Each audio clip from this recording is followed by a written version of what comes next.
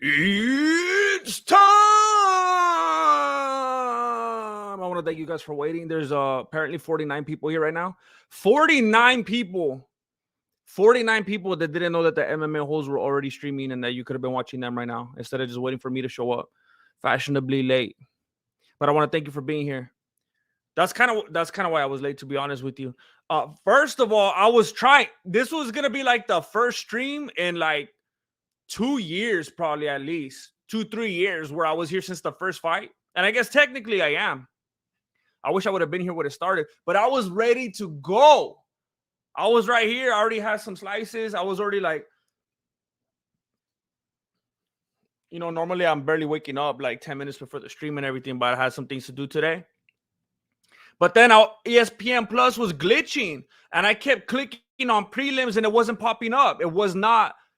It just kept saying the event's not ready. The event's not ready. And I was watching the MMA holes as I was getting ready, and I was like, "What do you mean it's not ready? This dude's telling me all the stuff that he's seen right now, and how come mine isn't showing anything? And it's saying your program is not ready or something." I'm like, "What are you talking about?"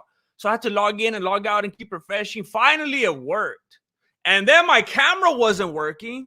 And I'm working with like 3 different cameras. A lot of times I use the one right here in the computer, which is down here. And then there's this one right here I usually stream on. And then I got this little sucker right here that I started shooting videos on.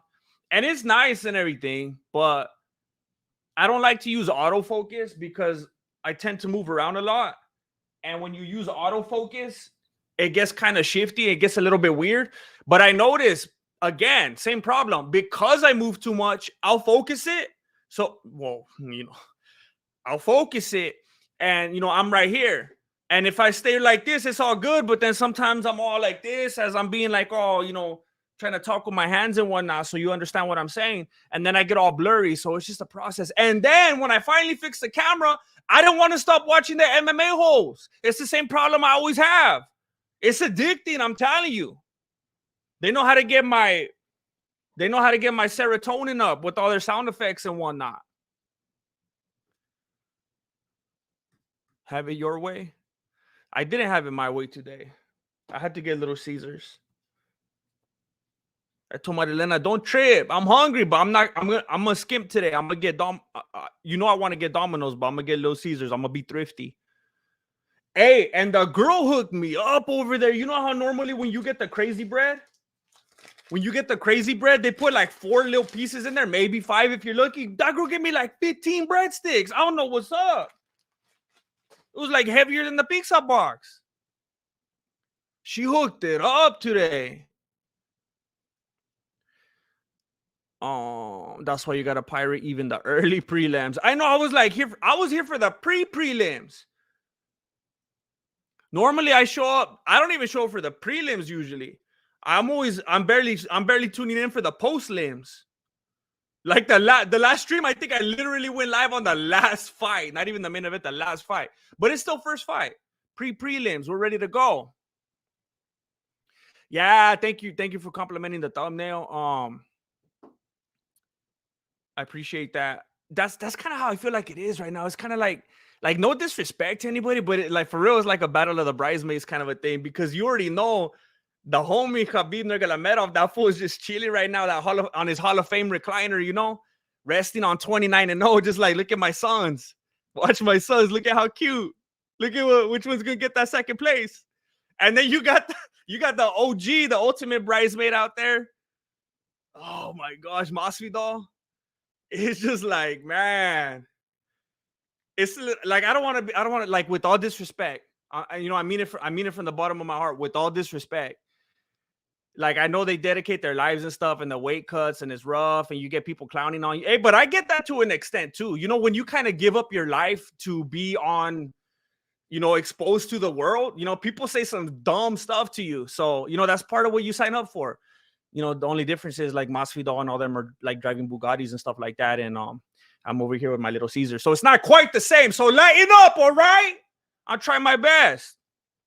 But it is a little bit funny because it's like, man, I feel bad. These are like the perennial like bridesmaids. Like, they tried their best, but they just couldn't get to that level. And you got an interim champ, you got the BMF fake title. The BMF is basically the hardcore title. Remember from WWF, which I don't want to disrespect because, you know, Mankind is my dude and everything. He's even right there front and center. You know, he's got that special status. But like in UFC, the BMF is basically the hardcore title. And it's like they were never going to be, you know, the champions of the world. So they had to throw those. So you got Intercontinental. Then you got the hardcore champion, Masvidal, which he only got because that stupid doctor stopped it. Like he never seen a Nate Diaz fight before in his life. And then one of them's going to get another fake bout. Now, it's a freak show. But you already know I'm here for the freak show. So I'm not hating. It's kind of funny, but I like it. The MMA. Is this the real MMA guru? Is this the real MMA guru? There's a bunch of gurus out there. I'm telling you.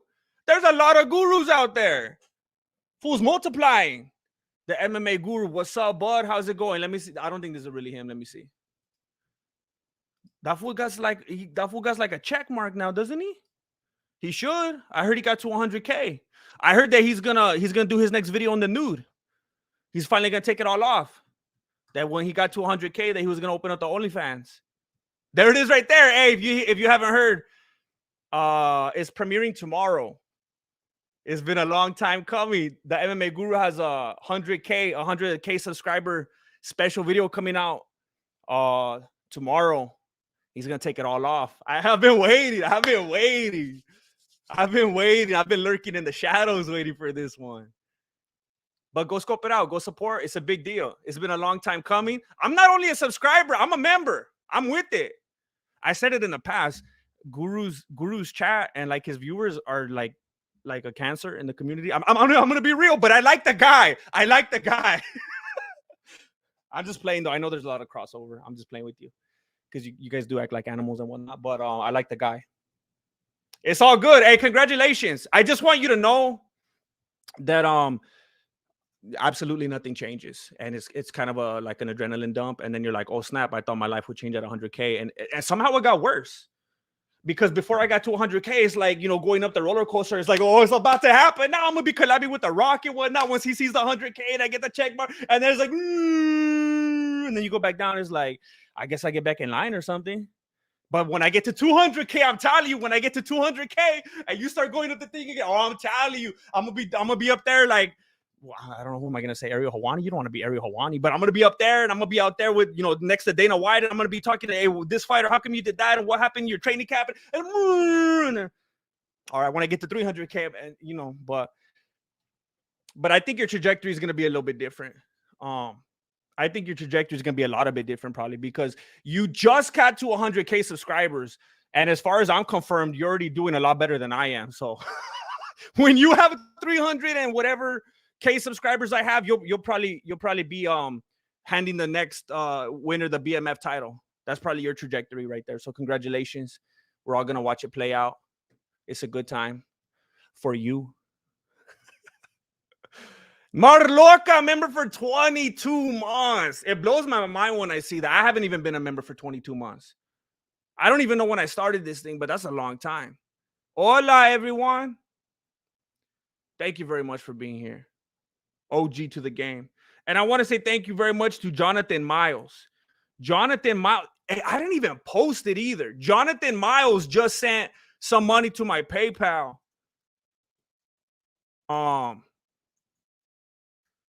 He just sent money to my PayPal. I forgot I even had this. Hey, I got no shame.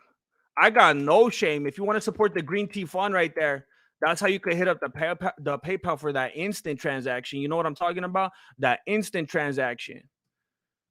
That one that YouTube can't put his dirty little sticky fingers into. Let me see if he said anything. Sometimes fools just donate and they're just like, hey, I just want to support. I just want to throw some dollars at you. See, he didn't even say nothing. He didn't even have a message. He just wants to support. I appreciate it, Jonathan Miles. Thank you. You saw me with the Little Caesars pizza box and you knew I needed it, huh? You're like, fool, where's the Domino's at? I'm on the website. The other day I was trying to get Domino's, but I haven't earned enough points yet to get a free pizza. So I was like, forget it, Little Caesars.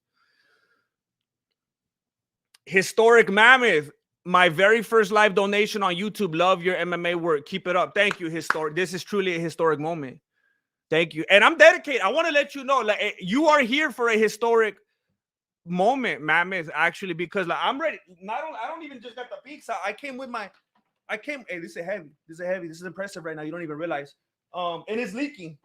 It's leaking water. I don't know if you can. Oh, snap. Good thing I got carpet in here. But I came ready. I came ready today. I'm here for the long haul.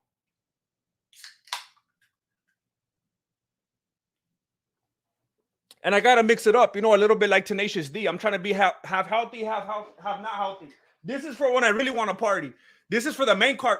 I'm gonna mess up my carpet. This is for the main card right here. This is how I'm pre-gaming for the prelims. Woo.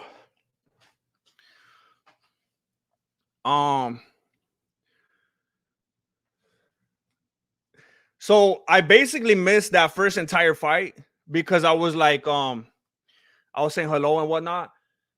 And now the first fight is over, and it looks like there was a submission by what's her name? Oh, she one tapped you. I heard Joe Rogan saying that maybe that girl was trying to do a fake like Chukagian. I don't like her. What's her name? Caitlin? Is it Caitlin Chukagian? I guess the girl that on the UFC on Google, it says Miranda Maverick, and it doesn't even show her opponent's name. The disrespect. It doesn't even say anything. I guess that's how it goes.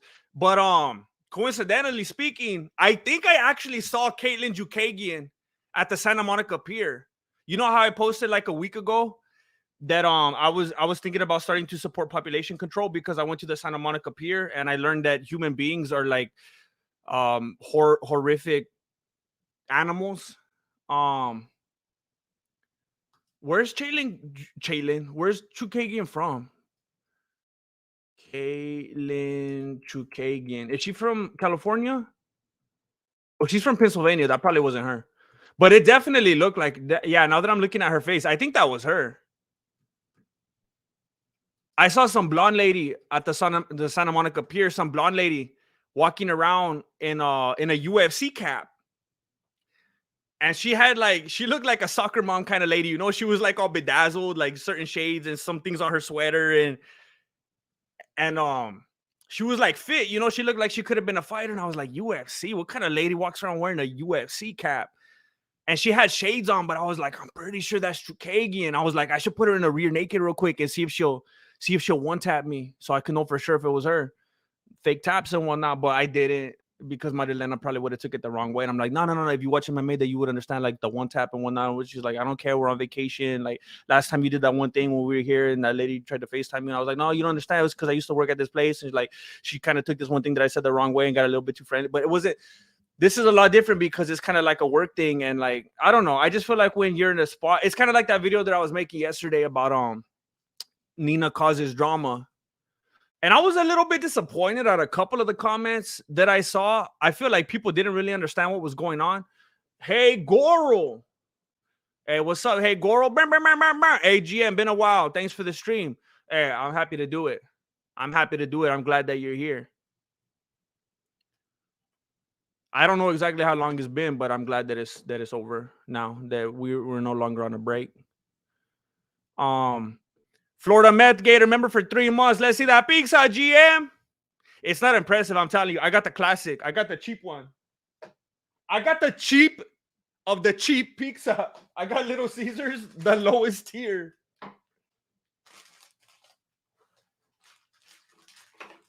And I cut, you know how cheap I went? And it's like a mental thing. I think I've talked about it on the stream before, but some of you might get it. Some of you probably think like that's dumb. It doesn't make any sense because you got like a mathematical type of brain and you're thinking about percentages and whatnot. But like for me, now that I'm thinking of it, it's probably dumb since I'm the only one eating this. But not only did I get the cheap, like it's Little Caesars, but then I got the cheap one. I got the classic. But then on top of that, you know how like when you have like people over and you try to make more pizza and you cut the slices smaller when it comes? Am I the only one that does that? Has anybody ever done that? Let me know. Have you ever had like a birthday party or people come over and you cut the slices smaller so that you can have more food? Well, I did it even though I'm the only one that's eating it. So it doesn't really make any sense. But it's kind of like a mental thing because it made me feel like you never done that? I do that like every time I get pizza. Yeah, like, there it is. Yeah, see, some of these fools are saying, yeah, they know what's up. At school. So more of the homies could get some. But I barely ate any. But you see the tiny little baby slices? And I did it one time when there was some homies. I did it one time. I'm telling you. Like, for example, this slice right here, I would have cut it into 8 slices. I promise you. This slice right here, I would have made them into little hors d'oeuvres, like little appetizers. But it works. Everybody's happy that way. Everybody gets a taste. Lord Racer, I feel like I haven't seen your name in a while. If it's just me, I apologize if I haven't been looking, but I feel like I haven't seen your name in a while. I appreciate you.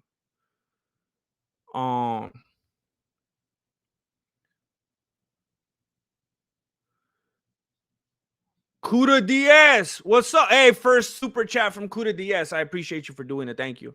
I know it's a big deal. It's a big leap to do your first super chat. To just throw your money at some fool. Thin crust pizza changed my life. I always thought I wouldn't like it because it's like, fool, you're trying to give me less pizza? I'm trying to get pizza. You want to give me less of it? But that crunch, I like that little crunch, Brahimith, member for 10 months. GM, don't eat like Patty. Here's 5 toward anything else. To be honest, the only reason I did it is because I felt like it was gonna be the cheapest. I'm just trying to be frugal right now, I didn't make a real breakdown this month, I made like I've been making like those Chael Sonnen type videos, I haven't done like a breakdown. So that was gonna be my only option today. It was fast, it was cheap, but I'll try to do better next time. But thank you for caring about my well-being. So I'm kind of in a minority right here. I thought a lot more people would say that they cut more slices. I thought that was like a real normal thing. What's up, Anna Marie? Thank you for stopping by. J5, smash the like button, truthers. Yeah, what's that on? There's 350 plus people in here, only 115 people found the like button. Look, I understand if you're just like, you don't want to buy the pay-per-view and you just want to hear me say what's up. You don't even care about the channel, whatever. I get it. But if you do care about the channel and you're a subscriber and you want to help me get more views and stuff, just click like. It apparently helps a lot. It's a game. It's pay to play, That's the nature of the beast right there. That's just how it is. So if you would consider clicking the like button, it's dumb. It's dumb. It's completely 100% manipulative. YouTube just wants you to click. But if you'll do it, it helps me a lot. Thank you. Period. Oh.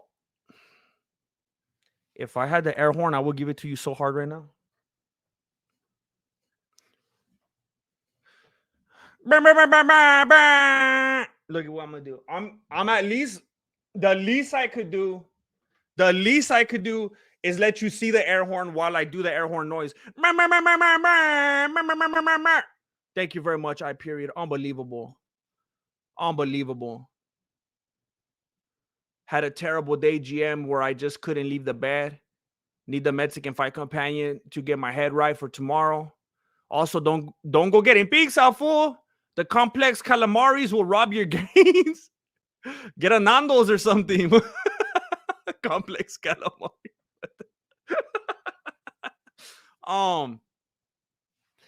That's I don't know. I remember when I was a little bit younger and like, I don't know, I was like more dense or something. I don't know. And I'd hear people talk like that. Like I couldn't wrap my beanie around it. But man, that whole thing about just not feeling like you're able to get out of bed and stuff. Like I feel like there's some people like I wish I was like them. They live virtually off instinct and are happy just sitting in front of the TV like a dog. I don't know. But like, I feel like people like that will hear about stuff like this or like, I don't get it, bro. Just like get up, just get out of the bed and like be a man. And it's like, man, I don't know what happened to me at some point. And I heard that like Supposedly it has something to do with potentially like ADHD or anxiety or whatever. I don't know. But just hearing that, it's like, yeah, that's how I feel like every morning. Every morning I wake up, I'm like, man, we gotta do this again. But I'm right there with you. I know what it feels like. And it's like I don't want to ever end the day because it's like it didn't go right. I didn't accomplish what I wanted to. This and that didn't happen. I wanted to do this. I want to have and I get that insomnia. Like I don't even want to go to bed. And then when I get up, it's like I don't want to get out of bed now. There's nothing out there for me, you know. So I could relate. And who did I hear talking about it the other day? Oh, if you know who I'm talking about, you're gonna laugh to yourself. If you don't know, then it's like, and even if you look it up, it won't mean anything to you. But it was actually Fusi Tube. I mean, man, I remember back in the day before I was doing anything on YouTube. Well, I was doing some stuff, but it wasn't anything like near like this type of stuff. I remember I'd follow that dude's channel and he was like my favorite YouTuber for a while. And I remember he would be like this. And sometimes he would just drop off and it's like, what happened to that dude? Then he'd come back strong and he'd be excited, enthusiastic, and he'd be ready to go. And it's like, yeah, we're back. And then he would drop off again and he was all depressed and he didn't want to make videos anymore. And then he was going to start a new channel. And then I'm like, hey, that's like me now. And he actually did, if you guys care, if you have any interest, if you're like old school YouTube and you know who I'm talking about, Fusi, he actually did an interview with H3H3. And I even left a comment on there, like I felt like I was gonna shed a tear, just like a half a tear. Because I left a comment like, man, this feels like the old days. This felt like before H3 lost their minds. And Fusi was on there and he was just talking about how he feels that same way. And his number one thing is gym. And it's like a lot of those things people are chasing to always, certain chemicals and things they want to put in their body. It's like those same things hit when you just go to the gym. Those same things start marinating when you get in there, you get that blood flowing. And that's how I feel, I get up and I'm just like, let me get in there and get a pump real quick. I don't know where you're at in your life. I don't know what kind. I feel the same way kind of when I get up and go jogging, get that runner's high. Feels good. I don't know. You just got to find these little things, these little pockets of happiness. Get a pizza or whatever. Hope the girl will give you some extra breast sticks. And I don't know what you're doing for tomorrow. You said you got to get your head right for tomorrow, but I hope you're all good by then. I hope you figure it out. I hope you start feeling better. I don't know what, like I said, I don't know you're living. I don't know if you got some dumbbells right there. Go ahead and get a pump right now while you listen to this. I don't know. I was feeling that way yesterday and I went in there and I was just hitting that iron and I was feeling good, man. I got that big old mirror in front of me. And some people like to work out in front of a mirror because they're looking at themselves and they're like, oh yeah, I look good. And I'm looking at myself like, I hate this. I hate you, fool. You don't look good enough. You don't look ripped enough. You got to keep going. Look at you, disgusting pig. Like, it depends. Like, it can motivate you in different ways. But man, I appreciate you. Or woman. I don't know. It's hard to tell from I period. I mean, based off that, I would think possibly female, but I don't know. Based off the name, but I'm not sure. But either way, I just want to say thank you very much. And I hope you start feeling a lot better. A lot better. Marloca just gifted 5 Mexican martial arts memberships. Bam, bam, bam, bam, bam, bam, bam. It's air horn time. Dang it. This one goes to FOOKALS, says Donald. I get it. Ryan, Mark Wren, CJ, and UFC Campeon. All of these dudes just got a membership because of Marloca. I appreciate that, man. Serving the community right here. Beautiful.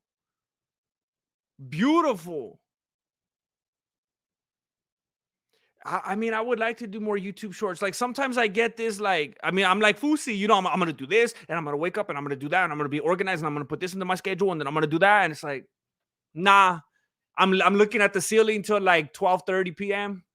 I'm like, all right, let's go make that green tea matcha lemonade. And then I start making the lemonade and I start listening to a podcast or something while I'm doing it. And I'm like, well, this is actually a pretty good podcast. Let me just go sit down and enjoy the green tea matcha lemonade because this is so good and the drink is good. And I just want to enjoy it. So I'm just going to sit. And then that's over. And then it's like, well, it's basically like lunchtime. I kind of, so maybe I should eat something. And then after that, man, I feel gross. I just ate too much. I feel kind of, I should go in the garage and maybe run a little bit. And then it's like 7 p.m. But I mean that would be nice. Look, so people gotta know, man. Like some people, it seems like the only people that ever say anything like tripping are probably like 12-year-olds, or they're like dudes that are like lawyers and they're out of touch and they have no idea. I don't know. But like some people, like they just watch YouTubers and they're like, um, hey, just make this and do what you like. And I don't know. I don't know. What I'm trying to say is shorts don't make money, and I can't be one of those dudes like, oh, I'm just gonna make it because I like it. I have responsibilities. I'm an adult. I gotta support people and stuff like that. I can't just be doing stuff for attention or clout or to make people like me. I'm just trying to pay bills. I never try to get anyone to like me. Some people get on social media and they just really need everyone to like their photos and their videos so they feel good about themselves. That's never been me. I'm a lone wolf. I don't need people to make me feel bubbly or giggly or anything like that. I'm just trying to pay my bills. That's it. um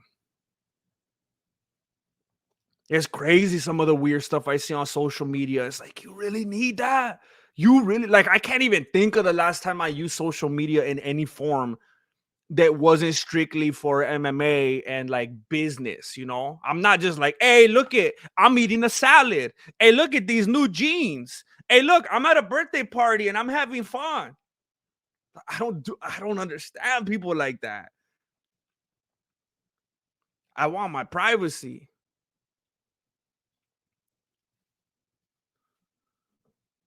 Like my dream would be like if I could just like do something successful and like if I didn't have to worry about stuff anymore, I would like move out into the woods in like Montana or something like that.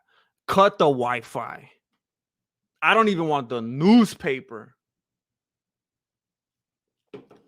Ed Ali.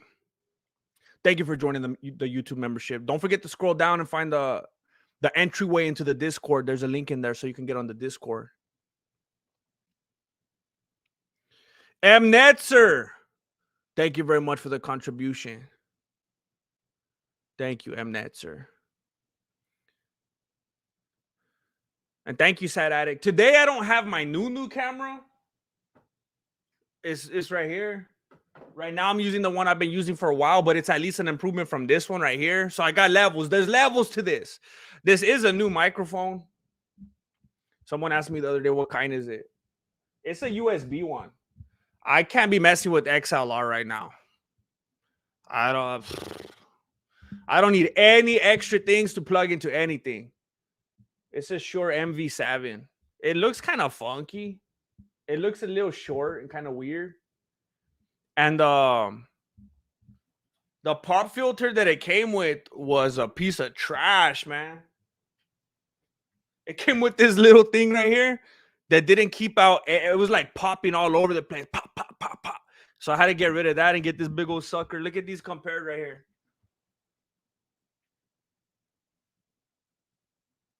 Look at that. That's crazy.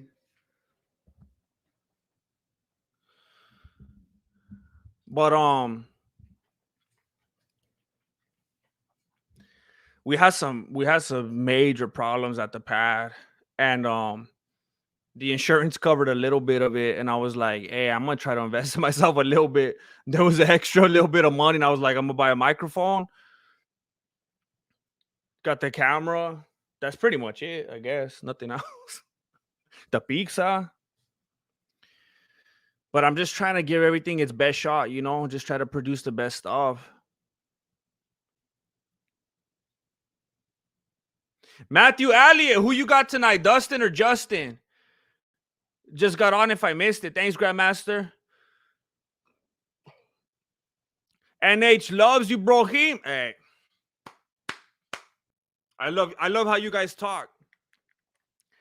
No Hampshire. I don't know if I'm doing it right, but I like it. I appreciate it. I think I've said that before. I think we've talked about this. Um, man, I don't know. Like for me, Dustin and Justin is kind of like Alex Pereira and Israel Adesanya. Like on paper, oh my gosh, I just got distracted by this commercial right now. That's a quarter pounder. I would know that anywhere. Oh, that looks good. That looks good. Man, I hate it when I hear people like hate on stuff like McDonald's. It's like, fool, were you born without taste buds or what? Like you watch one documentary and now you gotta come in here like white knighting or what? Like I've had McDonald's. I know it's amazing. Don't lie to me. It's so insulting. Oh, McDonald's is gross. And I'm like, fool, I just ate there yesterday. And I was having the time of my life. And I want to go back again. What do you mean it was gross? I was just there. Now, if you want to tell me like White Castle's gross, because I never had White Castle, then I might be like, wait, hold up. What's gross about it? Yeah, I probably won't go there then. Yeah, but I've been to McDonald's. You're not going to trick me. Ridiculous. The ironic thing is every single meal at McDonald's is a happy meal. I feel happy every single time I eat there. Except the fish fillet. I don't eat that. That's disgusting. But I think like it's the same thing. Like on paper, Adesanya should never lose to Pereira. Never. All the tools and the IQ and stuff like that, Adesanya should never lose to Pereira. But he did. And I know there's different camps, and I talked about it in the last video that I made, where it's like, oh, well, Adesanya was winning that whole fight, and he got robbed. Okay, blah, blah, blah, blah, on paper, Pereira won. Adesanya was winning that whole other fight, but then at the very last, he got knocked out. Well, yeah, it's like Vin Diesel says. It doesn't matter if you lose a fight just by punching, you're winning the whole rest of the fight. A loss is a loss. The same thing. And then it was like, well, I don't think anyone could excuse the UFC loss. But he lost to him 3 times. So it's the same thing with Poirier and Gaethje. On paper, Poirier should never lose to Gaethje. It shouldn't happen. But look at what Pereira did to Adesanya. And I think that's why Pereira said what he said about Strickland. Because Strickland's kind of like kind of dumb, you know? He probably fights like a caveman, we could say. And I think that's the reason why he could beat Adesanya. And I don't know if you guys heard when Pereira said this. He said that he believes that Strickland has a better chance of beating Adesanya than Du Plessis. And look, I know whether he means it or not, and they're homies, and he's probably just trying to make Adesanya mad for having the nerve to even say such a thing. I don't know. But even if he wasn't meaning that, I could see that. And the reason why is the same reason Pereira beat him. And it's the same reason Gastelum did as well as him as he did. Because if you fight Adesanya and you have like a high fight IQ and you're really smart dude and therefore will tend to be apprehensive and hesitate here and there because you're trying to be, just like Nogano and Lewis. Well, then Adesanya is going to pick you apart from a distance. But if you're like a dummy, if you go in there like Strickland or like Pereira did, just like Pereira hit hard and I'm just going to try to take his head off. And how Strickland was like, I'm just going to go in there and punch him in the face. I'm just going to punch him. I'm just going to punch him. And Strickland's not going to go in there with any kind of fight IQ. He's not going to go in there doing some groundbreaking stuff. He's just going to literally try to punch his head off. And it's that kind of unorthodox pressure that throws off someone like Adesanya. Because he's used to being able to pick apart dudes because they respect him enough and or are scared of him because of how talented of a fighter they know he is. So when someone just goes in there swinging like a rock'em sock'em, that actually is a hard time for Adesanya. So I think the same thing could happen to Poirier. I think if Gaethje goes in there rock'em sock'em, swinging, of course he has that puncher's chance. And he could beat Poirier, especially since Poirier's been saying for like 4 years already, I don't love this no more. I just want to sell my chile. I don't even want to do this. That being said, I think Poirier is going to beat him. Thank you, Matthew Elliott. How about them aliens? So I've been seeing like apparently, I don't get it. I don't know. I've been seeing apparently they're talking about, oh, there's aliens now and people confirmed it. I thought they did that like years ago. So I'm not sure what's going. I don't know what's happening. I am a very self-involved individual. If there's any kind of real big news that's gone on, I probably don't know about it. So I don't know if there's even newer details. But like every once in a while, when I get on to post something, I'll see like this or that website or Instagram page is like, oh yeah, there's aliens. They finally confirmed it. And I was like, I thought they already did that. So I don't understand. I don't know. Um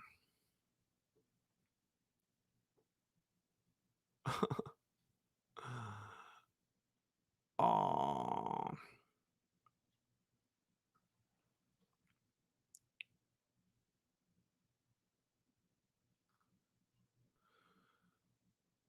Hey, Miss Chuck Almighty, I'm glad that you made it.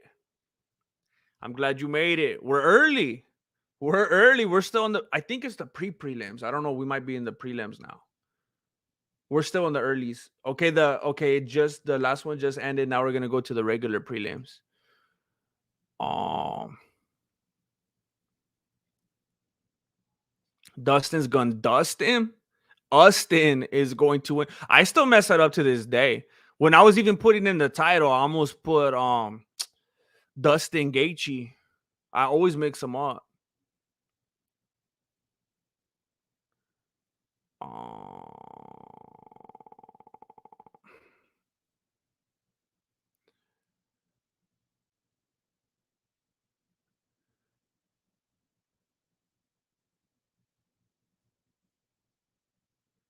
McDonald's is nasty. My gosh, bro. Chicken nuggets. Oh my gosh. It's amazing. I killed a quarter pounder for lunch with that blue Fanta freeze dog. I like drinking those by themselves, but I could never replace a soda. Like if I'm eating a meal, I gotta have my soda. I could drink that on the side, but McDonald's uses pig meat.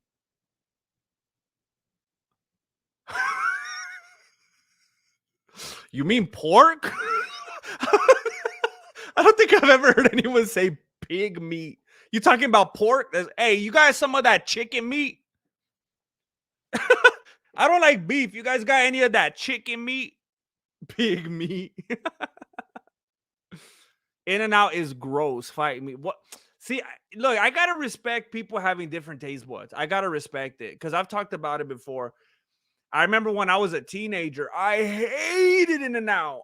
And I felt like I hated people that liked it because I felt like they would ruin my meal, like by taking me there. Um, but now I like it a lot. I like it a lot. Um, how you hating on fish fillet? I don't like seafood. That's why. To be fair, the fish fillet probably doesn't have any seafood in it. But I just don't like seafood. Um, I don't even know where to find a White Castle. Would there have been one in the LA area when I went over there? It's all good, Rusty. I barely went live 38 minutes ago. That's not long. On a night like this, that's not that long. I just had In-N-Out yesterday. It was extremely excellent. That's what I'm saying. Forgive me, the stream skipped on me. Oh, what's up? I just want to shout out someone real quick that donated to the PayPal with that instant transaction, if you know what I'm talking about. Greg Fetterman says, I enjoy your work. I think you have a future in broadcasting. Thank you, Greg Fetterman. Thank you very much. You know what's funny, Greg? It's been kind of a narrative in my life. I've been applying for jobs for a while, and I actually applied to be a anchor. No, it was like a reporter position at some local place. And long story short, I guess they felt that I was unqualified. I was like, fool, I do this every weekend.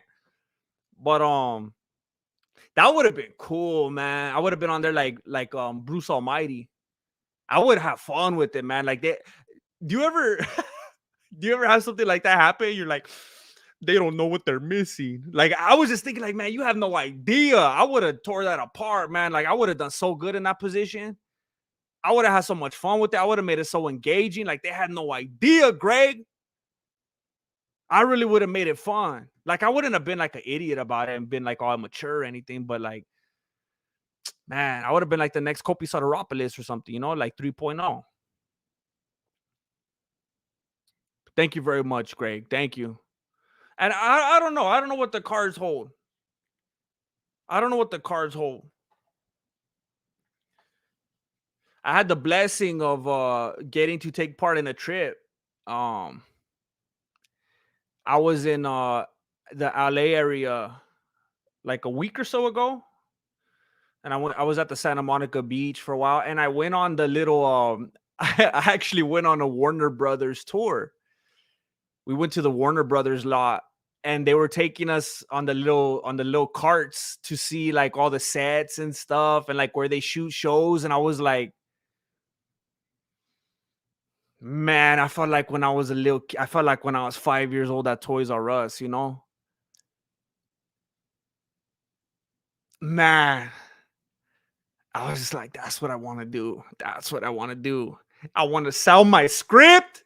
I want to get on set. And then when I watch these network shows, I'm like, they're so corny, man. They're so corny. They're not even funny. And they got their laugh tracks and everything. I'm like, bro, you don't even know. If you would just let me loose in there. But I'm just saying, great, because you brought up broadcasting. I'm like, I don't know. I don't know if I ever. First of all, I don't know who would ever let me through the door doing what I do the way I do it. They'd probably be like, now you got to look like this and you got to act like that. And, you know, you got to follow the narrative like DC. And I'll be like, Chale, that's not what I'm here for. But I was on those looking at those sets, and you just see the lights and the microphones and the backdrops and the little buildings they cut. Like when you see it on TV, you don't even know, like just like 3-4 feet above, that's where the building ends. And it's just lights and everything. And it's like, wow. And just like more than ever, I was like, that's what I want to do. I want to figure that out. But we'll see. We'll see what we could do. Man, that was tempting.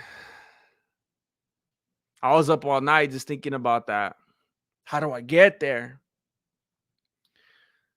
Matthew Elliott, get that quarter pounder on New Hampshire. Yes. I was even gonna say it, but I didn't want to be like that. When I saw it, I was like, hey, who's gonna give me that? Who's gonna give me that donation so that I could get that quarter pounder after the stream? And you just went ahead, Matthew. New Hampshire. Thank you. Brr, brr, brr. Oh man, I could taste it. I could smell it even. They have a very unique smell. It's not aliens, it's China. There was a whistleblower at the government. So the aliens came and they brought that cocaine. That's why all of a sudden they're all open about the aliens. They're trying to say that's who smuggled in the cocaine. It wasn't none of us. They came from Mars and they brought this with them. They said this is what their land is made out of. They chiseled into the earth and they said that's what it looks like. That white planet is red on the outside, white on the inside. It's like a little M&M.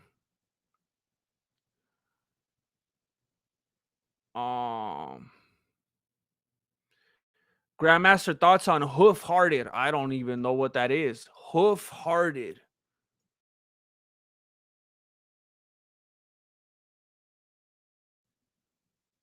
Hoof-hearted brewing.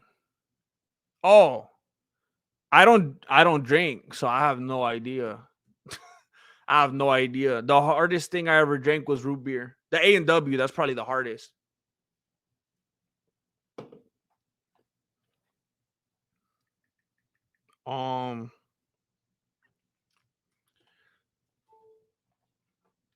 How many McDonald's serve more burgers? What? How can McDonald's serve more burgers in a day than there are cows on the planet? They don't need cow meat to make their burgers. That's their charm. That's their charm.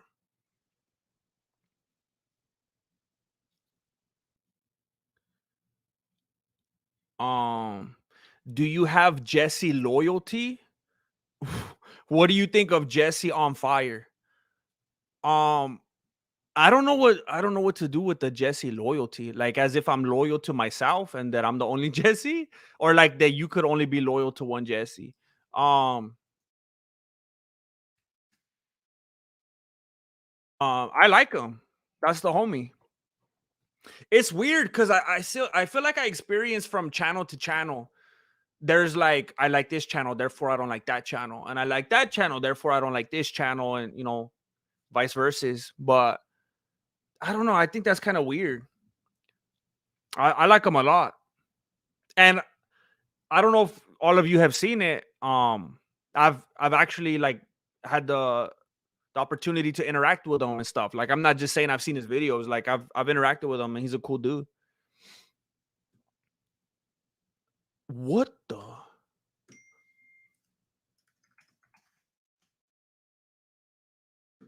Oh, they don't even know what they could have had. Would have been the funniest broadcast, man. I was so excited. Like there was a part of me that thought for sure I was gonna get it because I started bringing up YouTube, and that's probably what killed it, to be honest. But I started bringing up like the stuff I do on a daily basis, all the research that goes into it, and shooting and editing and writing. I was like, I could do this reporter job. What are you talking about? You want me just like write a story about the community center, like some little kids doing a production of this and that, or like the animal shelter? Like I could do that. Like, I mean, I didn't say it like that. I didn't come off like all conceited like that, but I thought I wasn't get it. There was a big part of me thought I was gonna get it. That was a disappointment. Um, Uh, GM, I went back and watched the behind the scenes for MMA episode 1, and I need to know more about Ricardo.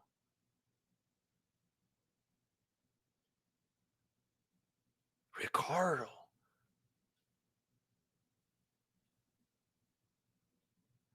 Man, I don't even Ricardo.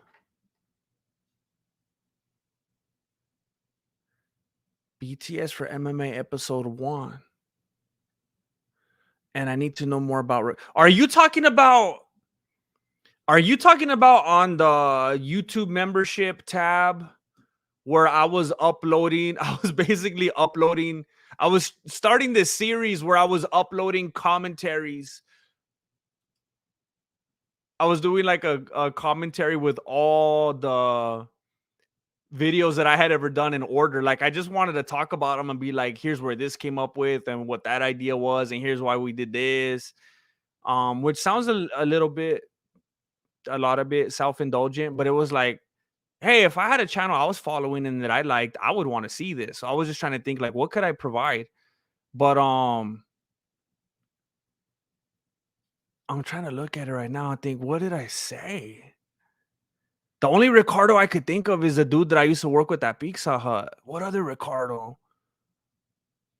Um, I just saw that post right now. When I posted that thing that I was moving forward with Netflix, but that didn't work out.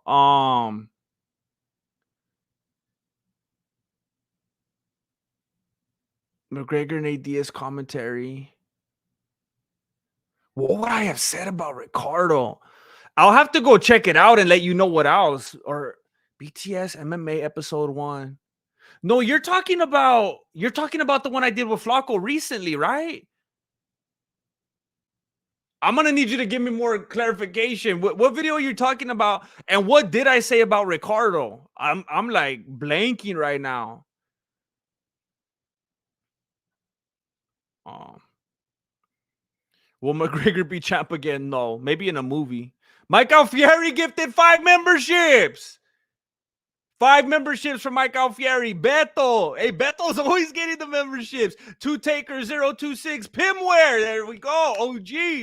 Pimware got it. Anthony Govea. Marky Mark. Congratulations. Scope the membership tab. I got some stuff in there. I know I don't have the most recent stuff and I need to fix that. I know it. I'm not unaware of it. I'm mad at myself because of it.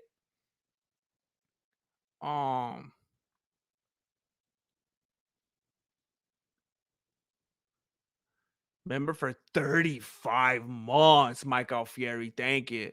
Thank you. Oh my gosh. Matthew Elliott, get that DoorDash on New Hampshire and do it live, Grandmaster. Oh, I'm sorry, Matthew. I'm sorry.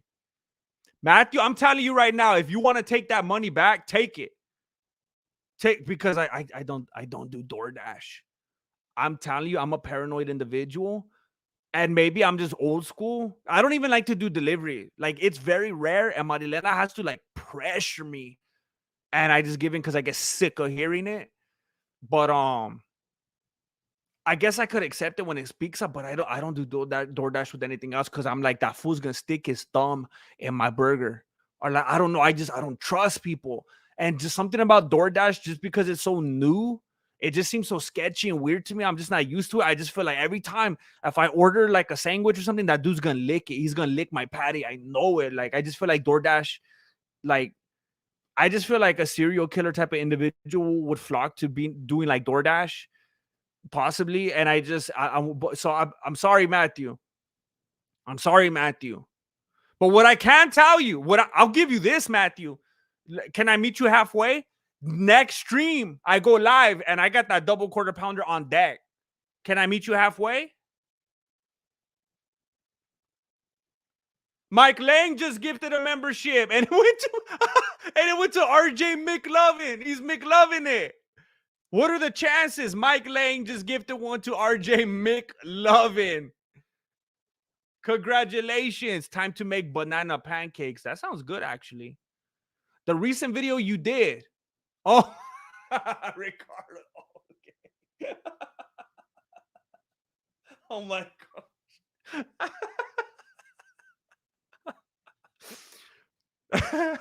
That was one of my, I can't believe I didn't know what you were talking about. That was one of my favorite parts of that. Castana, fool. Oh, fool's always acting up. So look, okay. I mean, I would love to let you know more about Ricardo, Miss Chuck Almighty. I would like to let you know more about him. For those of you that don't know, I wrote like a pilot. That's what they call it when you write an episode 1 of a show, of a series that you're hoping to make. I wrote a pilot, and in that pilot, I was talking about this fool Ricardo that, I just, don't really see eye to eye with. And I would like to explore it further. And well, first of all, be able to finish that pilot and then be able to like pitch it around and be able to make something happen with it. But I don't know. I've been kind of thinking lately. I kind of think maybe it would be smarter to just do like a movie. I don't know. Oh, have you guys heard of that show? Oh my gosh. Have you guys heard of a show called This Fool? I was watching the trailer the other day. I don't know. Maybe I'm just a little. It's the same thing with Dana White privilege. It's not like other fools can't have similar ideas. But I was watching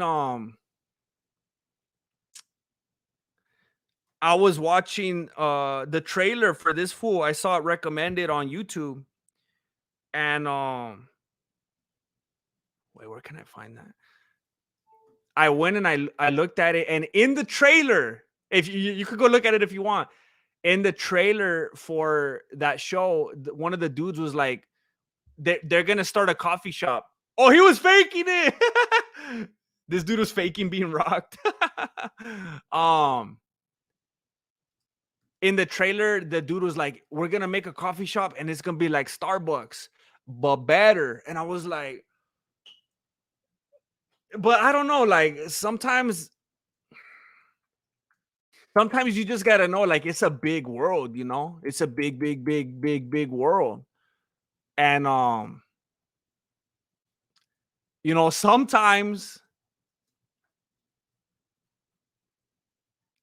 people are just gonna come up with similar ideas, you know. But I just felt like,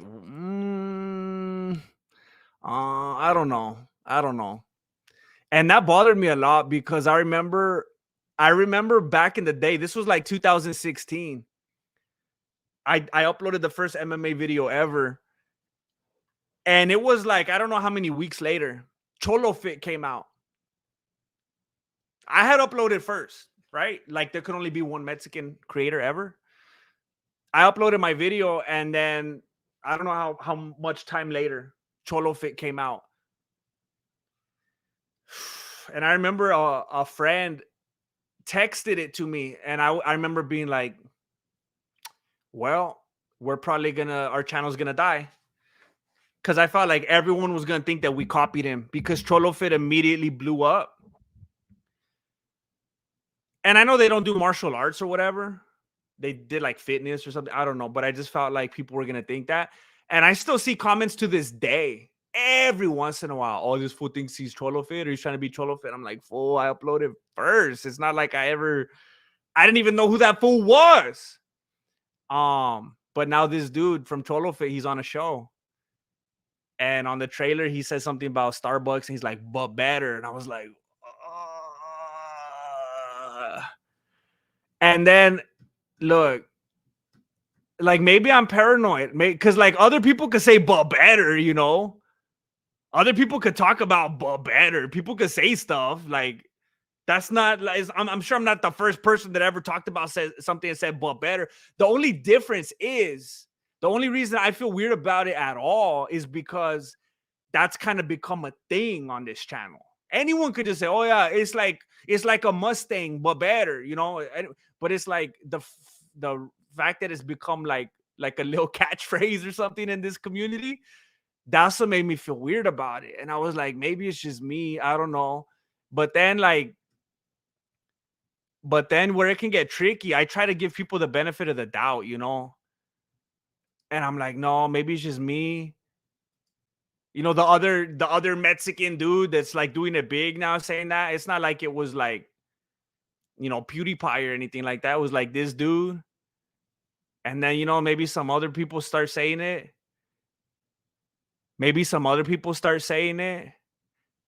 And then you're like, what? And like you hit them up and they're like, well, we don't know what you're talking about. What? You said that before? Oh, we never even heard that you said that.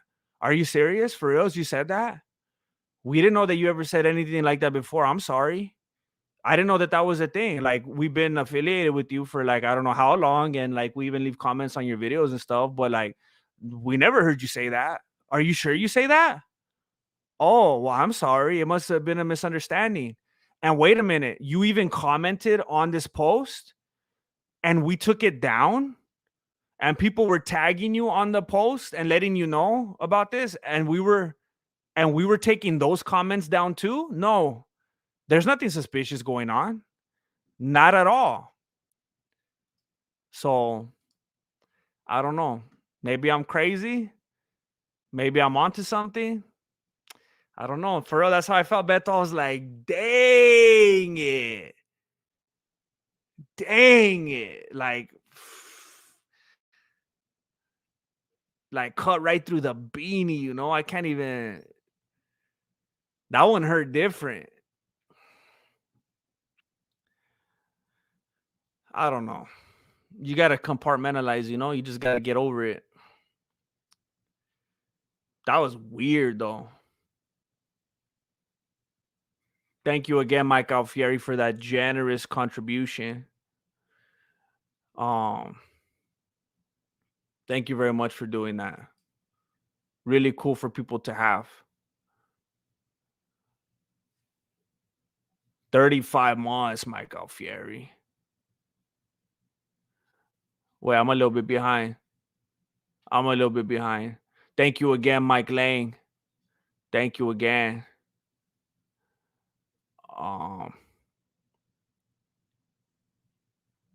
Matthew Elliott, deal. Half what reach out to Valuetainment. The CPBD podcast crew just starting, huge membership, and they'll love they all love UFC. Might be a great break for you. Oh, wait a minute, Valuetainment. I watch that guy's videos sometimes.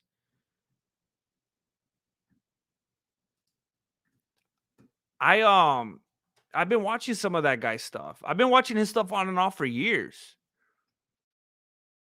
PBD podcast, though. What's that? Oh, so that's the name of his podcast. Yeah, I recognize this dude's face like right away. I've seen so much of his stuff. I really like that guy. He's just like cut through all of it kind of style. You know, he's just like real matter of fact, real to the. That dude's for real. I'm gonna screenshot that so I don't forget about that. Anything. I'll email anybody at this point. Thank you, Matthew Elliott. Thank you. I'm gonna have that quarter pounder on deck for you next time. I appreciate all the generosity. Thank you very much for real. And I'll reach out. I'm just trying to get something going, man. I'm always like, for real? For real, nobody wants good content or what? I mean, I don't know how many people I've emailed over the years and try to get something going. I'm like, for real? All this stuff I see popping up, all this corny stuff, like, that's what you guys want? TTB account. You're funny and entertaining, man. Thank you, TDB account. Thank you very much. I try my best.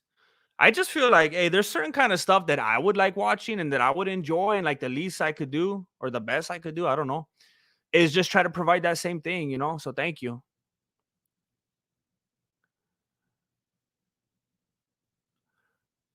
Scenarios, if you really have the need to know, I suggest a super chat to have the best chances to get your answer. Don't know what to tell you, but oh man, I don't know. So I saw the message talking about someone else that was trying to get their message read. Um,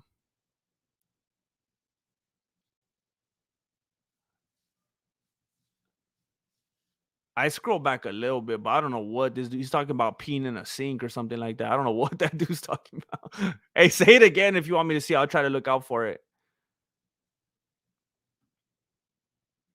Um, hey, Grandmaster, going for a motorcycle ride in a little bit. I will pause and definitely listen when we get back. Thank you. Hey, Specialty Automotive, have fun.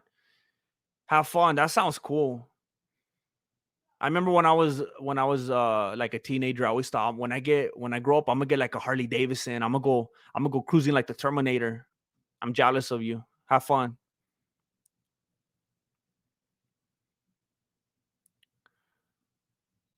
Uh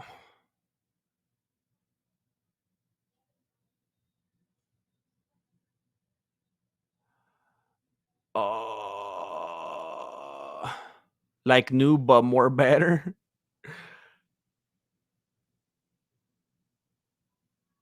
Uh Bro, talking about cutting beaks onto small slices, we have that on a Uber food delivery on camera. Like, wait, for real? What? What?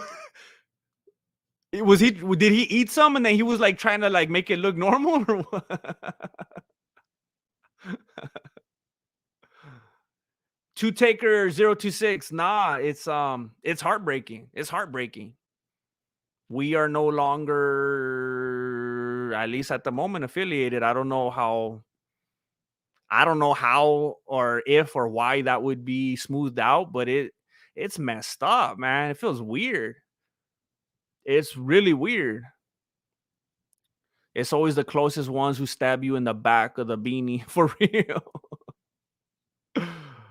um, but better. I appreciate that, Craig, baby. Um, universal consciousness. Yeah, that could happen. Jesse reminds me of a guy that I worked with at Home Depot. Not to be racist. No, that's not racist at all. That was me. I used to work at Home Depot. That was me. It's good to see you again. Um. Uh-oh. It skipped on me. Uh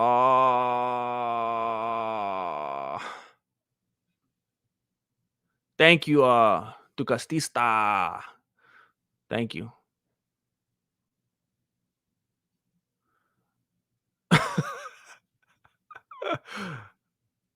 I will definitely let you know when the main card starts. I'm gonna try to start calling the fights right now. I'm just having too much fun in here, but I need to call some fights. Do you think Justin's gonna use you're correct, Lord Racer. Do you think Justin's gonna use his wrestling this time? He said he had matured and wasn't gonna let the moment get to him. Do you think that's a good thing? I think if he uses his wrestling, Poirier is just gonna put him in the guillotine. That's it. I really don't think Gaethje is gonna. I mean, even if he does, I don't want to be like he will not grapple for 1 second and then he does it like the first 5 seconds. I'm just saying, like, definitely to the level that he's trying to imply. No, he's not. He's not gonna become a wrestler. He's not gonna become a wrestler. And even if he did, he will get choked out. So I don't think it's gonna go that way.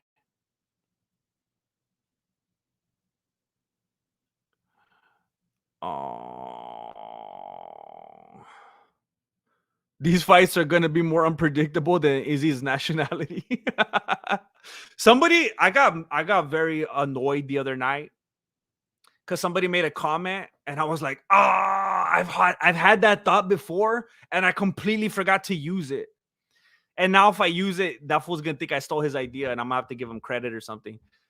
Because he was saying something about Adesanya supposedly is from Nigeria, but then he say he's Chinese, and then he lives in New Zealand, and then he's like American the way he acts, and he's lived here, he's been here so much, spent so much time here, and then on top of that, his name is Israel, and it's like, man, you could pack like 5 nationalities into that. I always left out Israel. How do I leave out Israel?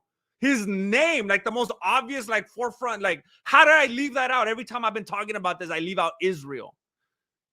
What the comment didn't say, and what I think is a funny angle, is that's why Ariel Hawani loves him so much, because his first name is Israel. Like, imagine if his name was Palestine, Adesanya,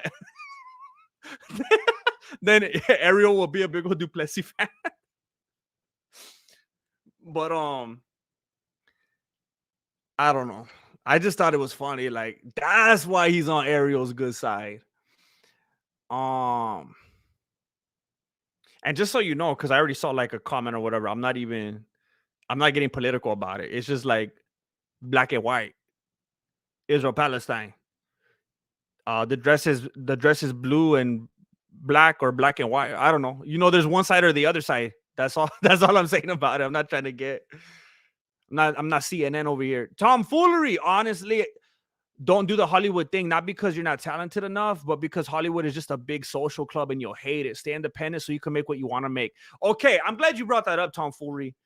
Because, okay, I didn't elaborate enough. When I saw all the sets and the lights and the mics and all that, what's funny?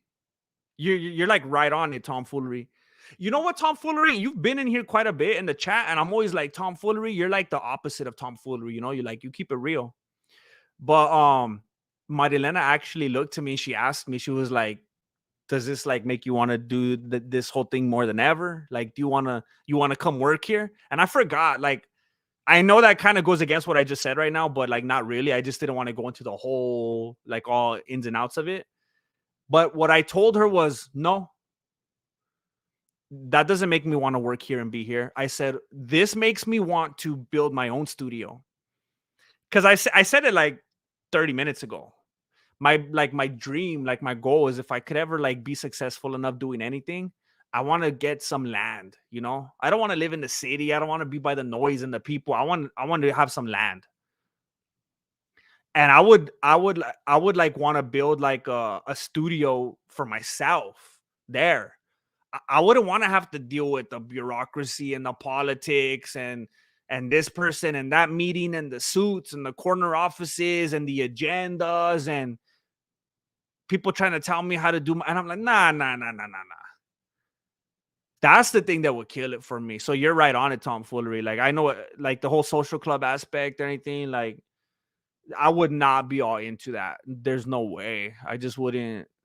Even that dude Tom Holland's finally coming out. He's like, this ain't for me. I don't like this. Like, I wouldn't even been able to get into it. But I came away from that like, man, I want to like slowly build up my own, like build a big old shed or something like that, and just build sets in there and like soundproof it and just do the whole, just run it myself. That would be fun. Just do it. I did it my way. But for real, the whole time I was in LA, I was like, man, there ain't nothing in LA that's worth being in LA. Like the way I said it to Marilena, I was like, there ain't nothing in LA that's worth this traffic. Charlie, but there ain't nothing in LA that's worth LA, period. And maybe some people would take offense to that, but I don't know. I'm just not a big people person to begin with, being around a lot of people. And when we were at the Santa Monica Pier and we were trying to leave, just like all the rude, like inconsiderate people, just like, and I know this sounds dumb. Like for some of you who live in the city, you're like, bro, that's just a Wednesday. Just the way everyone's like cutting each other off and honking at each other and flipping each other off and cussing at. It's like, man, what is wrong with you people? Like just animals, just no consideration for the people around you and just being so hateful, and I can't stand it. And then just the way people act on the pier, and just like the way they'll talk and the dumb things they'll do around each other and around kids. And it's just like, man, everybody's just a bunch of animals.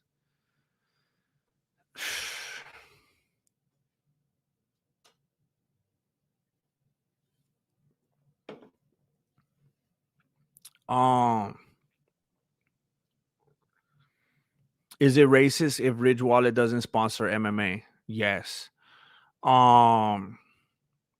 Who has a better chin, Dustin or Justin?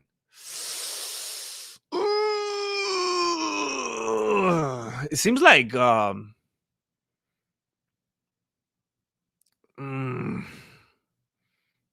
mean, it's obviously Gaethje, right? I know it was a long time ago and he was way smaller, but Poirier went down so fast to McGregor. I'm trying to think of when else did he get rocked like that, though? I just feel like that was, and then he got stunned pretty good in the second or third fight with McGregor. I can't remember. But Gaethje, he's kind of like in that permanent state of being like rocked. He kind of always has that look in that far away look in his eyes. Like he kind of woke up a little bit stunned to begin with. So it's kind of hard to get him to it. That's kind of like his baseline, so he could live there. Gaethje's able to live there. So I think he could go the distance in that place. How do you think Tony does tonight?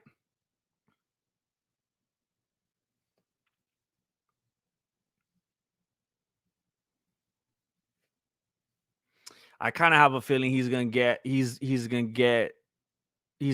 up. I think Tony's gonna get the Ferguson beat out of him.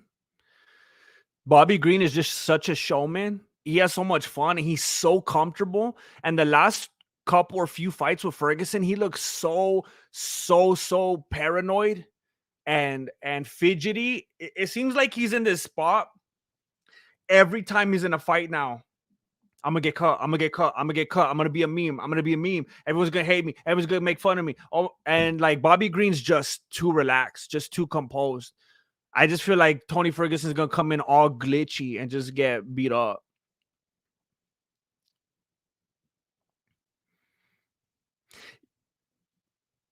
Yeah, people bring up that broken native thing a lot, and it's pretty interesting. It's ironic that he has the whole thing on his chest.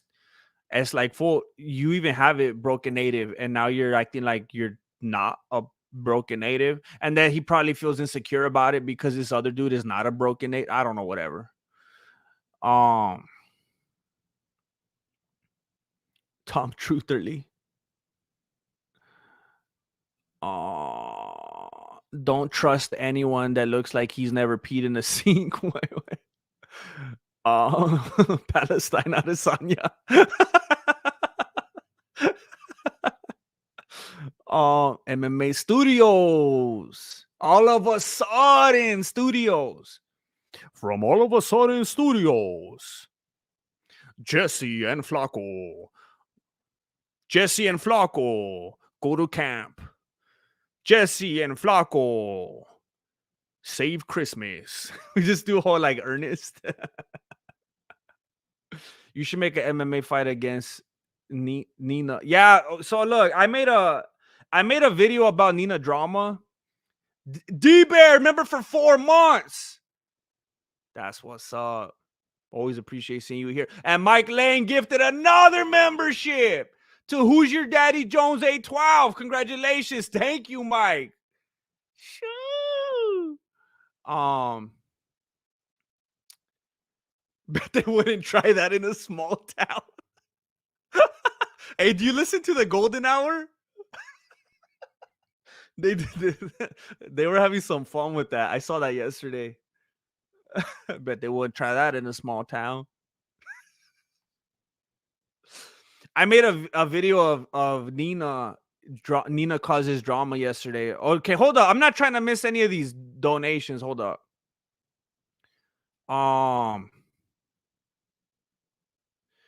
Sancho 69 Grandmaster, you are the man. Also, shout out to my prima Danya. It's her birthday today. Dania.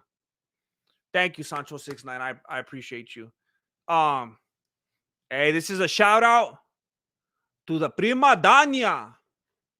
And Danya, I hope that you forgive me because I've never heard that name in my life. I've heard Diana. I actually have some relatives named Diana.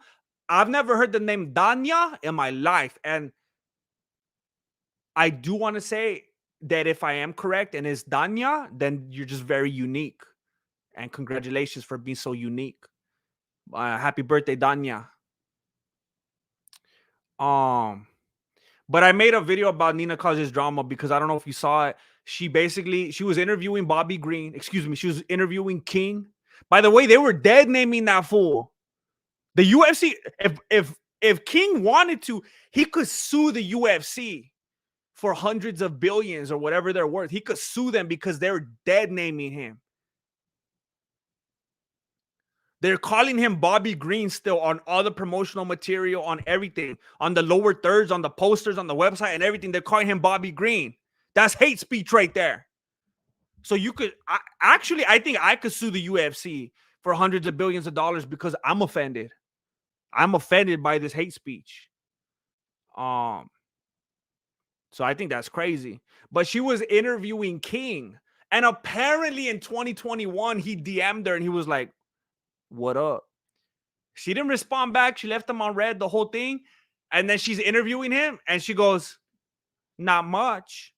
And he's like, huh? And she's like, oh, I'm just responding to when you DM'd me a couple years ago. You see how I'm putting you on blast for the world to see? And he was like, oh, you see? Oh, what happened? Oh, and see, I don't know if he's with anybody. I don't know. I don't know if he's busted now. I don't know what happened. But I just thought, like, man, even if it's two dudes, if you send me a DM, I'm not gonna expose it. I don't care what you say to me. If you send me a DM, I'm not gonna make it into content. I don't care if you're another YouTuber. I don't care if you're a viewer. I don't care if you're a fighter. If you send me a DM, I'm not gonna expose it. And then it's of that type of nature as well that he's trying to like say, he's not trying to say what up. He's trying to say what up. He's trying to say how you doing.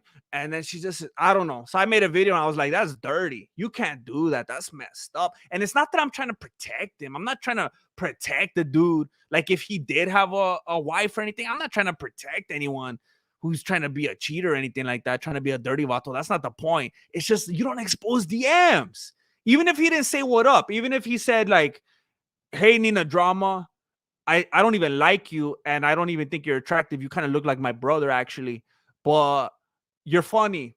Congratulations on some of your success. And then she's like, hey, remember when you don't do it. It just breaks so many rules. Just got fools all over the world clicking unsend with the quickness.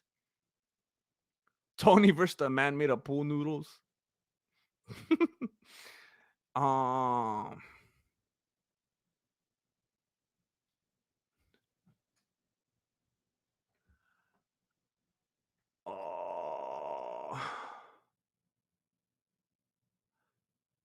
I'm trying to catch up on something right here. I don't like Izzy because having the spirit of a teenage girl embody a professional fighter is unsettling. It's actually very bold and beautiful. Okay, in case you didn't know. Um, and he is sponsored by Disney. Um, what do you think of the Sean Strickland cancellation on the back of him being on JRE? Wait, are they saying that's why they canceled the fight? I didn't even hear about that. I thought it was just like a money thing or what? If it's like he's canceled, like how we use the word canceled when someone does something bad, you can't cancel someone that doesn't want to get canceled, especially if you're like a fighter. I mean, if you work for BuzzFeed or you work at like Disneyland, I guess you could get canceled because then you work for a bunch of people that will hate you now. But if you're like a fighter, I don't think you could get canceled because you just be like, "Oh, hey everyone, nah, I'm not canceled. I don't accept that." And I think you're all stupid and you're a little bit ill, and you have no grasp of reality. So I'm not canceled actually. But if they cancel the fight because of that, well, that's crazy. I don't know if Disney has more of a hold over the fights that take place than we thought, or what. I don't know. That would be ridiculous. Um, any chance I can get your brutally honest opinion about the prospect of being a MMA fighter starting training at 22 if you're picking up things really quickly? Too late? Honest, I don't think that's too late at all. I think that anybody that tells you that's too late is just a hater. I think that's ridiculous. Everybody's entirely different. You got these freak athletes.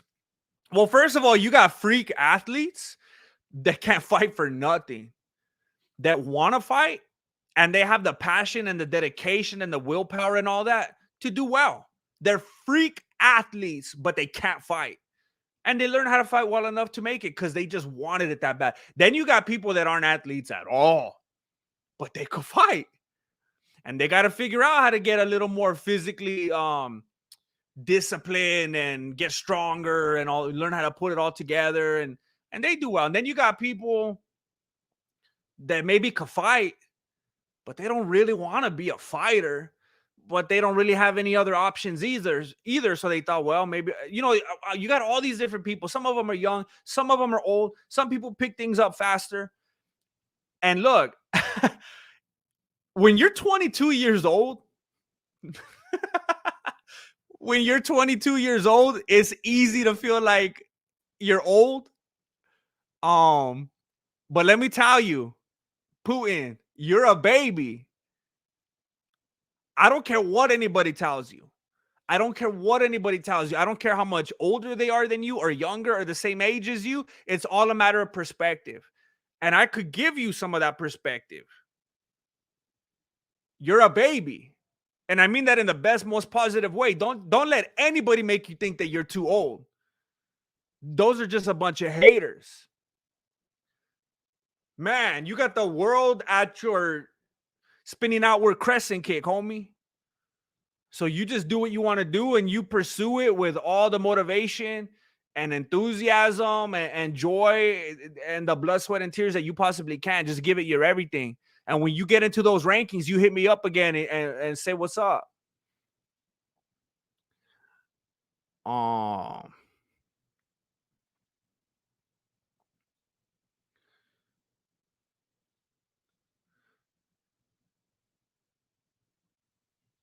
The UFC is Bobby Green's promotional team in the first place. Maybe he should have held a meeting since he wanted to change his alias. Next, he's gonna be a symbol like Prince. Yeah, it was funny when like that first question, dude, was like, "Hey, so is your name Bobby Green?" I don't know why the first question dude turned into Hank Hill. Is your name Bobby Green? I can't do it. That boy ain't right. Keep your eye on the ball. I can't do it. But he was asking him like, so did you change your name or don't you think that maybe it's a little late to change your name, or you just started getting your name out there, now you're changing it? And then he started doubting himself, and he's like, yeah, all my homies were telling me, what are you doing? But yeah, you could call me whatever you want. I felt kind of bad for him, actually, because he was all excited. He's like, King, call me King. I'm King now. And then by the time the dude was done with his question, he's like, just call me whatever you want. Like, whatever. Like, he already knows, like, it's not going to stick. He's already losing heart about it. Um,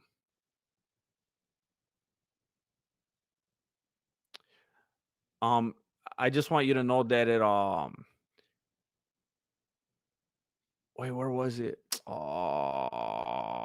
Timothy Ellsworth. I just want you to know that it pains me very much to say this, because I don't really like to explain things, but I was being sarcastic. I was doing a funny. She sent Dana DMs to get the UFC job she has now.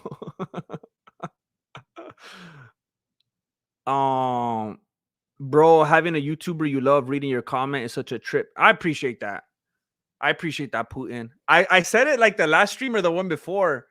Theo Vaughn, my Theo Vaughn, actually posted something on Instagram a couple weeks ago, and I left a comment, and he hearted it. He liked it, and I screenshotted it. I was like, "Hey, Theo Vaughn, like my comment."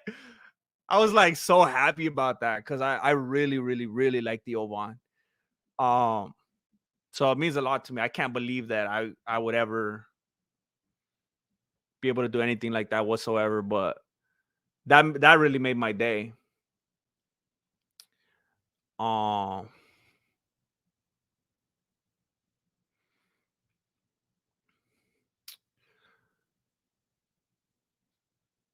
Listen to the interview, man. He says some crazy stuff, and no, not that woke kind of stuff. What? So okay, so Nathan, I think what you're saying is he legitimately said some like actual stupid stuff, not even like anti-woke stuff. He said some not that. Wow, okay, I got to listen to it. I didn't hear. I'm trying to remember if I heard like a 4-minute clip here and there or something, but I don't remember if I heard any of it, actually. I should probably listen to it before I give an opinion. Because it was like, I don't know if you guys watch the Golden Hour, that podcast, but they were talking about that song. How does it go? That wouldn't happen in my town or something, not in a small town. And they were like defending the song, and they're like, wait a minute, we haven't even listened to the song. And they're like, what if it's saying like, and then they kind of, I don't want to say it right now, but they said like, what if it says like, and then they said a couple things, what if it says stuff like that? They're like, we should probably listen to the song. So I should probably check that out. I got Tony, don't push me because I'm close to the edgy bra. It makes me sad that they kind of had, it seems like they had like a falling out. I wonder if they're still homies. Bobby, you you all started training at 40. Hold on, this thing just won't stop skipping on me. Grasshopper Mouse gifted a membership. Thank you, Ooh, that dude got knocked out. Thank you, Grasshopper Mouse. Cropping the Choaches just got. There's a fan right there with the UFC bout. Dang it, that's like $300, huh? Thank you, Grasshopper Mouse, and congratulations, Cropping the Choaches. Don't forget to scope out the membership tab. Matthew Elliott again. Keep the king of the. I can't. I'm mixing it up with something. King of the Hill voices, priceless. I gotta go. I got to go. I can't do it. I lost it. Megalomar. Peggy. It'll come. It comes and goes. Thank you, Matthew Ali. A big old spender. You got your income tax or what? Thank you, Matthew Elliott. I appreciate you. Very generous today.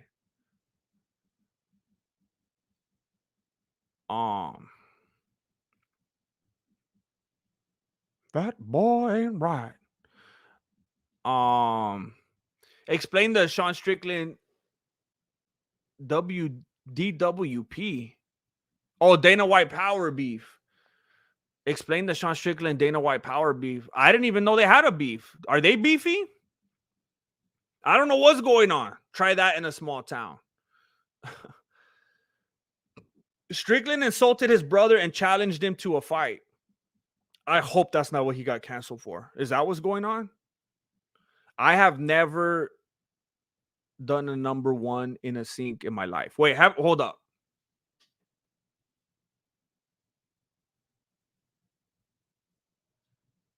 I have not. I could confirm. I have not. Um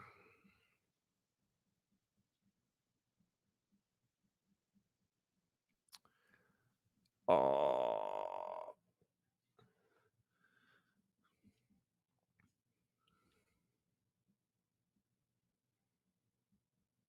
uh they had to stop peeing in the sink because the cat started copying him. What? What did I miss?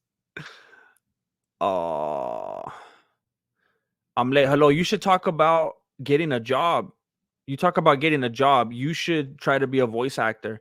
I actually used to well, I don't think I was a voice actor. Well, I kind of was. I used to be on Fiverr, is what I'm saying. I used to be on Fiverr.com and I used to do voiceovers. I would be like, I don't know. Hey, check out this app where you could go and do this. And, it's the funnest game. Whatever. They would like hire me to just record voiceovers for the promos and stuff. But I actually got hired for video games too. It's like Call of Duty type games, but I'd have to sign these things and they wouldn't even tell me what the game was. I wish I could go and listen to the game. I don't even know what it was for, but I'd be like, get down, follow me, turn the corner. Oh, I'm here. Like stuff like that. It was crazy, but it was like $5 a pop, so it was crazy. Um, I know, Dane. I can't, I've lived life, I gotta try. I don't want to lie to you guys. I gotta try to remember. Um, MMA Guru is a liar. Why is he a liar? What did he do? What did he lie about? Give me the receipts, but don't show DMs. Don't be like Nina. I'm not. Don't expose. Just like tell me in your own words. How did you get into voice acting? Hey Beto, you could get into voice acting tonight. Just go to Fiverr.com and upload your recording. Like anybody could do it. It doesn't mean that anyone's gonna hire you, but all you gotta do is go and make a profile and upload some audio. That's it. Um, are you gonna do boxing commentary?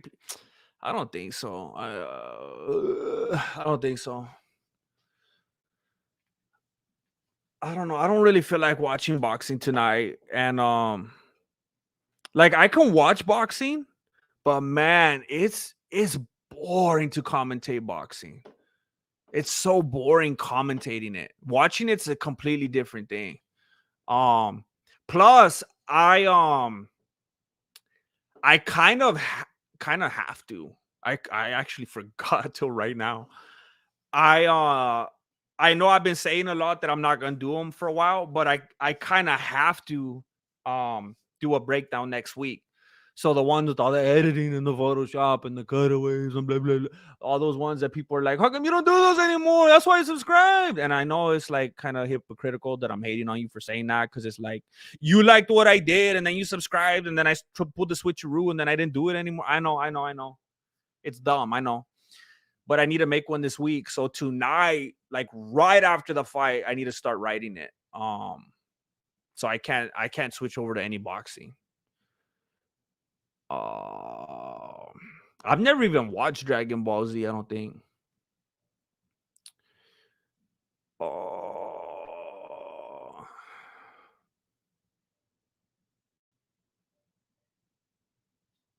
you know what? ironically, I didn't even know what Cholo Adventures was until like probably like 2019 or something. I heard about Cholo Adventures, and then I like went back and scoped some of them out. I wasn't in that first run of like, I don't know what I was doing at that time. Like I didn't even know about it. I wasn't on, I don't think I really was a big YouTube consumer at that time. These days, it seems like most of what I watch is stuff on YouTube. I wasn't like that back then. So I wasn't there for like the initial run when they were like hitting big and all that. When I went back and watched them, they were actually promoting them on MySpace. And they're like, go to my MySpace. And I was like, dang, that was a long time ago. And it's kind of cool because like there's still a lot of them I haven't even seen. They have such a big library. So I haven't even seen all of them, but I definitely know who they are now.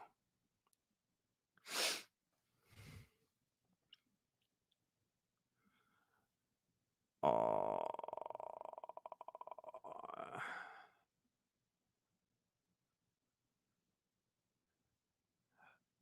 uh,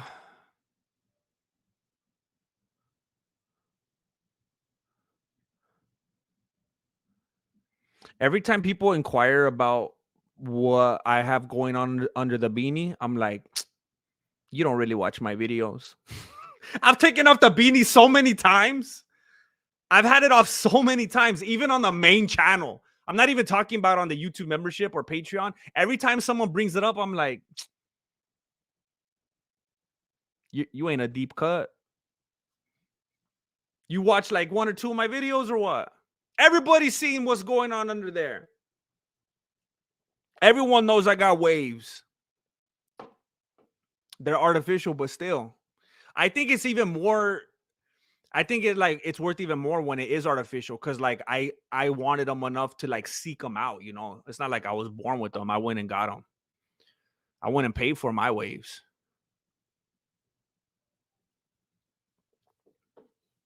Um. Uh. Hey GM, you were actually the main character for the new Call of Duty. Just so you know, that would be bad. That would be crazy. Um. How much would you expect to get paid to do commentary? Bro, I ain't even expensive. I'm just trying to pay my bills. I don't know. Not a lot. If it was if it was a one-off, probably more because I just need to be secure. But if it was like a consistent thing, I don't need that much, bro. I don't need that much. You doing a breakdown or stream on the Sugar Shane fight? Sugar Shane. Sugar Shane. You mean Sugar Sean? Sugar Shane Mosley's fighting? What the heck? I need to Google some of this. Cholo Adventures was my favorite back in the day. Like I hate that I wasn't like in that. It's kind of like The Office. I kind of regret that because I remember it's so weird. I had friends that liked The Office at the time when it was on, and I remember I was like, it looks dumb. I'll go watch Seinfeld. I'm gonna watch Seinfeld reruns or whatever. Watching Curb Your Enthusiasm. But I would see The Office. I was like, I don't get it. Like this is weird. Like since then, so many the style of The Office has like really left its imprint, and like so many things have copied it, and it's more normal now. But at the time, I was like, what is this? It doesn't even feel like a show. It feels like I'm like a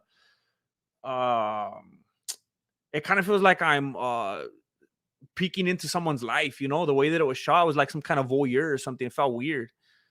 Um and I regret that now that I kind of missed out on that time when it hit, you know, when lightning struck and it was on TV. That's you know, in a different way. That's kind of how I feel about Cholo Adventures. I could go back now and kind of enjoy, but it just feels like it's not the same now, you know. I kind of missed the wave. Um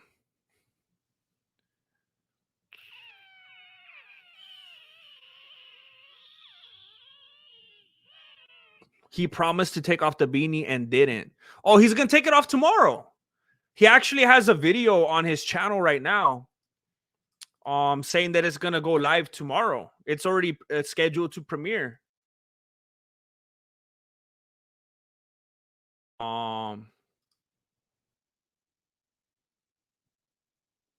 It's there right now. Let me see. Yeah, he has a video scheduled. It's gonna go live at 2:30 p.m. tomorrow, at least my time.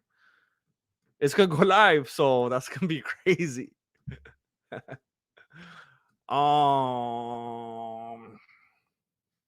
Dragon Ball Z is mostly screaming and powering up. Not great. I just feel like, and I don't know if Dragon Ball Z is one of them, but I feel like I remember seeing those anime types of cartoons when I was younger, and I was like, how come they don't move? It looks like I'm just watching like illustrations. Like, how come they don't, like, I'd be watching The Simpsons. It's like those guys move. And then I'd watch anime. It's like these fools are just like real stiff. What's going on? I had an art professor tell me always take a notepad with you to the restroom. That's where you get your best ideas. Oh, that's good.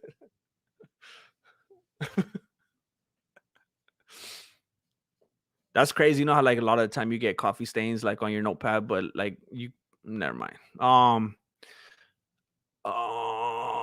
I like boxing when they don't clinch too much or the ref allows yeah, like I enjoy watching it. It's just calling it. It just gets so monotonous. You gotta get with Creeper. I don't know.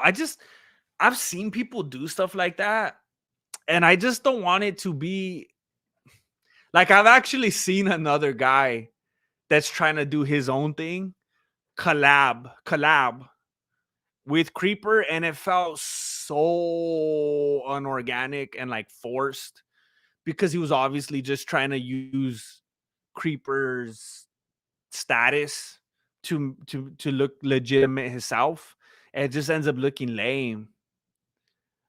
So I don't know. It's always tricky when you do stuff like that.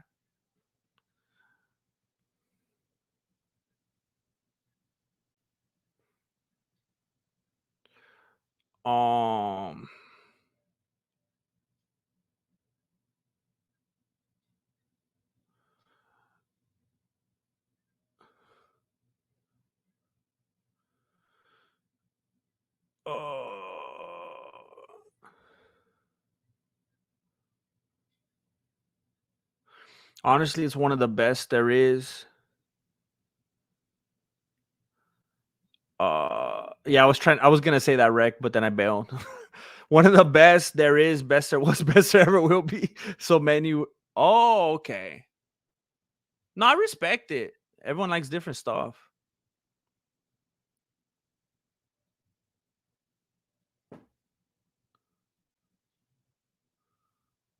Wait, what are we talking about, Bobby Lee?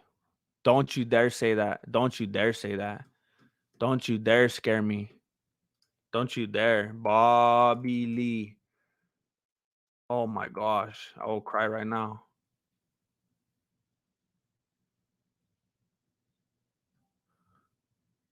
Oh yeah, he's all right. Yeah, he's all right. He's all right. How dare you? How dare you? How dare you? What's up, Ryan Lowe? It's all right. We're doing all right.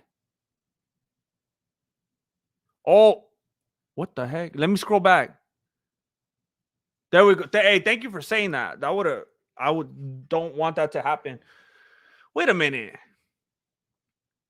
Why is it saying celebrate first super chat from Putin? You've been super chatting all night. Are you a different Putin? Did you copy him? What the heck? No, that's you. Why does it say that's your first super chat? I thought you've been super chatting. Maybe I'm thinking of someone else. I'm confused. Maybe it's just because I've been going back and forth with you and I thought you had super chatted. I apologize. Ain't much. Just wanted to support what you do, brother, and thank you for advice. Oh, that's why I remember. You were the fighter. Ain't much. Just want to support what you do, brother, and thank you for advice. Won't forget it. Absolutely. And thank you. I really appreciate it. It is much. It is much to me. Thank you. I don't take any of it lightly. That's your hard-earned money. I mean, you're this dude going into training and pursuing some pretty hefty goals right here. So I especially appreciate that. So thank you very much, Putin. I wish the best of luck to you, and I hope you just like continuously uh, and non-stoppingly believe in yourself. Just don't listen to anybody's negativity.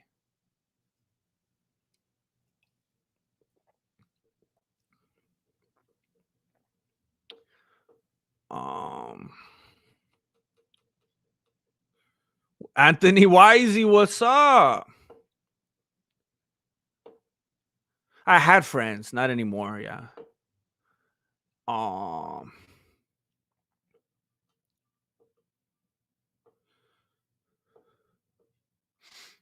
yeah, Sinead O'Connor died 2-3 days ago. It was weird because I was just watching a video with Mark Norman. I think it was the Are You Garbage podcast, and they literally were talking about Sinead O'Connor out of nowhere, like so, like the most random person to bring up in a podcast, and that was recorded before she died, and then she dies. That was weird. Shout out to my son's birthday, Zion Tarones. I don't know if you're watching right now, Zion. I'm assuming if there's a birthday shout out request, you are watching right now. And I just want to say happy birthday. Happy birthday to you. Happy birthday, homie Zion. Happy birthday to you. I hope you have a good one.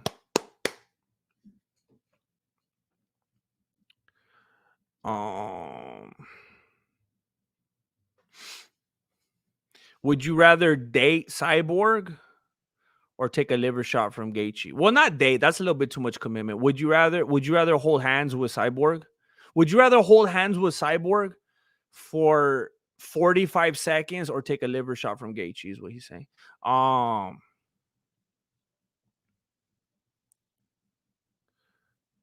uh,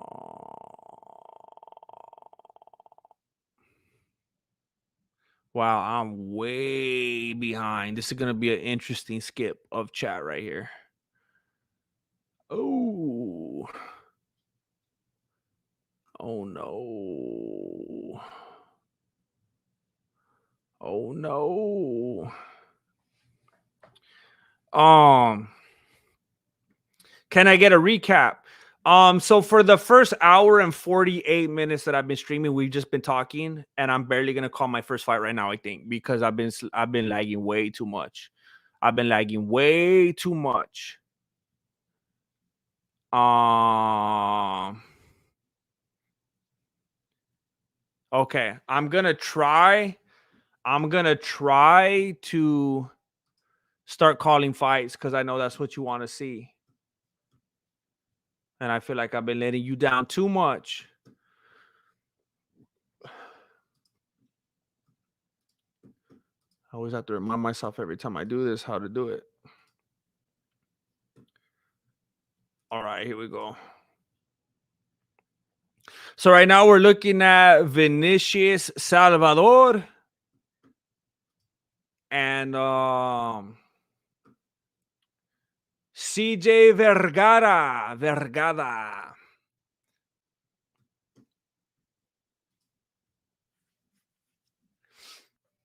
All right, all right, all right. Zombie,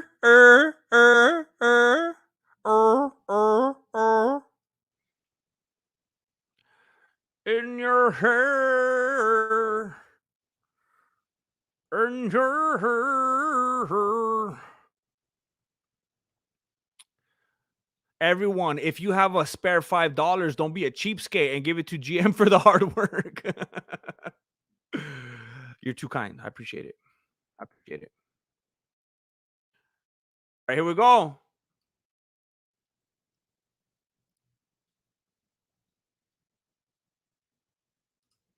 There we go.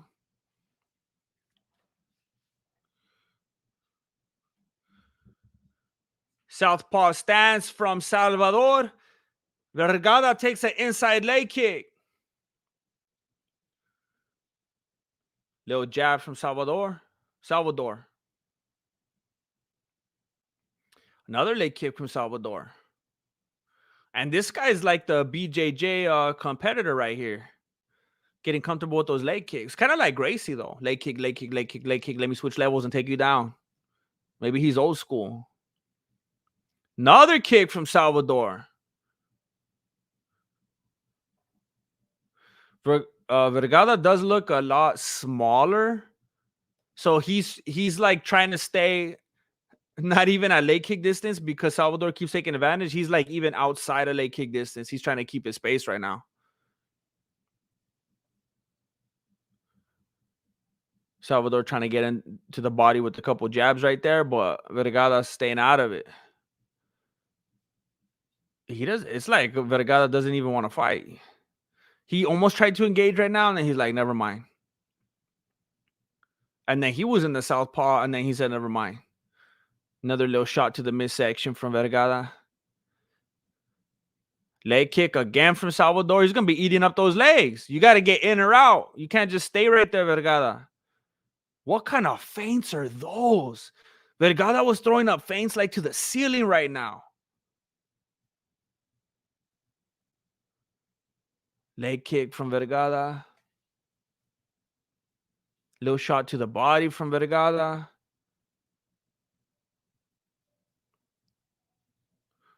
Another leg kick. I mean, all the things he's throwing seem like incidental. Like, oh, the guy's right here. He's closing in. I'm just going to throw this. It doesn't really seem premeditated or even like in any kind of a productive type of a flow state. It's kind of just like, well, let me just kick this and get another point right here. Fool got close to me.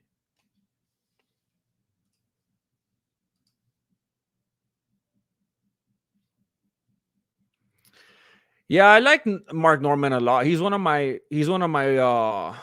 favorite comedians right now, probably. I'm broke right now, but still try to give some donations for the entertainment. Thank you, Grasshopper Mouse. Hey, you're a member. You know, you're already doing your thing. I appreciate it. It's coming along good, Zach Rucker. It's coming along real good. I keep showing it off to the homies. But I will have to get in touch with you before I go live with something. Don't think I'm gonna do it without you. I don't want you to think that. I'm just like, my life is kind of a bit of a mess right now. So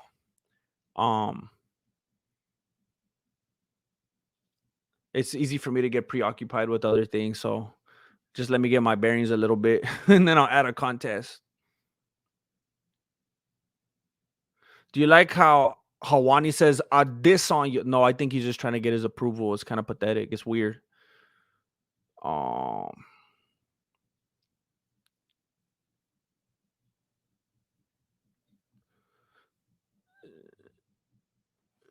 So it sounded like Vergara was really trying to get. He was actually saying like he couldn't see and he was trying to get some time. Everyone was booing him, and apparently he didn't even get poked in the eyes. That fool like poked his nose or something. I appreciate it, Zach Rucker. I just didn't want you to think I forgot about you. There's no way. There's no way. I really appreciate what you did. Just trying to get all my stuff together over here. It seems like it's one thing after another. Oh, I forgot to stop the clock. You're right. Whoa. They paused it for a while. Okay. It's like 2 minutes left right now. Well, that was a funky leg kick from Salvador. Salvador has some good head movement. He's kind of moving around like he's slipping punches like Anderson Silva right now. He just looks so comfortable and they're so fluid. And Vergara just looks like he doesn't belong in there with him. That's one of the problems when you got two unranked guys and you don't really know who's who. This one looks like you got a ranked fighter and like someone that just fought at the Tachi Palace, you know? Like someone that doesn't quite belong there at the moment yet. You got someone ranked like number 4 or something against like Tachi Palace winner.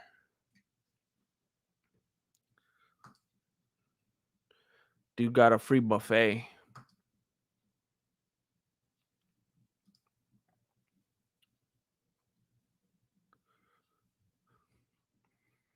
I mean, unless he just comes out with like a flying knee out of nowhere. Vergara just has nothing.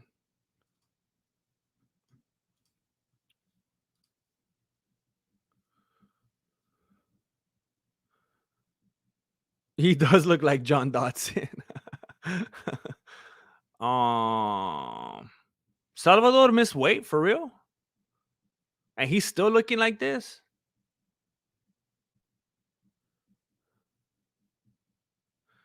Can you shout out my Can you shout out my brother Michael Hunt? It's his birthday. Hey, Michael! Michael Hunt.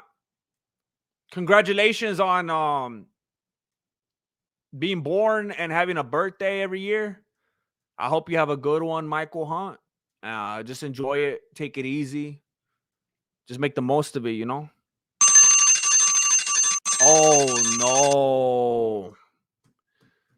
I gotta keep remembering that. Wait, didn't I silence it? I think it's actually silenced. Did you guys hear that, or was it quiet?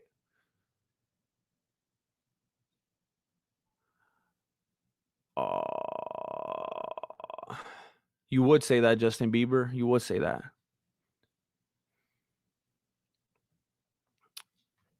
Oh, I just got a cramp. Oh, you heard it? Dang it. I thought I muted it last time. That's frustrating. Do you live in New Mexico? I do not. I live in Old Mexico. No, I'm just kidding. I don't live in either Mexico.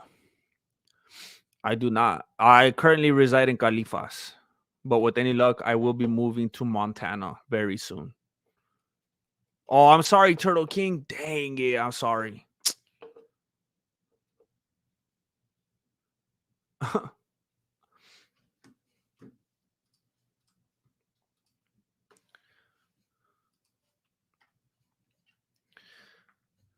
You live in Woke, Mexico?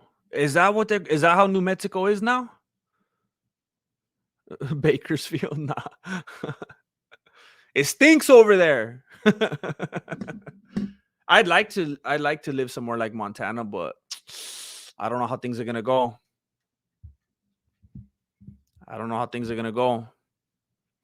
If I could sell this show,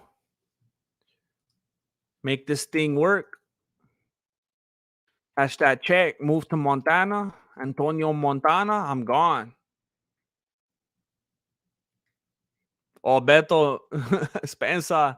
I just know every time I'm driving through Bakersfield because it stinks. I'm telling you. If you've been to Bakersfield, you know what I'm talking about too. Like, no hate or anything, but like that's just what's up. Let's not play games here. Yo, MMA, why did you say that you could be MMA guru in a fight? I never said that.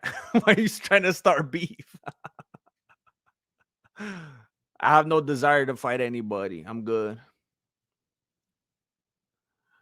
I live in Cali too, and it's hard because this is home for me. But if things keep going bad, I would dip too. Yeah, for me, it's just money. If I had the money, I'm gone yesterday for sure. Well, it's kind of hard with like, it's kind of hard to like uproot kids and stuff, you know. But at the end of the day, like if it's what's best, then you just got to make those tough choices.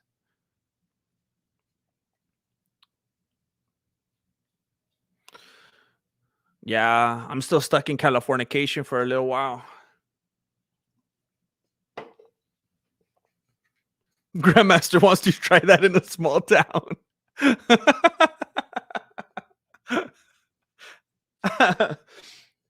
They're gonna like retroactively cancel John Cougar Mellencamp. Like that fool went hard. They're mad at Jason Aldean.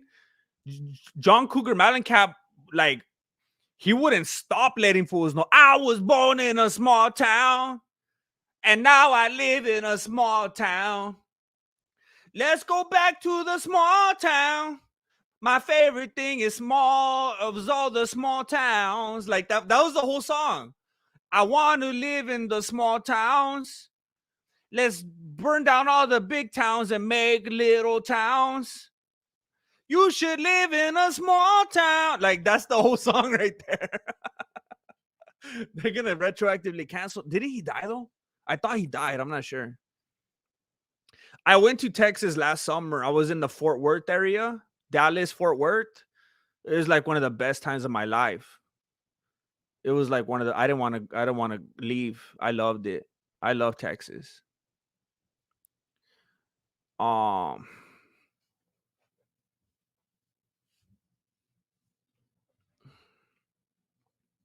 Oh, he's still alive. Okay. Would there be anything that would change your mind from leaving?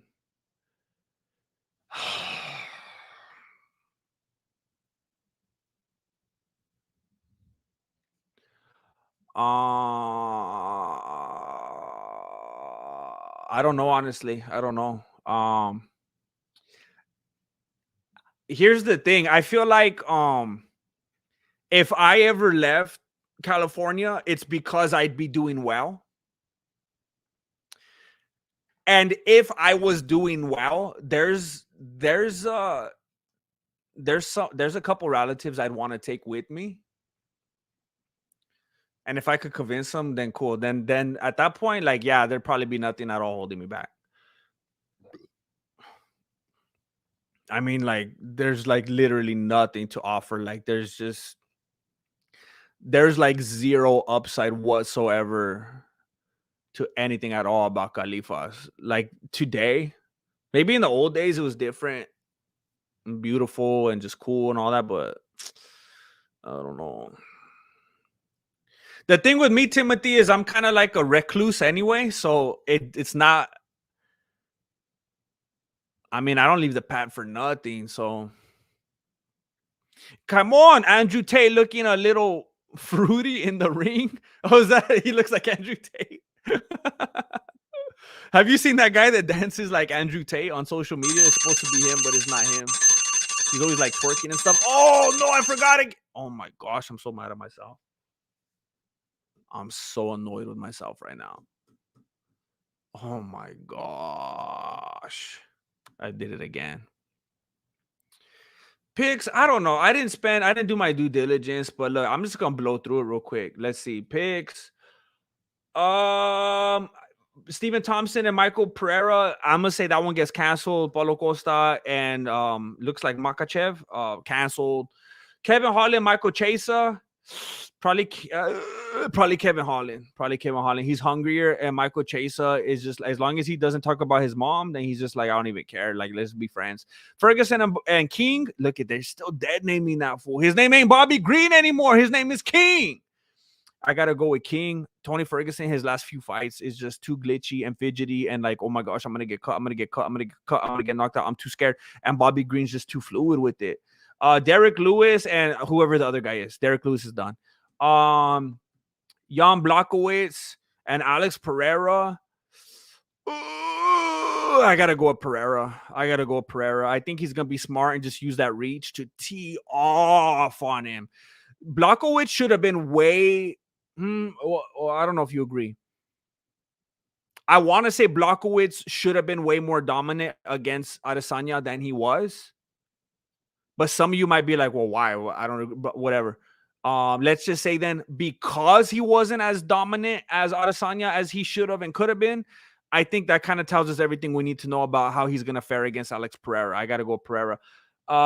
Justin Poirier and Dustin Gaethje, I got to go Poirier. If he does everything the way he's supposed to, he just has way more tools and a higher fight IQ. He just needs to actually do it. He just needs to actually put it together.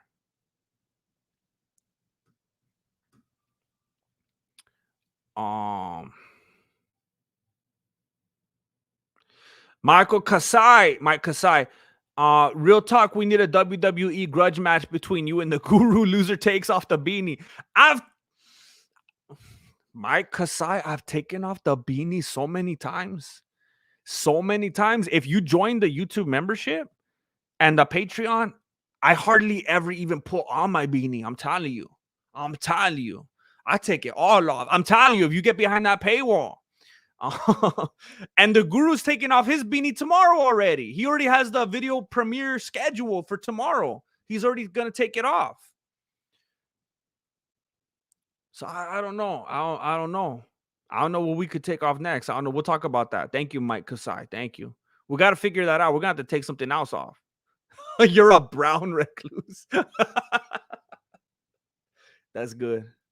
That's good. I probably hate the East Coast just as much. I need to live in like the mountains or something. I need to live out in the country. I need to live in a small town.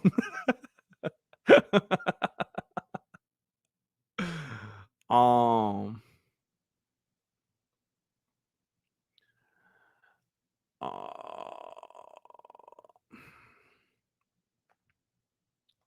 I don't know how to take off the ring.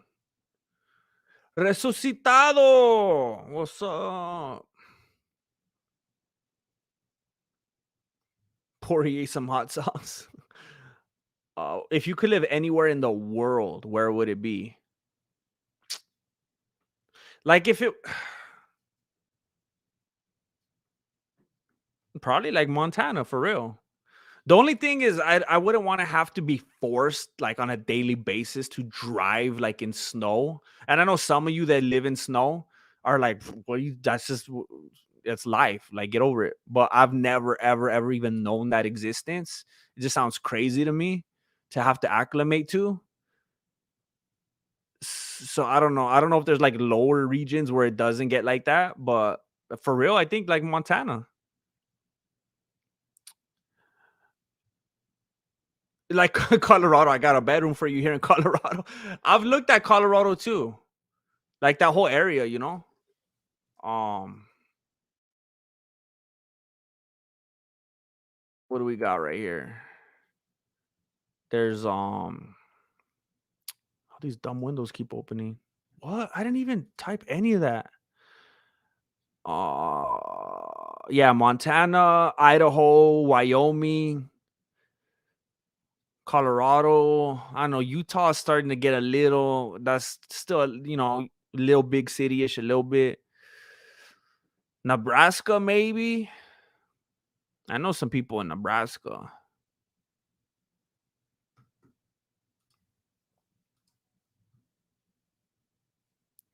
Billings, Montana is really nice. I remember hearing that. I looked that up. I was looking up like the nicer areas.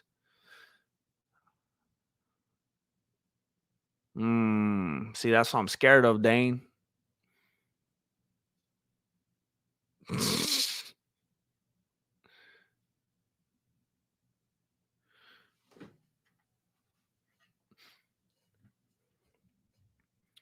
All right, so we're in the third round right now. Don't worry about your ears. So, like, we're in a weird in between right now because I know you like the clock, but you also like your ears. So, we're kind of having to play the in between right now. Play that in between game. So, Vergara was just absolutely 100% outclassed this entire fight, the whole fight. Just no shot for this dude.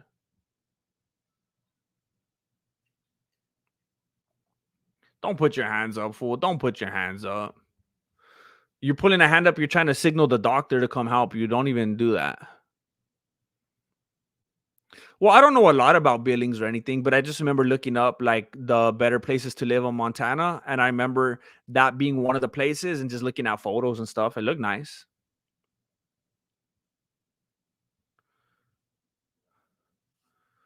I was actually talking to someone a while back that was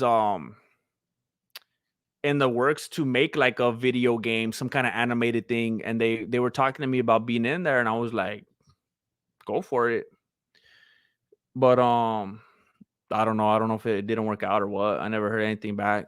Maybe they made it and sold it and they became multimillionaires and they just burned me. I don't know. I don't know. Billings is like the Chattanooga of Montana. I don't know if that's a compliment or an insult. I was going to move to Montana, but now I'm in New Mexico. New Mexico could be really cool for people. I mean, it just depends on what kind of lifestyle you want. Do you like it over there? Weather is good in Billings. Crime is higher than it should be right now. Oh, snap. For real? You're in a video game? We're gonna see GM feature in a Mohaja anime. I don't know about that. I don't know about that. I don't think I've made it yet, you know?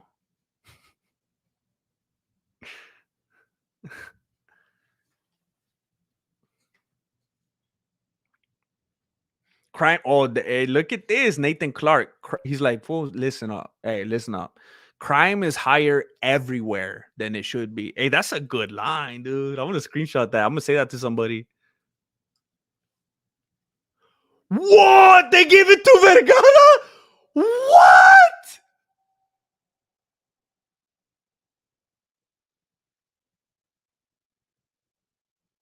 Whoa!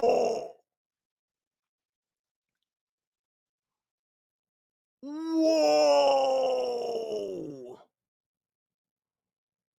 Whoa! Was I just not paying attention? So he got 2 and 3? Okay, I'm out. Okay, I'm outnumbered. All right, I give up. I give in. I give in. That decision was racist.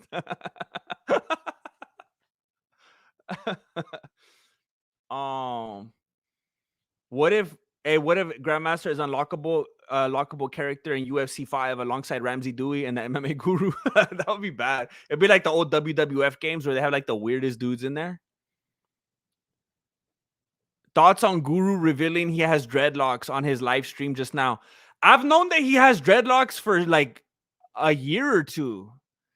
And I've heard everyone talking about it the last day or so because of that thumbnail. But he's taken out his dreadlocks like a long time ago, didn't he? Because I've known that he has dreadlocks. I don't remember if he like explicitly stated it or if I thought he actually pulled one out of his beanie or something. Because I've seen them before. It's gonna be weird though without that fool having the beanie. He's gonna be coming out there like the Predator. It's gonna look weird. It's gonna take a while to get used to. It's gonna come out like the British Predator.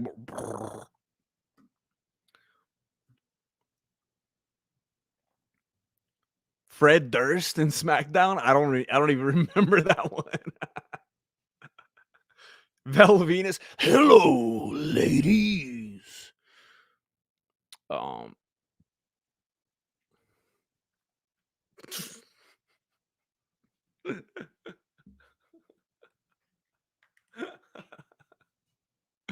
SmackDown had the craziest characters. You could be like a construction worker. Your Theo Beto was in there. That was his claim to fame. That's why he got a big ego. That was his downfall, actually. White dreads are awful or dreadful. Oh, that's funny. That is funny, actually. White dreads are dreadful. I ruined that. I used to love trolling my brothers with Val Venus. I always used to do that, like with the shower towel.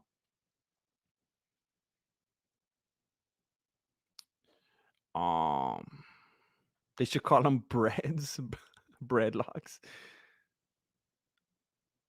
Undertaker rolled the chopper. Yeah, I didn't really like that whole era. The Undertaker, the motorcycle Undertaker. That was like weird. That was weird. Is this only for Mexicans? I think there's like 2 Mexicans here, probably. I don't know. Yeah, that's kind of how I feel, Grasshopper. I try to be respectful and just do some anyway. And I know that's what a lot of people like. When I don't do it, then people are like, "Hey, are we gonna talk about fights?" So I try to have an even balance. I try.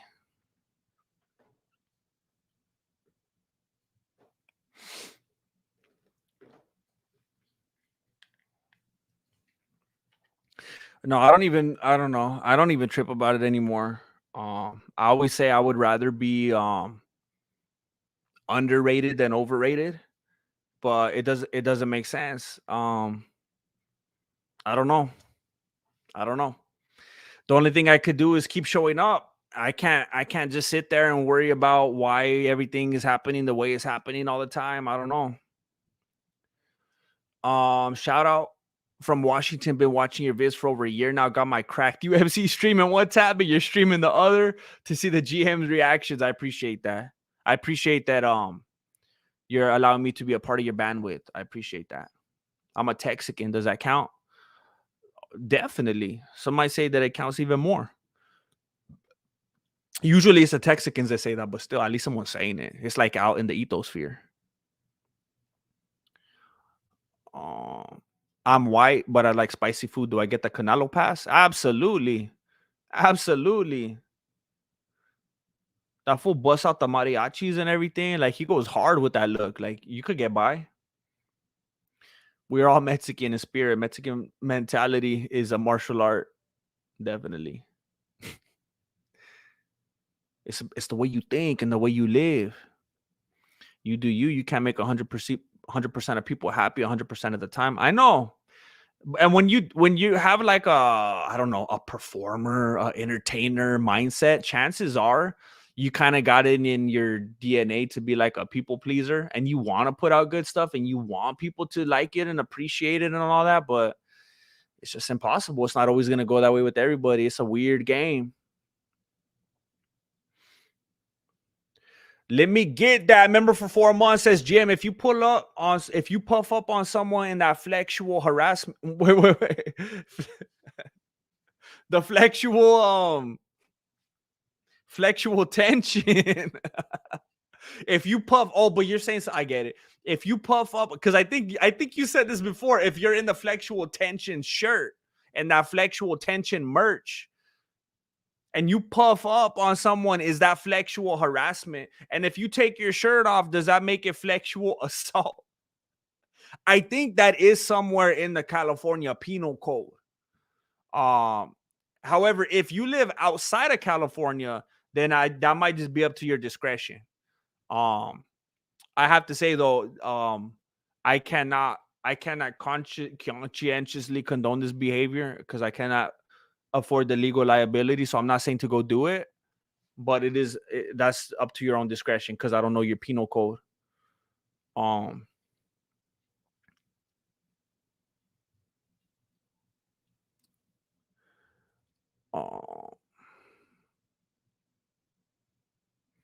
the Philippines. That's crazy. Palo Senor. I appreciate you watching from all the way over there. Thank you.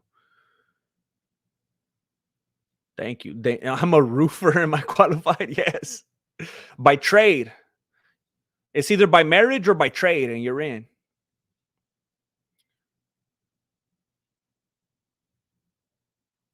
Oh my gosh.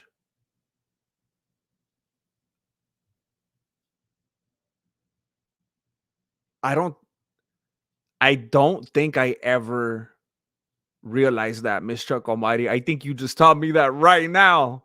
And I was like the biggest wrestling fan. I don't think I'm trying to remember, did I know that? And I forgot since then. I don't think I ever knew that.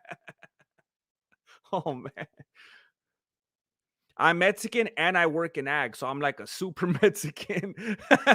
If I do cement, does that mean I'm Mexican? Yeah, see, there's a lot of Mexicans by trade in here. A lot of Mexicans by trade, I'm telling you. You got to get in however you can.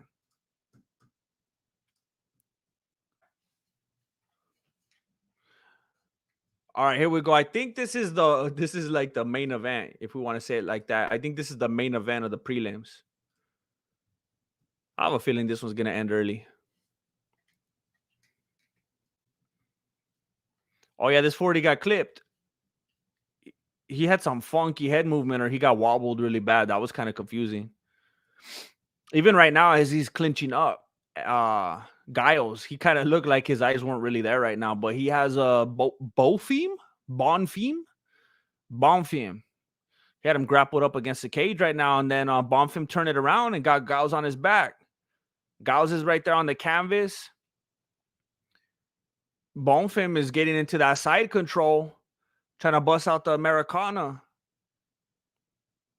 He's not actually. I just thought maybe that's what he would go for.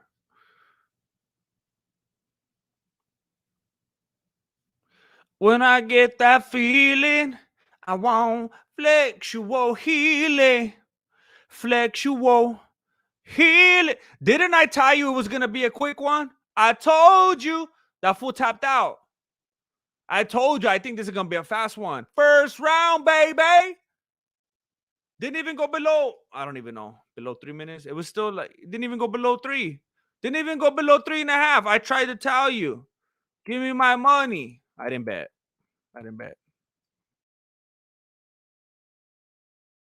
See, and your ears are saved. And your ears are saved. Your ears are safe for another round.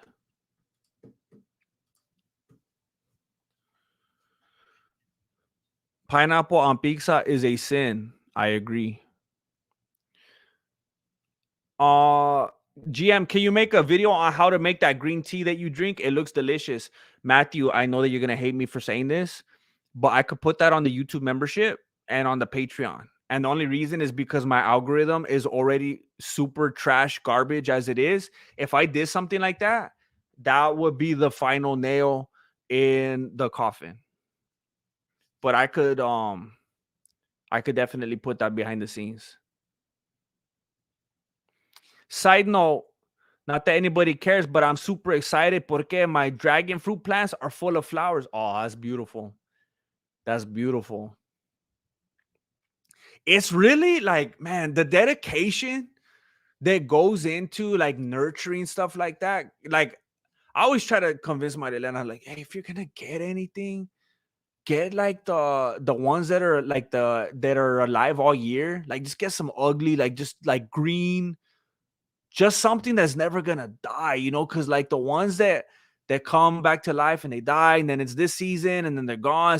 Man, you got to really care for those. So the fact that you have the patience to do that, and that you're so happy when they bloom, like the appreciation that you have for them, that's beautiful. I'm happy for you. Oh yeah, that's what I like to call it, that green tea potion. Oh.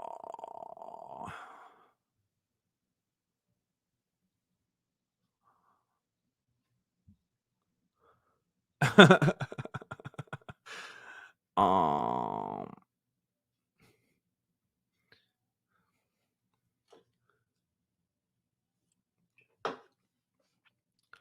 so we are going into the main event now. That was the last fight of the prelims. We're going to the post limbs now. Kevin Holland and Michael Chaser.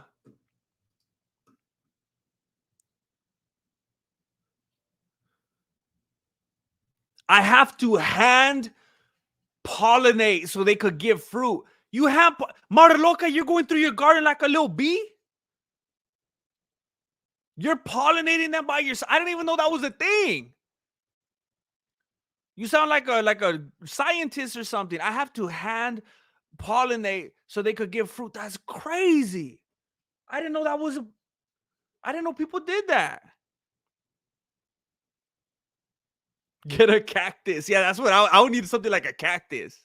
That's what I'm saying. There's gonna be cactuses all over the yard. I'm gonna get my garden in Montana full of cactuses. Wow, that's cool.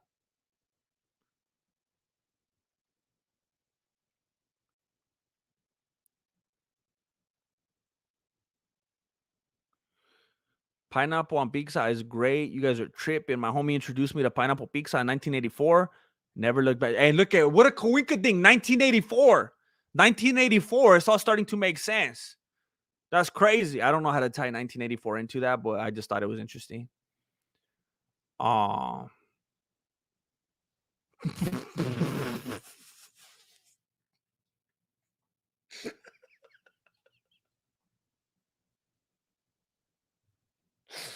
Oh man. Oh, okay. Bro. Oh my gosh. I don't know if you could grow a cactus in Montana, but I'm gonna try. I'm gonna try.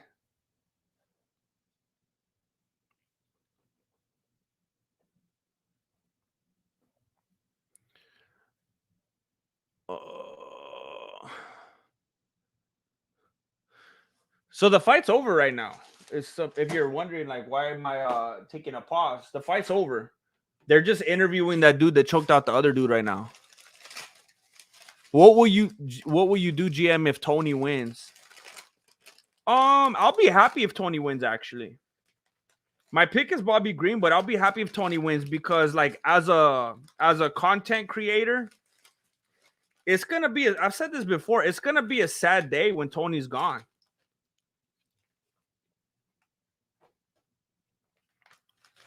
He's an entertaining guy to have around.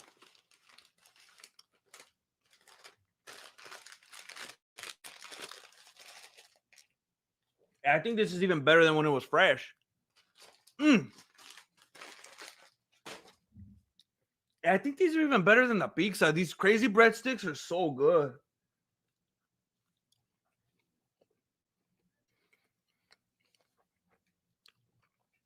One could argue Tony's already gone. That's true.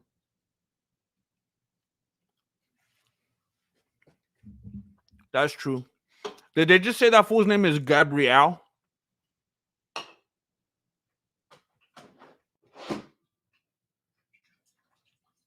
I should have brought a towel.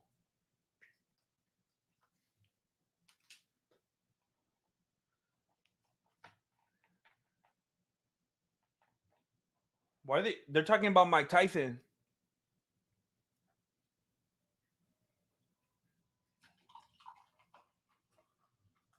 Wait, Mike Tyson's gonna hand the winner the bout? I thought it was gonna be Masvidal.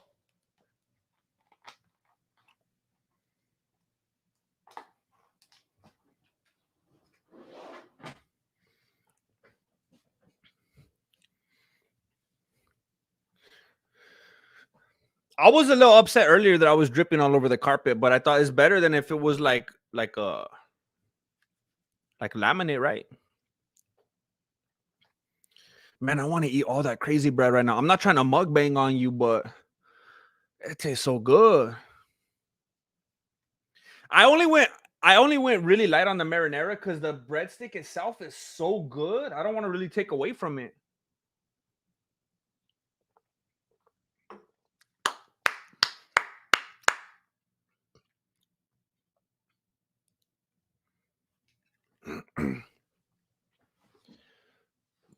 What do you think about the idea of making fighters weigh in seconds before walking into the cage? I don't care at all. I don't think there should be weight classes. It's stupid. But tell me this. Thank you, D-Red.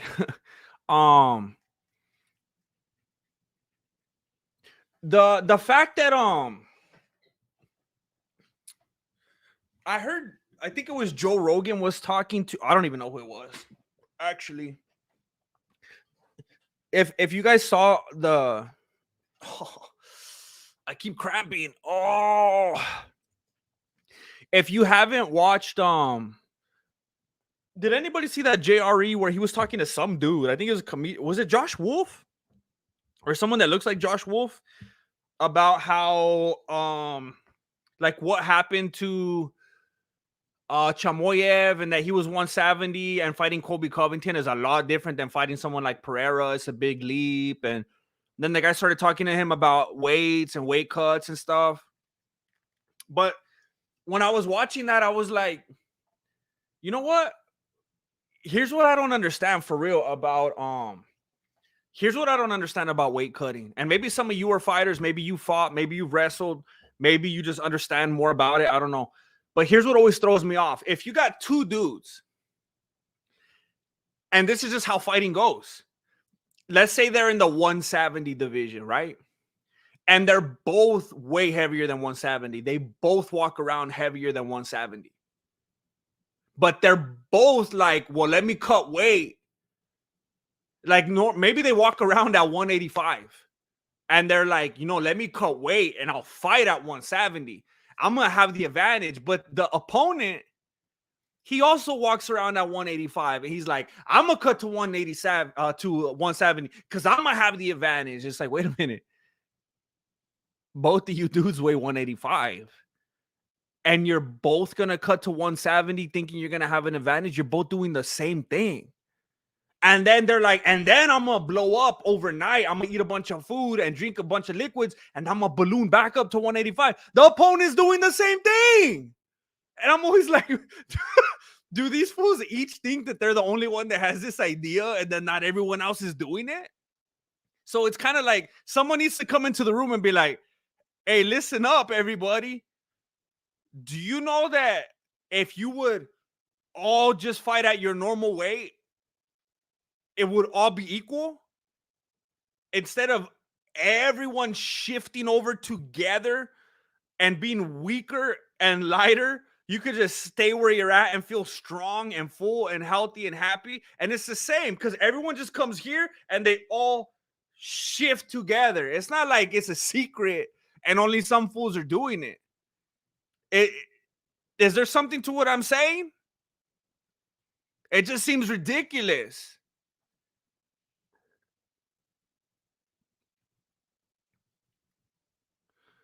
Um,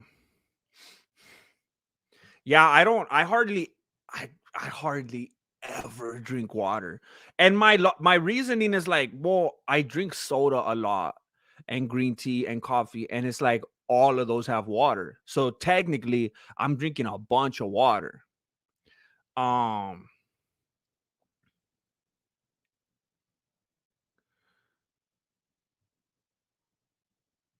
wow. Much respect, necesitado. That's old school right there. That's how it should be right there.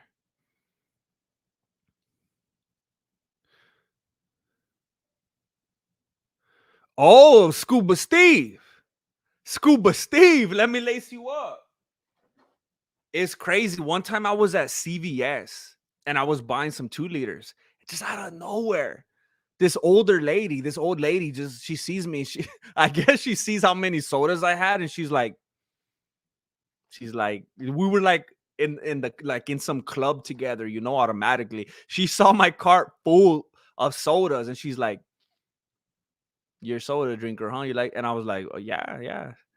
And she's like, let me tell you a secret. So she told me, like, this is kind of next level, like you have a problem kind of stuff. Like if you like soda this much, but that's the club that we're in. She's like, if you want to preserve the carbonation in it, you gotta squeeze out all the air before you close the cap. So the next time you drink soda, it's not all flat. Cause she's like, you know how sometimes like after you get some soda a couple hours later, the next morning it's already all flat. And I was like, yeah, I know. You too, huh? And she's like, yeah, let me tell you something. You just gotta squeeze the air out. Just like when you put something in a Ziploc bag, you put some chips or some cookies or something, squeeze the air out. Because it's just like if you leave it out in the open, it's all that air. That's what makes it stale. So she's like, you gotta get rid of that air and it keeps the carbonation. And I've been doing it ever since, and it works. I'm telling you. She gave me a little hack, and she's probably like an employee for like Big Soda, and she's like a plant. They probably have them in different regions, but I never saw that lady again. She just popped into my life, and I don't know, but I've been keeping my carbonation up ever since.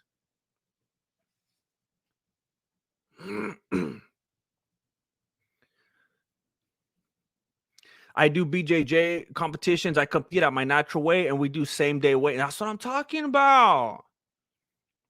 Fighters aren't known for logical thinking. Just fight science. Um. Oh, where are we at? Where are we at? Wow, I'm way behind. Hold up. Oh my gosh. Um. Well, I like bananas. What's up, Jose? Tony and King haven't fought yet.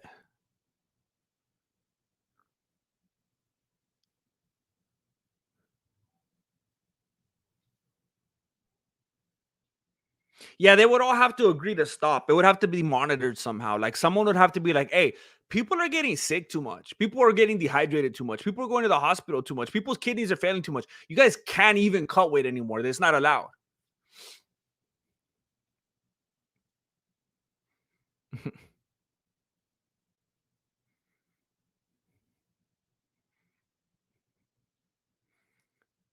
Oh, I appreciate you, Partridge Pimp.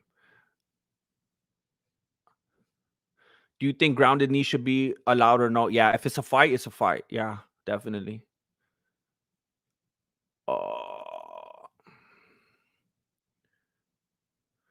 How much better was UFC when fighters got to wear and benefit from sponsors? What do you think of these same cookie cutter UFC shirts? What do you think of that lame Power Ranger bout? It was way better back in the day. It's just becoming Starbucks now. Everything just gets like watered down and it's just cookie cutters. It's terrible. It's terrible. It was better back in the day. It was better in 1993. Even though it was a Gracie commercial, it was better. It was realer. It was rawer. It's always better when it's like that.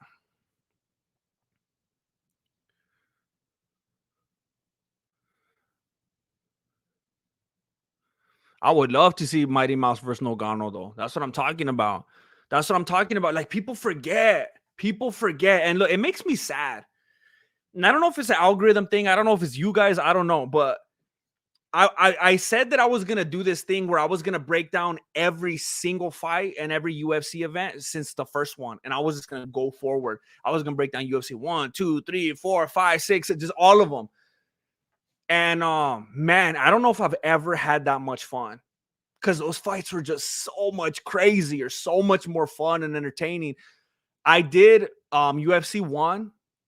I did that video. And then I did a video of the UFC 2 prelims because there was that many fights. And then UFC 2, just a regular event. I don't even think I released that one. I made all the shorts for it, but then I didn't do it in the long version. What I'm saying is by that point, I stopped. I didn't even do the rest because people, they weren't getting clicks.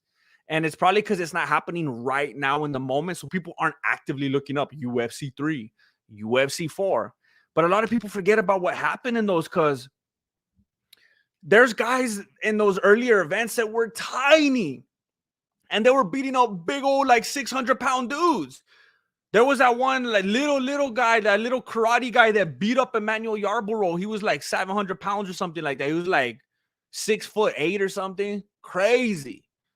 And you just see that time and time again with real fights. The little dude. I mean, it's not gonna happen with every single fight ever all the time, but you see plenty of fights where the little dude beats the big dude.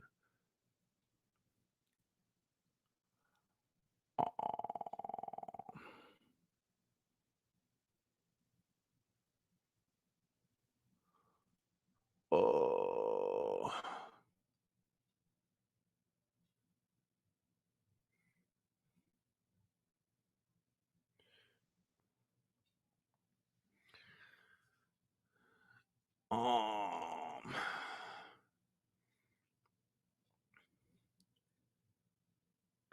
Wow, I'm gonna have to let the chat skip because it got super behind.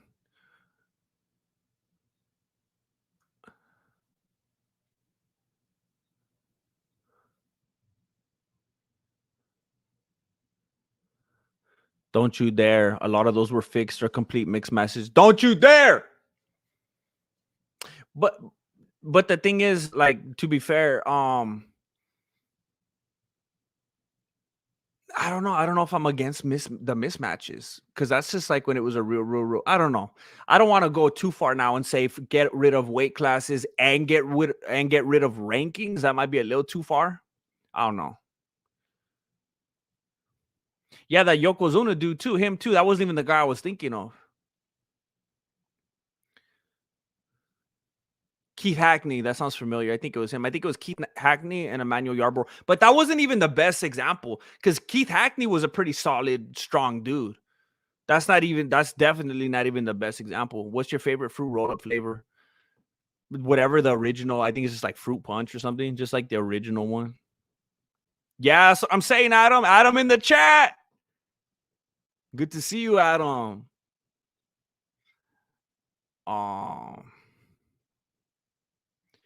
If I could be like Mike. Yeah, Bradley Martin is like, I don't know what's up with that fool. He's like wanting to be able to beat up everyone lately. He's really like wanting to fight and know that he really wants all the fighters to know that he could beat all of them up. I don't know what's going on.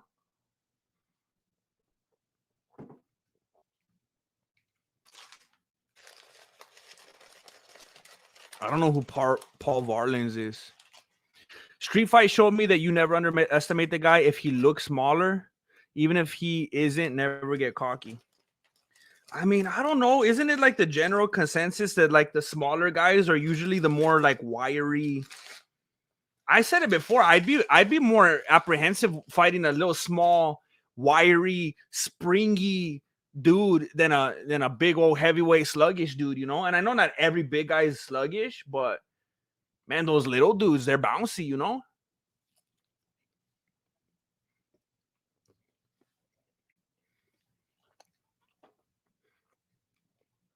I can't believe how good these are. I think they were especially different today. I feel like I never enjoy them this much. Mm.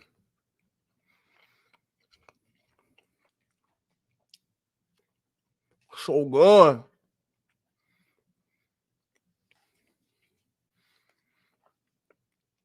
It's the crazy bread from Little Caesars.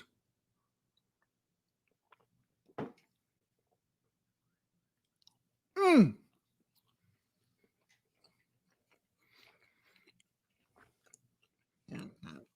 Love is love, huh? See, look at that aggression from Blake. Like he's ready to go. That fool's ready. That fool's feeling froggy. I tell you guys all the time, never doubt that chaparro strength. That aggression is next level. It does. Sometimes they give you a fresh one. Sometimes they give you a fresh beak side. It doesn't even taste like Little Caesars. It tastes like Big Caesars. I don't know if that's the direction I wanted to go with it, but like you know what I'm trying to say. If you think that crazy bread's good, you should try it in a small town. I want their pizza with the crazy whoa, mano. Are you saying that they have a pizza with crazy bread as the crust? Or are you saying that you wish they had one? Because if they had one, I've never heard about this in my life. And I need to stop the stream right now and go get one. What? Oh, I was on the wrong event. Oh my gosh. I was like, what's happening? Oh, I was still watching the prelims. We're on the post limbs now. There we go. Don't trip. I already paid for it. Don't you start. What? It says it hasn't started. Are you guys seeing it yet? It says this event has not yet started. That's what it was doing to me earlier when it clearly had started. And the MMA hosts were already commentating on it. And I was like, what is going on right here? I already bought it.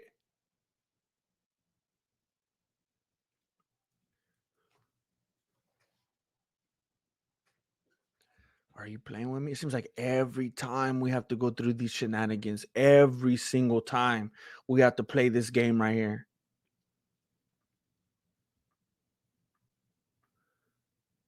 Tony Ferguson's probably already getting knocked out, huh? Am I missing it?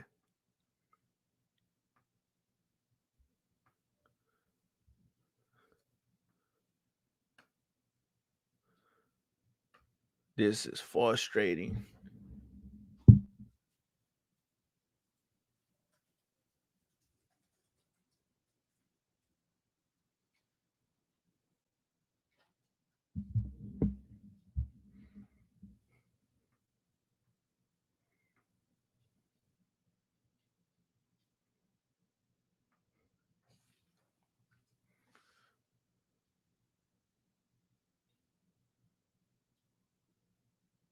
Oh man, I was scared. I was gonna have to use my Delena's credit card again. Yeah, I had to log out and then back in, but I had already done that earlier, but I had to do it again. I have your channel set to notify, but I always have to manually search for you love streams.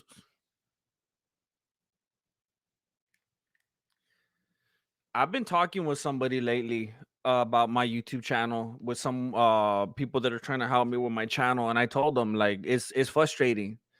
It's frustrating because it gets to the point where I don't even want to make good videos or care or like try hard because it's like it doesn't matter.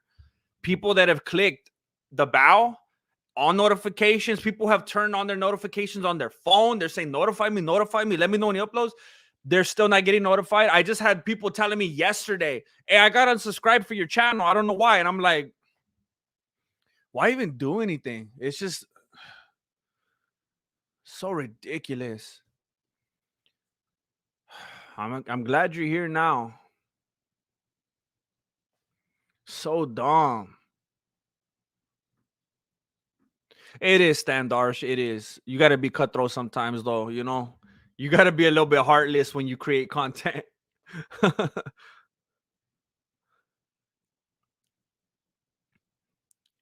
Thank you, Yala.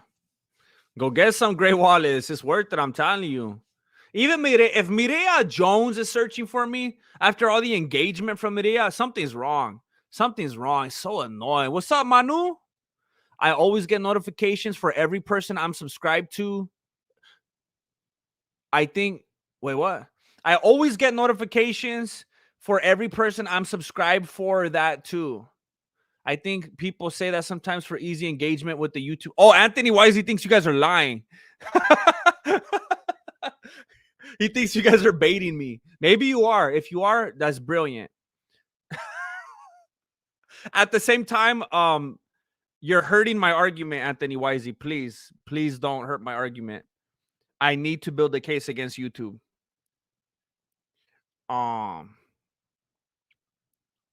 I am subscribed and click the bell. I just always search MMA Voto. Oh, I see. I get the Discord notifications first. That's what's up. Yes, I want to shout out Venture Moose. Very, very much appreciated. He built like this code or something. I don't know what he did in the Discord. And it allows everyone in the Discord, like with the quickness every time I upload. A lot of times people come and they're like, oh, yeah, I'm only here because Discord told me. YouTube didn't even tell them. I do my morning check for new Mexican martial arts videos. And if there's none, I watch old Brown Ranger videos. I appreciate you, Adam. Adam is for real. I notice only certain people that happens to, but we know the deal when it comes to who runs this website. Yeah. People always tell me to go to Rumble. And I'm like, yeah, that didn't work either. So I don't know. I know what you're saying, though. No, maybe I shouldn't have, Anthony Wisey. I should have known better. I shot myself in the chancla. I think I didn't realize what you were saying till like halfway through. I work at Little Caesars. Ask me the questions. Oh, I only have one question. I'm trying to think what kind of question. Do you guys have a pizza that actually has and not just like some different kind of bread or some cool kind of sauce or seasoning, like the literal crazy bread? Like it's literal. They grab, hey, give me a handful of crazy bread, and they literally use it as the crust. Because I could see them being like, oh yeah, we have this cool crust and it's crazy and with this really special. It's kind of like no, like, is it literally crazy bread? Like literally.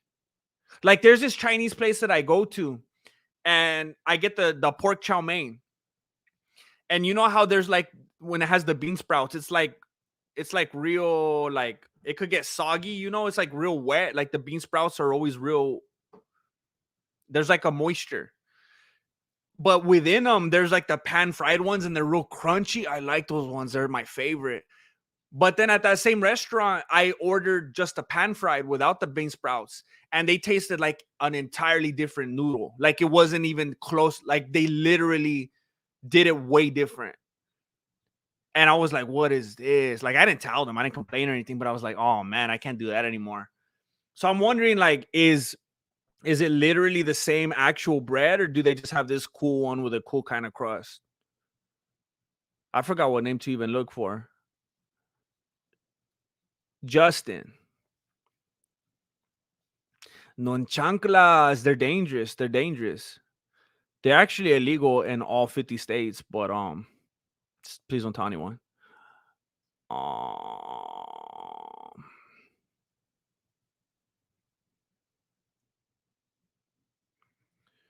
Even when I search your channel name, you don't show up on YouTube. I have to type the URL. Look, if you have YouTube notifications on 2 devices, it will only pop on one, making you miss some. That's weird.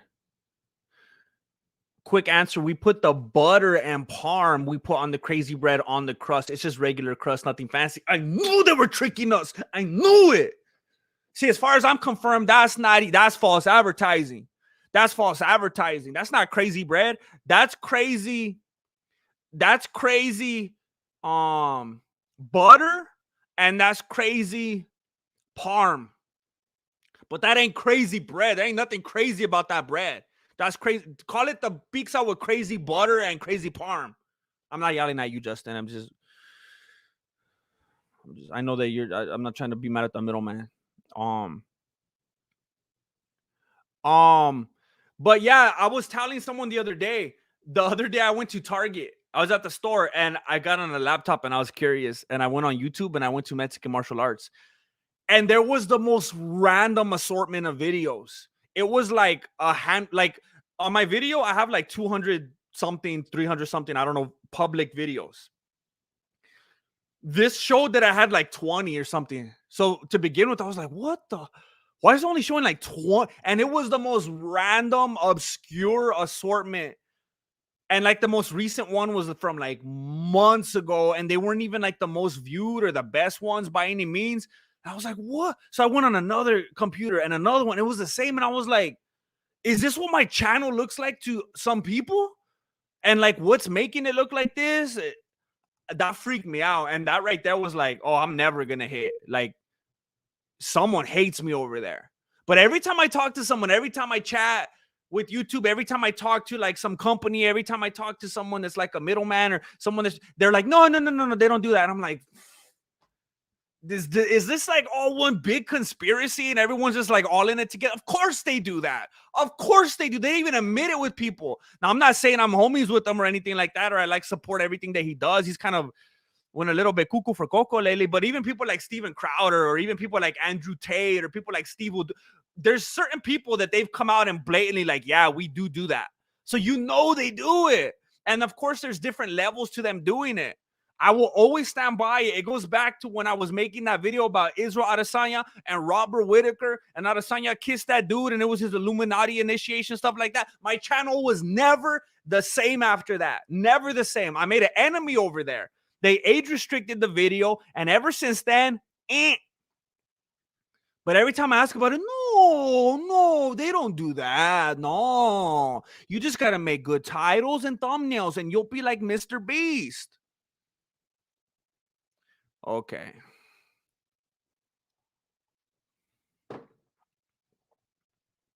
So dumb. There's channels making the stupidest, ugliest looking thumbnails with boring titles, and they're doing fine. And I have videos that have gotten hundreds of thousands of views with good titles and thumbnails, and then I'll make more with good titles and thumbnails, 10,000 views. What? So dumb. Call me back, Netflix. Call me back. You could put up corny stuff like Will It Cake? Will It Cake? I can't even do better than Will It Cake.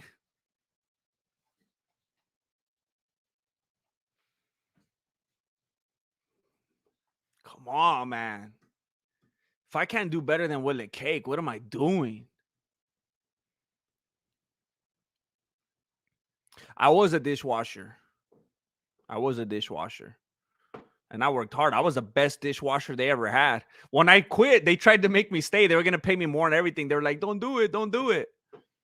I was the best dishwasher they ever had. That's how I work. If I do something, I'm going to be the best. I'm a hard worker.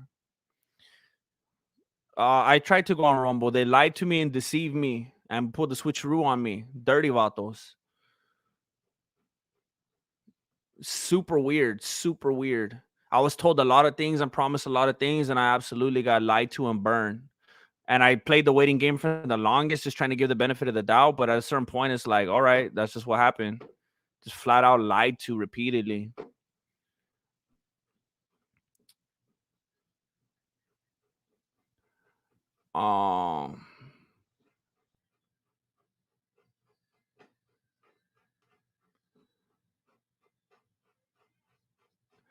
Um, have you seen the Holly Holmes carpentry skills? I have not. Is she like a DIYer now?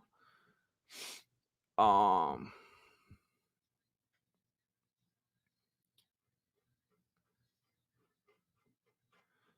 I did not see Mike Perry and Metal hanging out in the Middle East.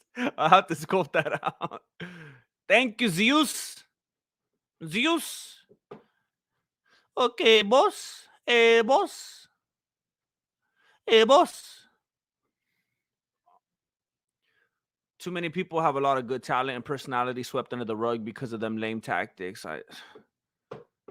Maybe I'm just a hater. Maybe I'm just a big old jealous, envious hater. But like I said earlier, sometimes I watch stuff that's like making it and successful, and I'm like, this is the dumbest, corniest, blandest stuff. And they're like, everyone's pretending that it's good that's working on this.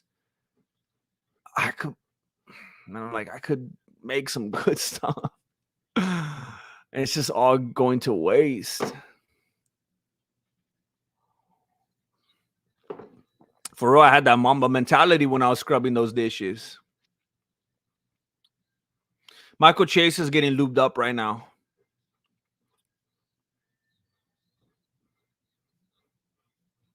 I appreciate you, Aaron Lockley. Thank you.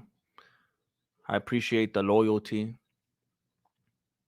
Thank you, Anthony Perry. Thank you. I wish I could do it more. I wish I could do it more. I need to figure out, yeah. I need to figure out how to do what you guys would like and actually care about, like on Patreon or something. Because I've tried different things and like nobody watches it. Like people just want to throw money on Patreon, but every time I upload stuff, like no one really cares and it just fizzles out. So I'm trying to think of what I could do on there that would actually make people want to be on there and stay on there. Because there's so many creators. Like I think one of the most inspirational dudes to me is like Shane Gillis. And he's able to do everything he does because of like what he does on there. Because it's stupid on here. And it doesn't allow me to create as much as I would like to. I just need to figure out like what to offer that people actually want. She builds furniture in booty shorts. Oh no. Why is that the trajectory of like the female fighter? Like I mean, she probably doesn't want to do that, right? Is she paying for it? Like, do people donate? Have you tried TikTok live? I did TikTok live. I live streamed like once or twice. That's just not for me. I mean, you have to be like a naked girl. You have to be like Holly Holm, I think, to make it. You have to do like, I'm scratching my beanie and drinking some soda. I'm scratching my beanie and drinking some soda. I'm scratching my beanie. Have you guys seen those? What the heck? I mean, I haven't seen them, but people have been telling me about it. Bro, all you have to do to go viral is make low effort trend writing content. I know, but I have too much integrity. Every once in a while, I think about it. I mean, I even kind of felt like that's what I was doing when I released that video about Nina Drama. And it makes me feel dirty. I want to make good stuff. But I really did want to make that video about her, though, because I thought what she did was dirty. And I really did want to say something about it. That was disgusting what she did.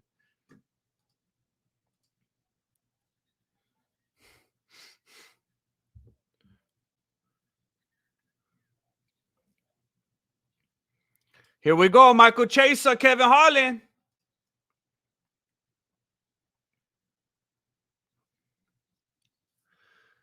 Chaser in that southpaw stance. Kevin Holland in that wide orthodox stance. What is he looking for? A head kick or what? Chaser's the underdog. They're playing patty cake. Chaser's staying close to the cage so he could keep an eye on his mama. Adam, thank you. Thank you, Adam. Where are you from, Adam? I don't even know what Czar is.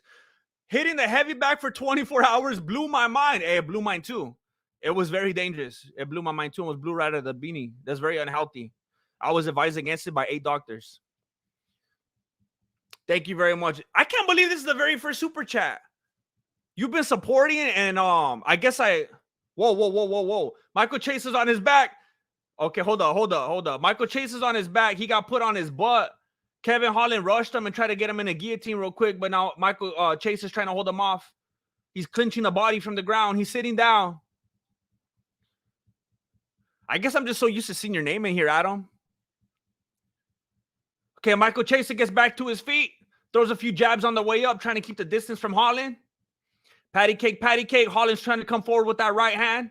Didn't even look like it landed, but it looked like Chaser got shocked a little bit.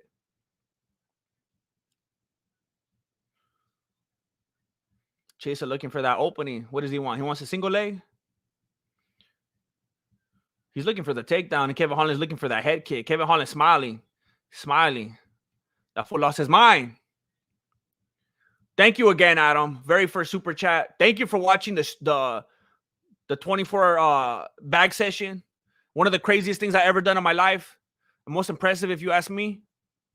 I appreciate it. Oh, you're from Africa. You're from South Africa. You're the African king. Thank you.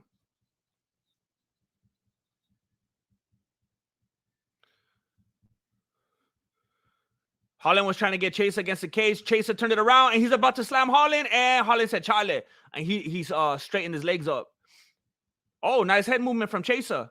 Holland caught on to that head movement. He read it, and then he threw a flying knee, but Chaser's all right. He bounced off the cage, and now they're going straight across to the other side of the cage, and Holland throws another knee to the dome, and Chaser turns into a wrestler, tries to grab the legs. Oh, is that a Darce? Oh, is Chaser going to tap out? That doesn't even look tight. You better not type out. Wow, Chaser tapped out. He said, I'm going back to the commentary booth. Forget about this. That didn't even look tight. I think he just got too casual on that Men's Warehouse. That didn't even look tight at all. Chaser looks disappointed with himself. I think he's trying to take off his gloves. Yuri McFlurry, another first-time super chat. Grandmaster's the GOAT. That is all. Thank you, Yuri McFlurry. I respect anyone whose name rhymes. Thank you very much. Yuri McFlurry, I appreciate it. Thank you. Back to lightweight. He gonna retire? It's hard to tell. You know, sometimes when a fighter loses, they just want to get the tape off, and they're just frustrated. They want to go back to the locker room and whatever, forget about it, get on Instagram. But then sometimes they're actually taking the gloves off and they're done. So I don't know.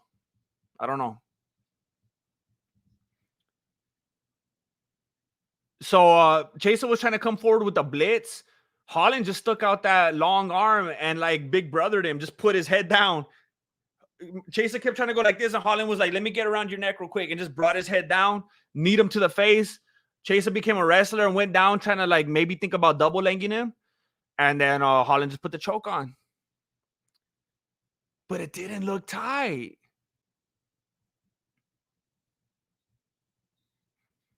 I mean, I guess it's no, yeah. Because I was looking at the trachea, I guess. I mean, you're not trying to kill him. He was more on the aortic artery on the side. So I guess that makes sense.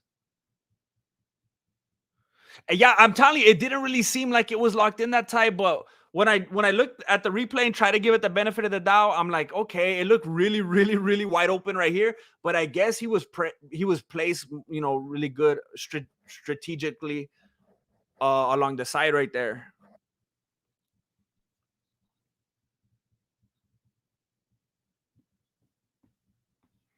Yeah, it seems like people are just doing that, just keeping us all guessing. Are they retiring or what?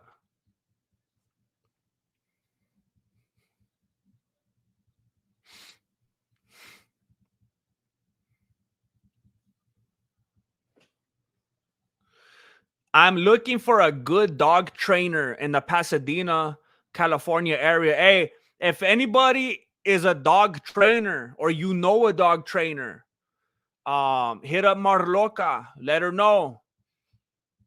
She's a wonderful person, loyal, faithful, supportive, motivational, good hard worker, hand pollinating.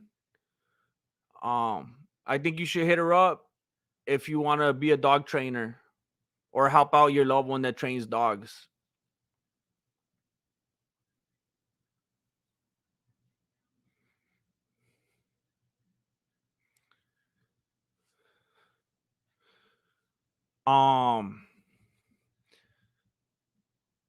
So do you think that he learned from the Chamoy fight? You think that made him better? Some people face someone that's real tough and then they come out a broken man and they're never the same. Some of them get better. What if this fool just goes on a run now?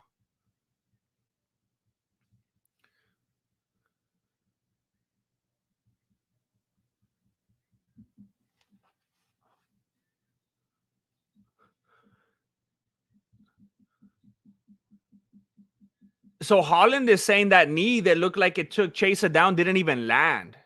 That Chaser just made a bad decision and he made an opening.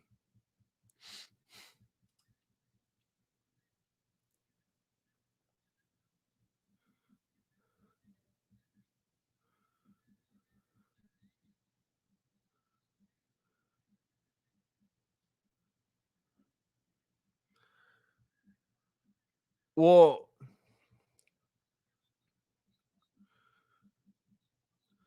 so Holland only went down to 170 because he wanted to fight for the BMF title. I didn't even know that was a thing.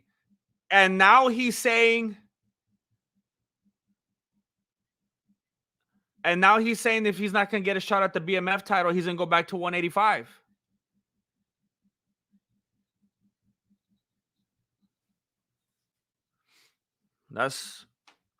That's weird. Like, that was a big deal to him to get the BMF title. It almost seems like, doesn't it kind of seem like slumming? It kind of seems like embarrassing to get the BMF title, doesn't it?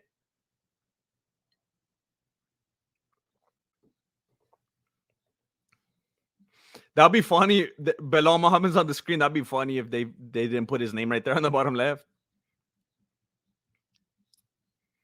They just put a question mark. You should play into it. Make it funny.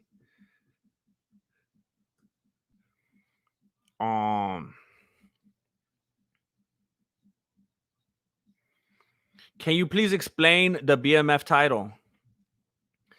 Like, the long story short is there's dudes like Jorge Masvidal and Nate Diaz that never won a championship title.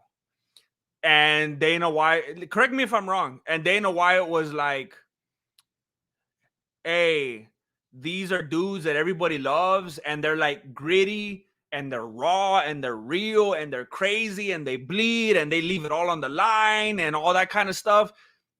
We need to have some kind of way to celebrate these dudes. These dudes need to have some kind of a title to represent who they are and what they do, because maybe they're never going to be the pretty, polished company man, best interviewee, best on the mic, even though Masvidal kind of grew into that.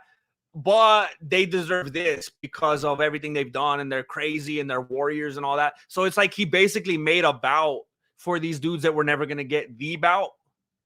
But now it just seems like, why would you even want to fight for this bout? It seems like a really hyped up, obvious second place. Like, it's almost like, let's not talk about how I'm second place, you know? Yeah, I was interim. Yeah, I made it all the way to a title fight. Yeah, but let's not like really highlight and blow up the fact that I'm a bridesmaid, you know? Like, let's not celebrate being the runner up. And that seems like that's literally what BMF is. Well, that and interim. But interim's not, it seems like it's not as bad, because sometimes you know, they make you fight for interim because the dude's legitimately hurt or something like that. Which I still don't know if, you know, that's necessary. It's like, okay, if he's gonna be hurt for long enough, then make him vacate it, even though it's not his fault. I don't know. It's tricky because you don't want to have to force someone to vacate for something he didn't even do wrong on purpose. But at the same time, you can't just be like, you're the champ now. Well, I thought he was the champ. Well, he's the champ too. He is also the champ. You're correct. But you're also the champ, huh? But the BMF is just even more in the other direction. That's crazy. Thank you, Orion. I appreciate the kind words. Yeah, Nate Diaz should have. I mean, everyone knows that whole fight, it was built around more Nate Diaz than Masvidal. If anyone is like forget the bout exists and then someone ever even got it. If you asked everyone who's that, who does it belong to, they'd say Nate Diaz. And he could have got it if the ref didn't stop it. Now, I will say I'm not delusional. Masvidal was just mopping the floor with him in that fight. So he could have still lost anyway, but it should not have been stopped when it was, is my point. Uh, they use it to fulfill their obligation to their daddy, ESPN. So, see, I could at least understand that. If it's a business thing and they have to because they're obligated because of certain events and certain pay-per-views, okay, that makes sense. I know a lot of people be like, that's dirty and it's all about money. And it's like, well, yeah, it's a business. Of course, it's all about money. I could actually understand that. So maybe unfairly though, I still like we still look at it the same way though, that it's not a real champion and all that. It's like unfortunately it makes certain fighters look bad.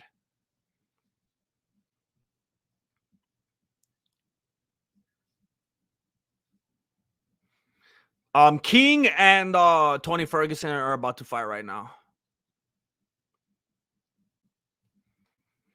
And I would appreciate it very much if you guys will stop calling him Bobby Green. You guys are dead naming him, and I think that is very disrespectful. And I'm gonna cancel all of you right now. I think it's very hateful, and I will not tolerate hate speech in my chat.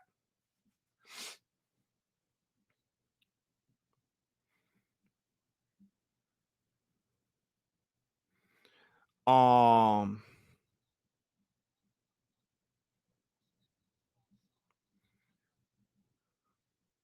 King Eyelid. What?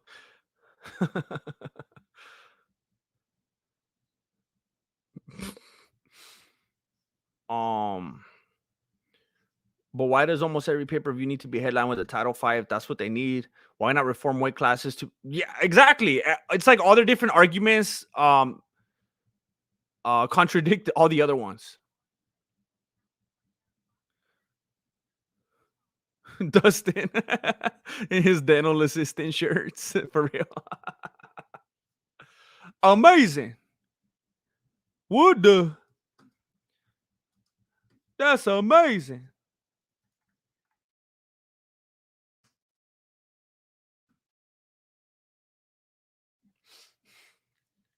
So he did literally, actually, legally change his name to Bobby Green to King, and they're still putting Bobby Green.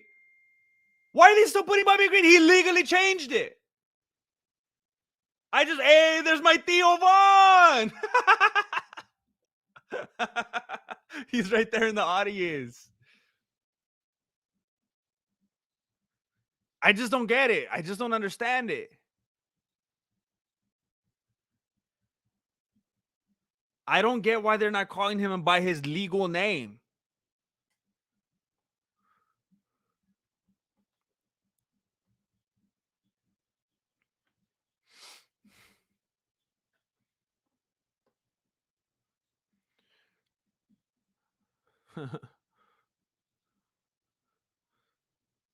All right, so they're scoping his fingernails and whatnot right there.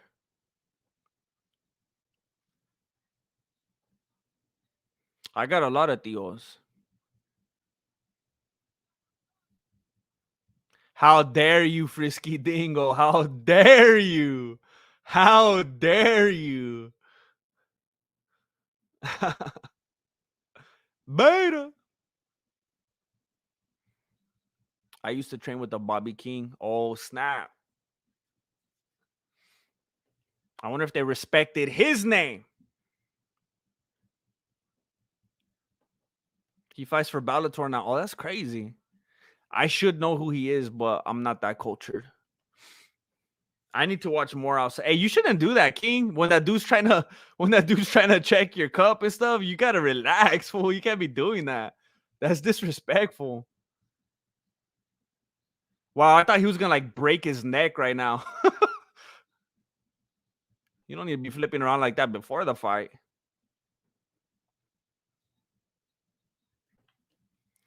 What? I knew a fool in middle school named Alberto, then suddenly would fight you if you called him anything else but Alex for some reason. Yeah, that was crazy. I remember Adesanya did that in one fight when the dude was scoping his fingernail and he was getting like all sensual for some reason. It's weird. There's Tony Ferguson with his breakdancing music, his Robotronic music. He's coming out with the cardboard. This is his swan song right here.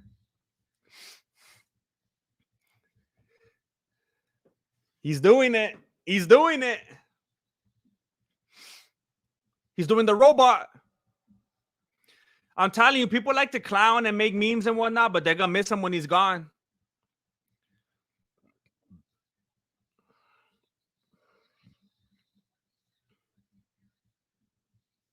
The CEO of CTE? Dang it. Breaking news. John Cougar Mellencamp canceled for influencing Jason Aldean.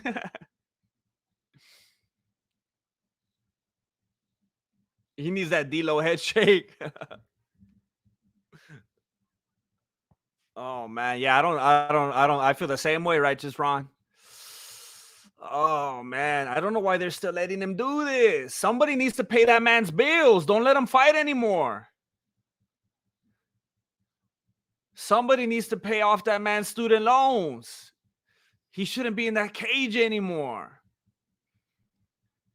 You know what Tony could do, and he could do really well, and that fool needs to start a YouTube channel. Somebody like this, people will watch that. Come on, man.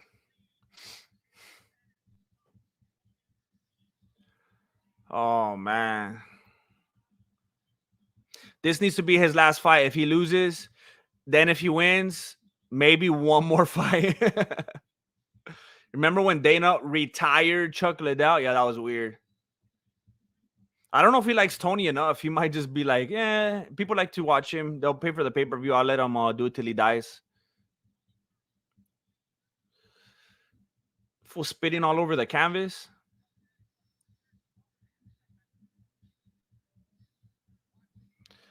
All right, here we go. Ferguson 39, King is 36, 5'11, 5'10, 155, 155.5, 76 and a half reach from Ferguson, 71 for King. I think we should all be worried about his mental state. Yeah, we've been worried. I feel like it was like right after Kevin Lee, right after the Kevin Lee fight, he started to be real concerning. Like right after that fight. I remember I was rooting hard for him around that time. I was a fan around that time. Then that fool started getting weird. He let it get to his head. I don't know if he felt like Kevin Lee was like a big mountain to climb or what, but after that fool lost his mind. He started getting all full of himself and went crazy. Acting like he beat Khabib or something. Oh, man. It'll be cool if he wins. That'll be cool if he wins. And then King has to change his name to Prince. He has to demote himself.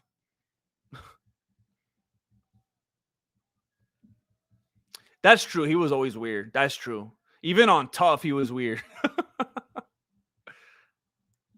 Tony said he's on a 5-fight run to the belt because he's only now in his prime. Oh, my gosh. I could only hope. It'll be exciting. It'll be the best thing for the community if he wins. Let's do it. Oh, the bell.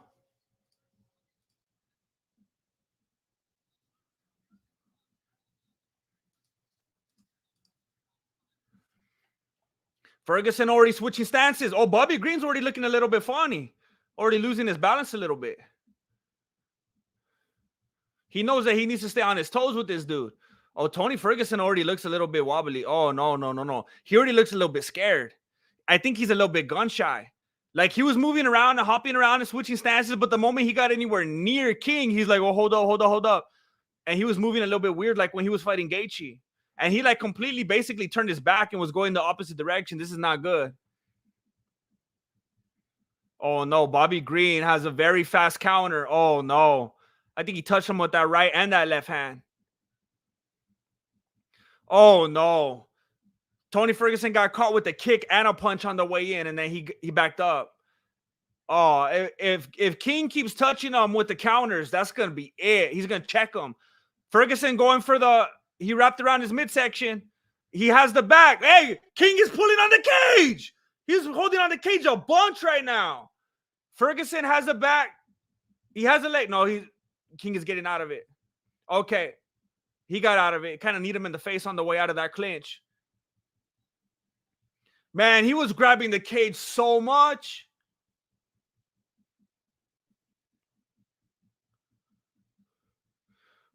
Oh, Ferguson switching stances a lot, looking smooth, but then when he gets close, he gets caught on the way in. Another right hand from King, excuse me. Leg kick from King. Teep to the midsection from Ferguson. Knee to the body from Ferguson. Ferguson trying to come forward with the 1-2, but King's too fast. He just backs up. Leg kick from Tony. Green coming forward, and he lands a left hand, but Ferguson finally counters with his own left. King backs up, and everyone goes, ooh!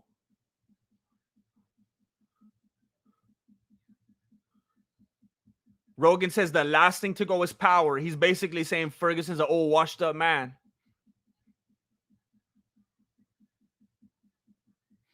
Missed overhand right from King. Ferguson finding ways to make him look sloppy. Oh, left right from King. He checked the leg as Ferguson came forward and landed a left right on the dome. Big right hand from Ferguson, and he sat King down. He sat him down. He went out for like a split second, and then he got back up. His body looked like it went limp. I think he was actually out for like half a second, then he hit the ground and got back up real quick. Uh-oh. I think Ferguson's calling for an eye poke.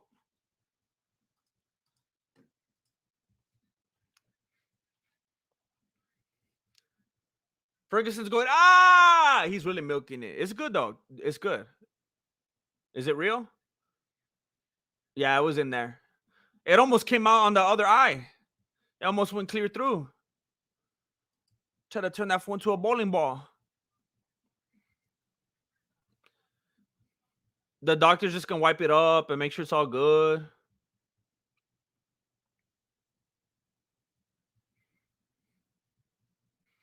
He's got the flashlight.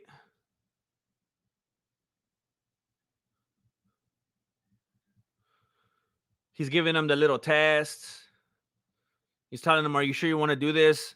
I saw you on TMZ. I know you have a lot of problems right now. Do you need the money? Do you really need to finish? And Tony Ferguson like slapped his hand away. He's like, fool, I'm just a doctor. I'm not an aggressive person. Please don't do that. And now he's just standing by the door waiting for the referee.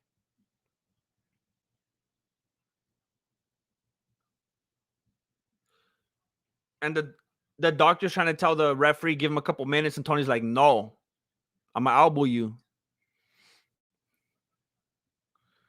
Oh, now he's having the doctor look at him again. Tony's getting nervous.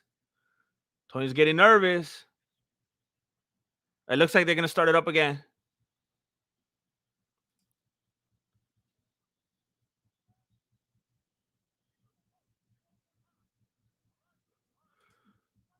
All right. He wants to get back in there. He doesn't want to wait.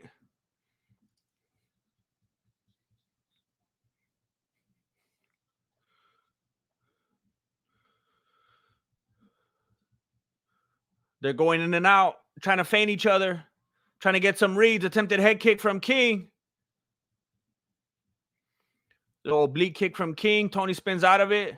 Another oblique kick. He's trying to wear down those knees. Sloppy left hand, sloppy right hand from each other. They're trying to exchange on each other, but they keep slipping. Oh, nice right left from King. Tony tries to shake it off, Justin Gaethje style.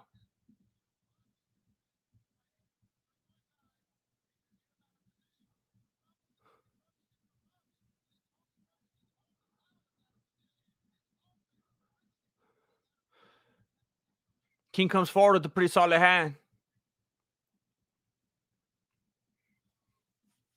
Nice right hand from Tony.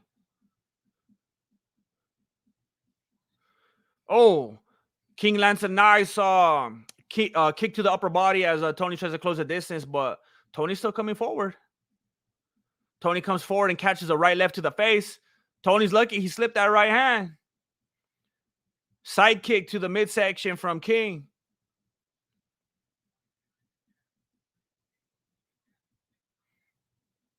Tony slips a punch, tries to tie him up a little bit, but he gets out of it. Tempted chicken kick from Tony.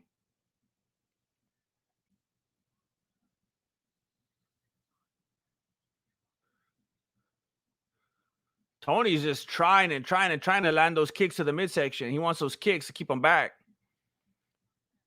Oh, 2-3 shots to the face of Ferguson.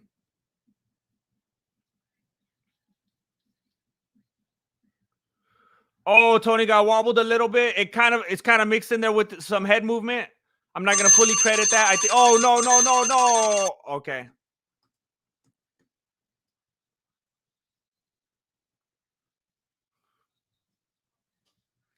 His name is King. Why are you tripping?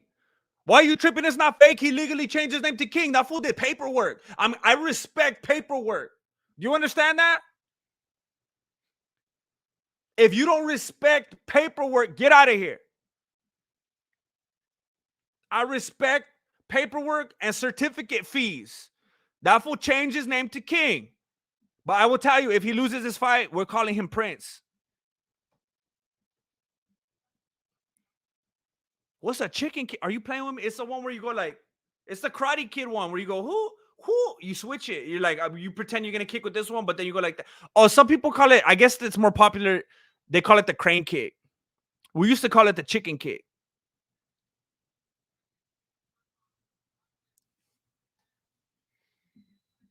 Boom. Looking at some of these replays right here.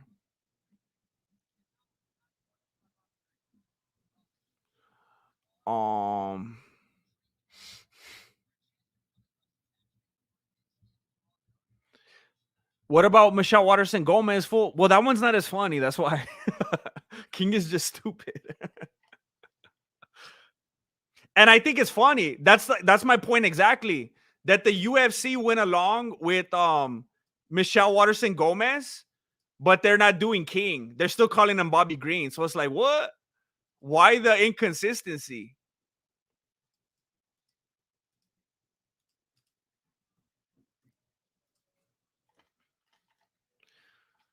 Nice slipping from Ferguson. King throwing lots of shots. Bobby Green, King Gomez.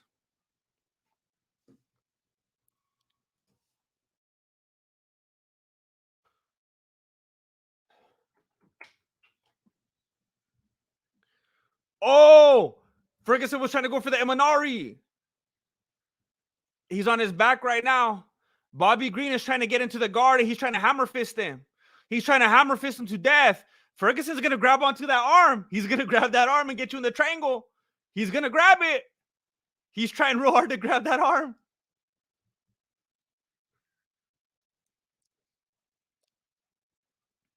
Also, Green's corner's telling him, King's corner's telling him to get up. I wonder if his corner calls him King. So Rogan is reminding everyone that Ferguson submitted Kevin Lee off his back. I think that's a little bit racist. I don't know why they're bringing up Kevin Lee right now, but let's see what happens. To be honest, when I was looking up this fight, I actually typed in Tony Ferguson because Kevin Lee, because I don't know. Sometimes I mix up these dudes. It's actually kind of funny what I was trying to imply right now because I actually mix them up a lot.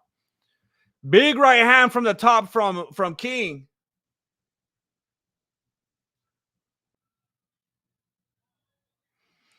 Some pretty big hammer fist from the top, but Ferguson's still working, still putting his toes in the cage, still trying to get out of there.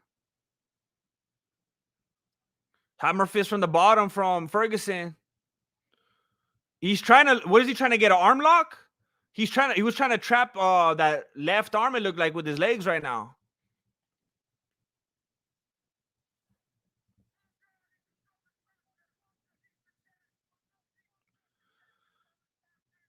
So Ferguson's corner is trying to tell him what to do, but I don't know if he can't hear them or he's not listening or he's just having a hard time trying to execute what they're saying. And they're like, you could tell by their mannerisms that they're very frustrated and they're like, is this guy deaf?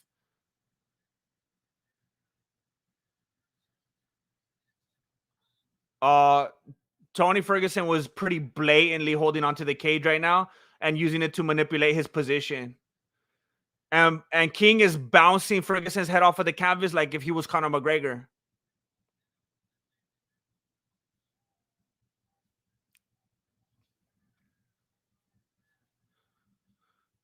I mean, this could be one of those fights where one of the dudes looks like he's just killing the other one, and then at the most random moment, the other guy pulls off a sub or something, or like a flash knockout. We'll see. Like right here, Bobby Green was just beating him to death with those hammer fists and right hands, and then Bobby Green stands up and allows him to get up. He invites him up. So what's going on right there?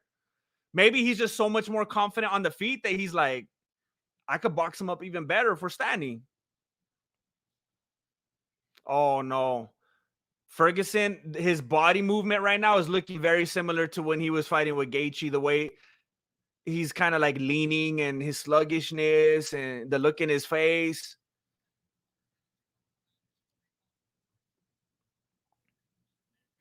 I don't know if King is faking it or if he's fading now too, because he looks quite a bit different now. Big right check hook from King. Really made that head torque on Ferguson. Really popped the head back right now with a jab too.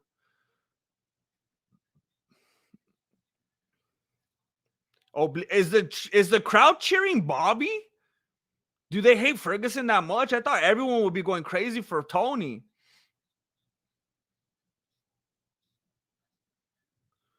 Oh, Ferguson let that go. He could have tried to get him in a headlock or something right there. Bobby Green's kind of like doubling over right now. He's getting winded. Bobby Green maybe doesn't have that cardio. Is Tony Ferguson going to win via cardio? Oh my gosh. I'm never going to get better. I'm never going to get better. I'm sorry. Your ears, that's just, it was a sacrifice. I'm sorry. Your ears are gone. Forgive me.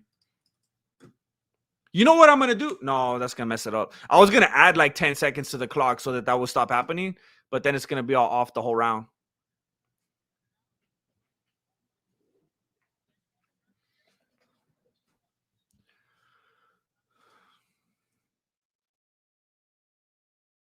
Oh, wow. It's only one more round. For some reason, it felt like a 5-rounder.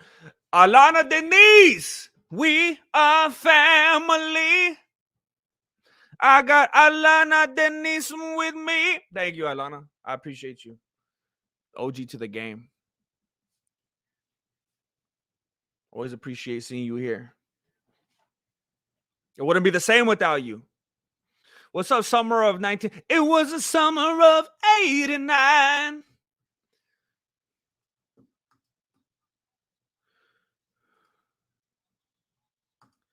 All right, here we go.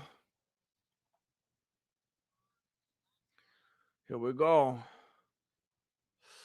Oh boy, it's the last chance right here. Last dance.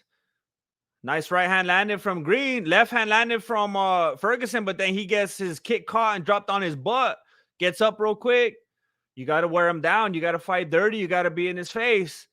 I can't believe how bad King was fading right now. You can make him fade if you keep the pressure up. Right hand, a little jab landed from Ferguson. Another jab landed from Ferguson.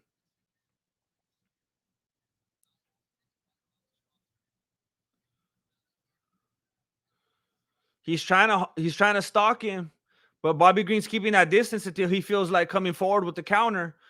Left to the body from Green, left to the body and a right overhand to the dome from Green. Oh, left check hook from Green. He's just too fast.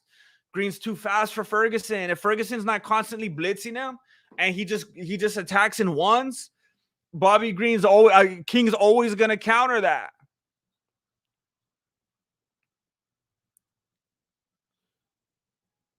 Oh man. Left to the body from Green after Tony misses a kick. Tony will do this thing where he throws out his leg like, I want to kick, but then like halfway before it would even land, he kind of just loses heart, just puts his foot down. You know, sometimes they do that and they kind of half spin and they're like, all right, never mind. Tony about to retire in his prime. Oh man. Another check from Green. He's just countering everything.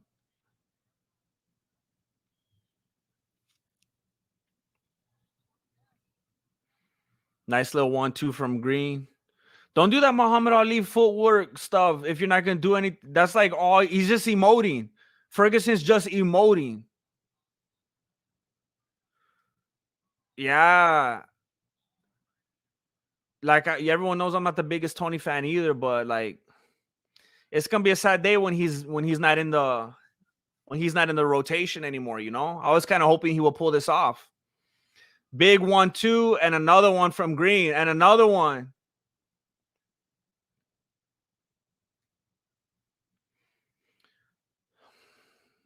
Right hand from Green.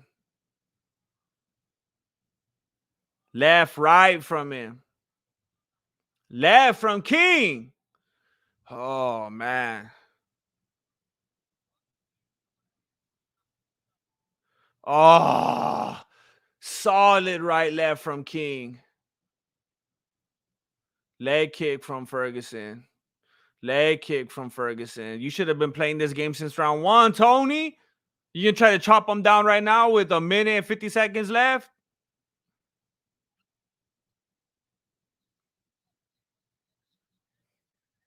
And look at what Makhachev did to Green. Imagine what Khabib would have done to Tony. Even though it was an early stoppage with Makhachev and Green, still.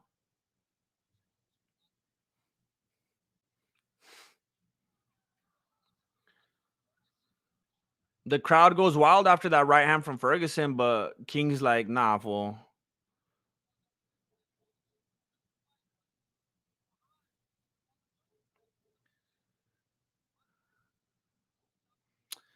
I mean, there's a lot of dead space here, but it's just Ferguson's just trying to hunt him down, trying to stalk him. But King is just countering everything. There's just no shot. King is just countering everything. He kind of stumbled right now and fouled a lot. That would be so funny if Ferguson knocked him out right now. Because King actually kind of stumbled and fell on the fence right now. I don't know what he did. I kind of missed what he hit him with. But that would be funny if that happened in like the last 10 seconds. Now Ferguson's on his back and King is just hammer fisting from the top. Get him in that Ezekiel choke or something.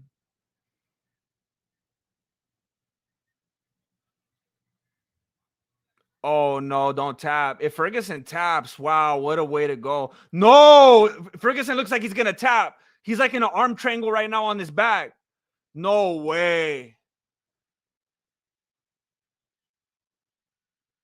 Is Ferguson tapping with his foot? What is he doing? He's moving his legs really, really weird. The ref stopped it. Bobby Green submitted him. I don't even care about the timer.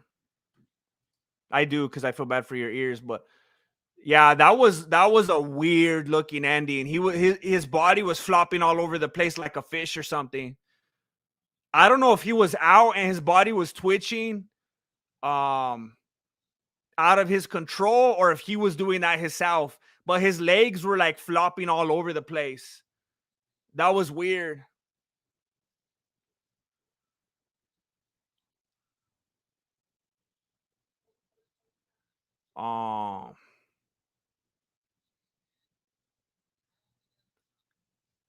Nerve damage, maybe someone said. Yeah, that looked weird. If you have an opportunity to look at the replay right now, scope it out. He was trying to roll and grab something. Tony was on his feet and it wasn't going well, and he was going to try to roll into something. But he's on the bottom right now in an arm triangle, and his legs were kicking and flopping all over the place. He almost kicked Bergliotta in the head a couple times.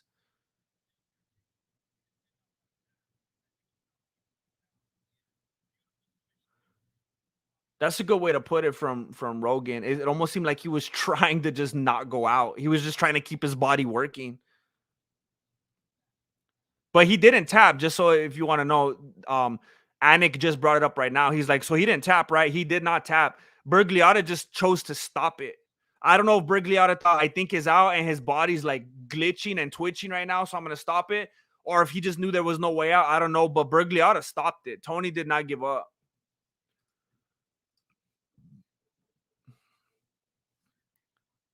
Angry Heretic. That was the sleep paralysis. Hey, he got the Jimmy legs. I was just watching that episode last night. He got the Jimmy legs. Angry Heretic. That's it. That's on the money. Jijuan Happy Shop. Please give this money to Tony. This man needs to be retired. I'll see if he has a PayPal. Thank you very much, Jia Jun Happy Shop. I'll make sure it gets exactly to where it needs to go. Thank you very much. Thank you for caring about Tony.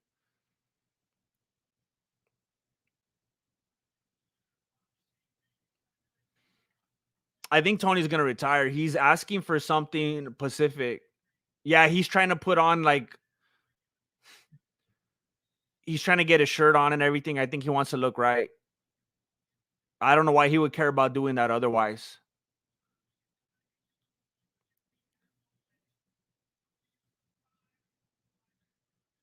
Wait, but now he's leaving.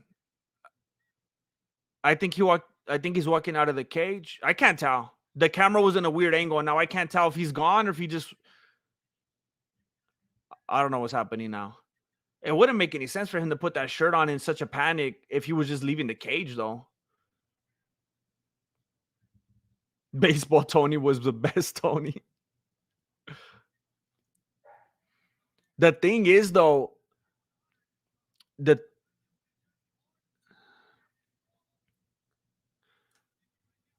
thing is, if Tony just walked out, that means he plans on fighting again, right?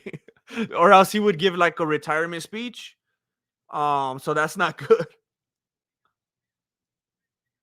Like you know what the fight to make is right now? Everyone's saying Tony needs to retire and that he needs to be done. You know what the truth is? Even if you're one of the dudes saying that, I guarantee you, even if you're one of the dudes saying that, the fight to make that you would agree with is Bobby Green and Paddy Pimblett. That's the fight to make right now. You got two fools right there that you could sell that fight with. Like, can they win a fight? No. Can he win? No, I think he could. No. Could he actually win it? No, he could. But he could. You think he? Yeah. That's the fight right there. Can you see that? Paddy Pimblett and Tony Ferguson. You try to put Tony Ferguson against like anybody else, it's gonna be like, no, let him retire. No, he's took too much damage. No, he's all messed CTE. No. How about Paddy Pimblett? Okay, maybe he could win that one. Let's do that one. Right? I don't think anyone will be against Paddy Pimblett and Tony.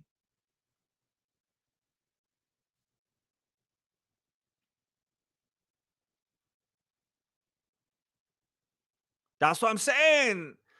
Thank you, Alana. I'm saying people would like that. People would like that. Tony versus Conor.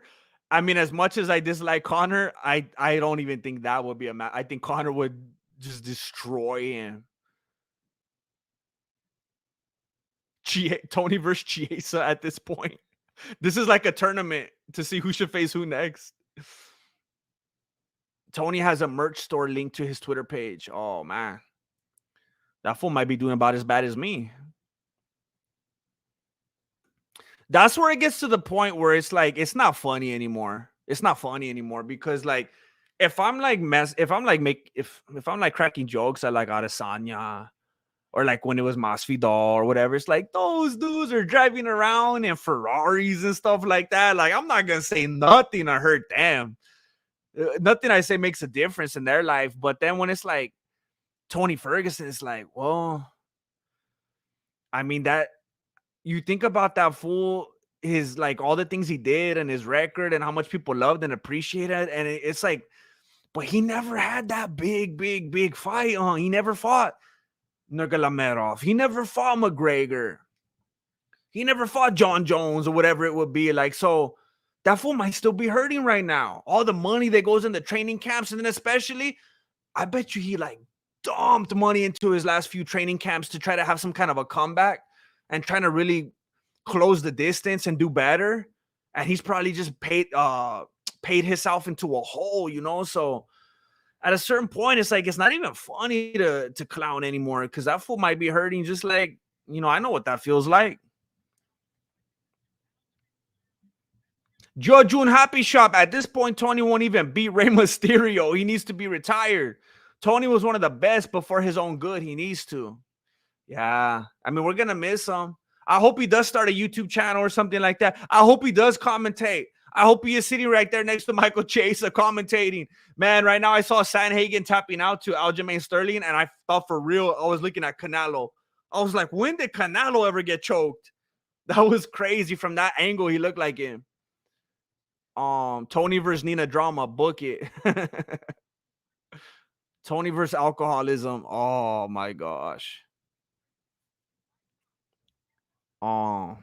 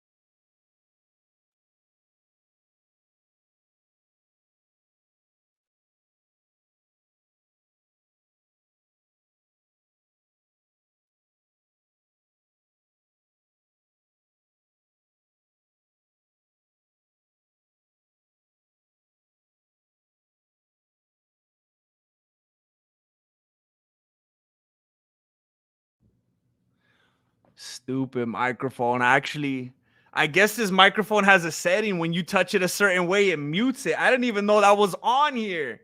Can you guys hear me now? Apparently, I rubbed this little thing that mutes the mic. I forgot it had that feature. Ay, ay, ay. So what I was saying was, all that I was saying was somebody's mentioned that the point of comedy is that you can make fun of anything or something like that. And I kind of agree with that, but not entirely. Because like when you got a dude that's like really, really actually realistically down on his luck, and you know, his wife was gonna leave him, and like maybe problems with his with parental problems and his bills, and he's gonna lose his house, and everyone's he's just a meme and he's not successful. It's like what's the fun in that? Like just really kicking someone when they're down. I don't know. If you're making fun of someone that's like on top of the world, like if you're making fun of Adesanya and he's doing better than all of us, that's like, yeah, that guy's this and that. But I don't know. Maybe it's just me. Maybe I'm just exposing myself. I'm definitely not, like a PC dude or anything like that. And I'm like getting mad at everyone for everything they say, but I don't find any joy in making fun of a dude that's just like losing at everything in his life. I feel kind of bad for him. And there was like a popular MMA channel on Instagram that some of you probably know. They posted a video the other day of this lady with like a physical handicap, like severely. Some of you might know what I'm talking about. And she was training, she was hitting pads, and she kind of lost her balance and was like spinning around and fell down. And then it cut, and the guy who runs the channel was like, oh, laughing and like, oh, I'm gonna, I'm so bad for this or something. And I was like, yeah, fool. Like, I don't know. And everyone in the comments was like, oh, this is a miss, dude. Like, what are you doing? Like, this lady's just trying to like do something good in her life and make herself feel better and be physically fit and have a good time. And you're like laughing at her. I don't know. Like, if we're making fun of Stephen A. Smith and he looks stupid hitting pads, that's one thing. But if it's someone that's like has like a handicap or something, it's like, what's wrong with you? I don't know. There's just certain stuff like that. Like, I have no desire to. I don't think that's funny. Like, if someone gets a funny looking haircut, or they're wearing something weird, or they say something weird, yeah, we could make fun of that. But I don't know, something like that you literally have no control over and don't even, it's just like you're bullying. I don't know. I think that's weird. And I just feel like Ferguson now, it's like, he's not that dude. He was never that dude. I mean, everyone, like a lot of people loved him. They're like, he's a warrior and he does battles and he has this winning streak and he's the best. And it's like, that fool's still driving around in the Toyota Camry, He never got to that level where he could, buy this. And I'm not saying that's what it's all about, and that should be how you want to live your life. But it's like he was still always just like barely getting by, And all that stuff that he did and all those battles and all that blood and all those wounds and all the hospital visits, like, what does he got to show for it? So I don't know. It just doesn't feel like the most enticing thing to pick on someone like that. Juice Box. Hey, thank you for putting that big old green column right there and letting me know that my audio was bad. Thank you, Juice Box. Marloca, yours too. I saw yours. Thank you very much for letting me know.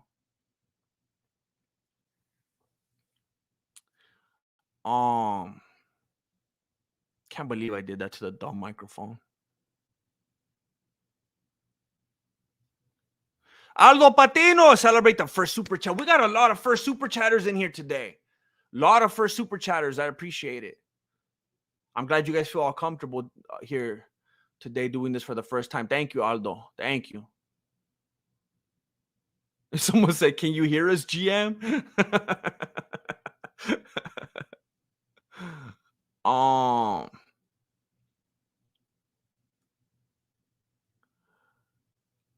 100% agree with everything you said while on mute.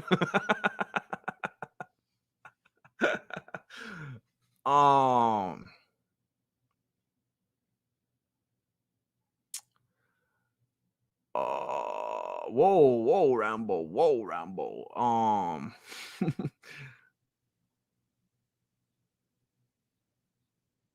Yeah, I didn't even know that was there. I'm still getting used to this mic. Resuscitado.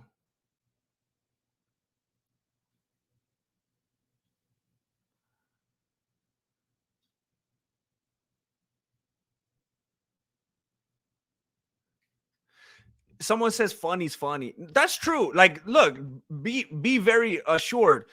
There's stuff that I laugh at that some of you probably wouldn't laugh at, and you might be like, oh, or we might not all have the same. But there's a couple of things like I don't like to make fun of physical disabilities. I don't. That's the furthest. Like, I don't think that's fun. Like the only like I was a real like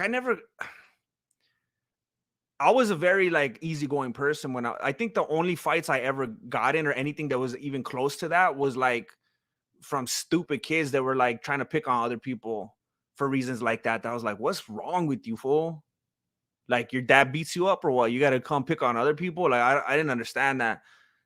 Like, I don't think that's funny to make fun of physical disabilities or handicaps. I don't think it's funny. Like, there's a lot of people that think like, oh, it's real edgy humor.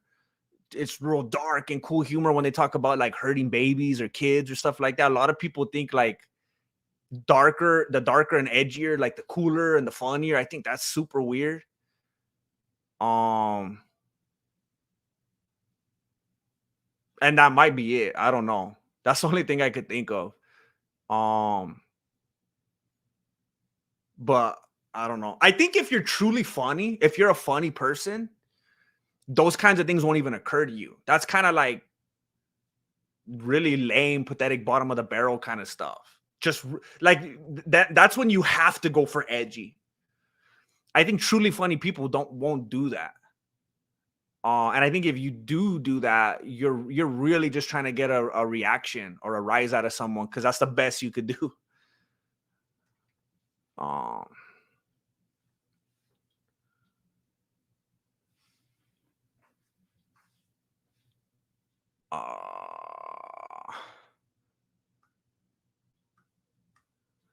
Peyote, thanks for having a heart, bro. Absolutely. Thank you for having a heart about my heart, Peyote. I appreciate it. And it kind of like I like to have a good time. And I like to think of everything that I say and do as like whoa, Derek Lewis ran over him immediately. He rushed him. Derek Lewis like tackled him. De Lima's on his back and he just boom, boom, boom, boom, boom. And like none of it looks like it's effective. Yeah, none of it's hurting him. Lima's actually getting up. But it just was crazy. He rushed him. Wow. That, I mean, you better not stop it, Bergliota. Whoa, it really didn't look like it was gonna hurt him. It really didn't look like it was hurting him. Hey, Derek Lewis, you gotta stop doing that thing. That's how you're hurting your back. That little alligator thing he does. Those, well, I mean, he took off his shorts. He's doing the DX. He's okay. He's okay. Bergliota's laughing. I mean, who am I to say? You know, you don't want to take a right, left from Derek Lewis when you're turtled up, you know? But it didn't even look like they were landing. That fool was, he had his hands up. But hey, Bergliota was the one right there hearing the sound and feeling the vibrations. He knows how hard they were. Derek Lewis is celebrating like if he just won the Super Bowl. Absolutely, Peyote. I appreciate you. Even when I am like making fun and roasting and stuff, I always do it in a way like it's just like busting chops, you know. There's a lot of people that I give a hard time in my videos that, you know, I'd be cool with them in real life, and I'm just saying stuff just to have a good time, you know. So it's just all about trying to bring some levity, you know. So he rushed him and he tried to, oh, it landed. I didn't know he landed a flying knee. Derek Lewis just charged at him. He Masvidal'd him. And then Lima went to his back immediately and he just started going boom, boom, boom, boom, playing him like the bongos.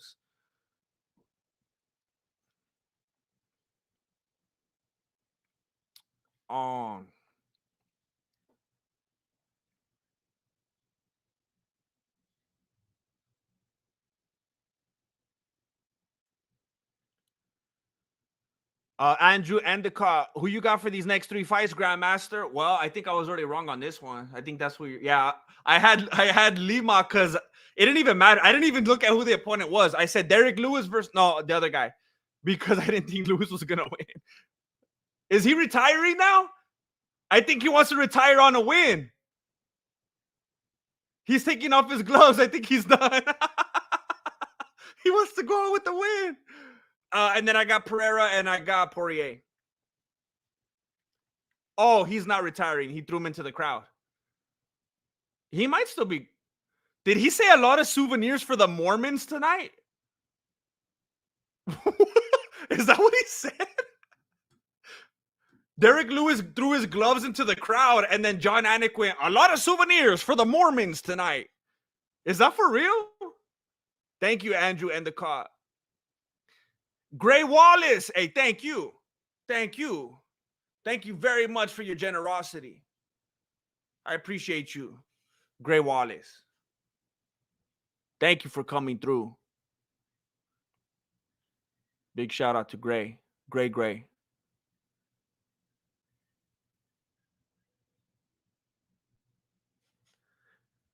Joe Rogan asked him if he planned on it. And he said he did not plan on it. He was just like, let me see if this works.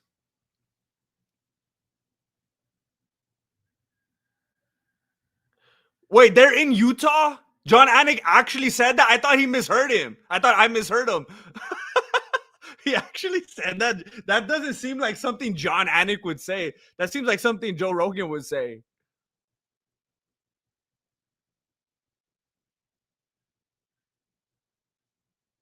Wow. He said he's very happy because he's been waiting for like 2 years to hit somebody. Boom, flying knee. That fool went to his back. And then he just starts throwing right hands, occasional left hand. Chuck Fury at FuriousComedy.com. I thought you died. Finally got off stage on time to listen live. Never stop watching and liking. You, sir, are the grandest of masters. P.S. I work clean sometimes. Now, I know how it goes, especially if you're on stage. On stage, I mean, I can't even imagine. Gosh. I mean, I'm over here going off the beanie, you know. Sometimes I say stuff, you know, a little out of beanie, you know, and it's like, oh my gosh, I can't edit that. But you're on stage. I mean, the pressure must be insane. I appreciate it.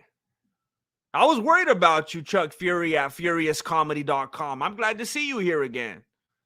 I missed you.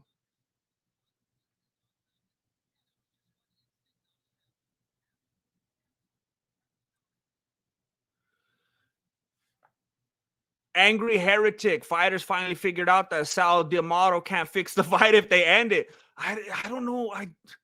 I don't understand. They're like, don't go in a fight if you're not trying to end it. What are we doing here? F-bomb. I appreciate your time. I appreciate you being here. We will miss you until next time.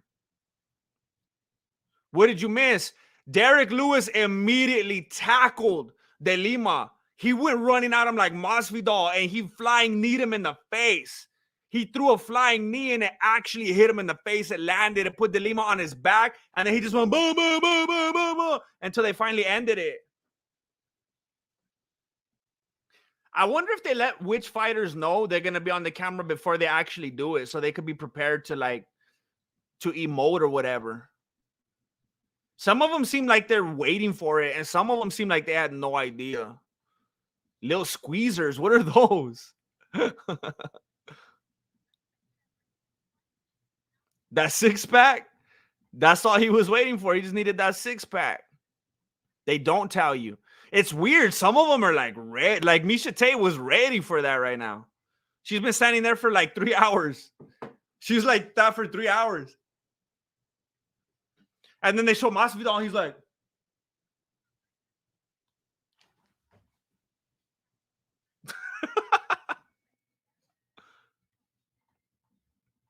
whoa, whoa, whoa, whoa. Someone talking about my PayPal? His PayPal is legit. Pinned at the top of the chat. You trying to send me money or what?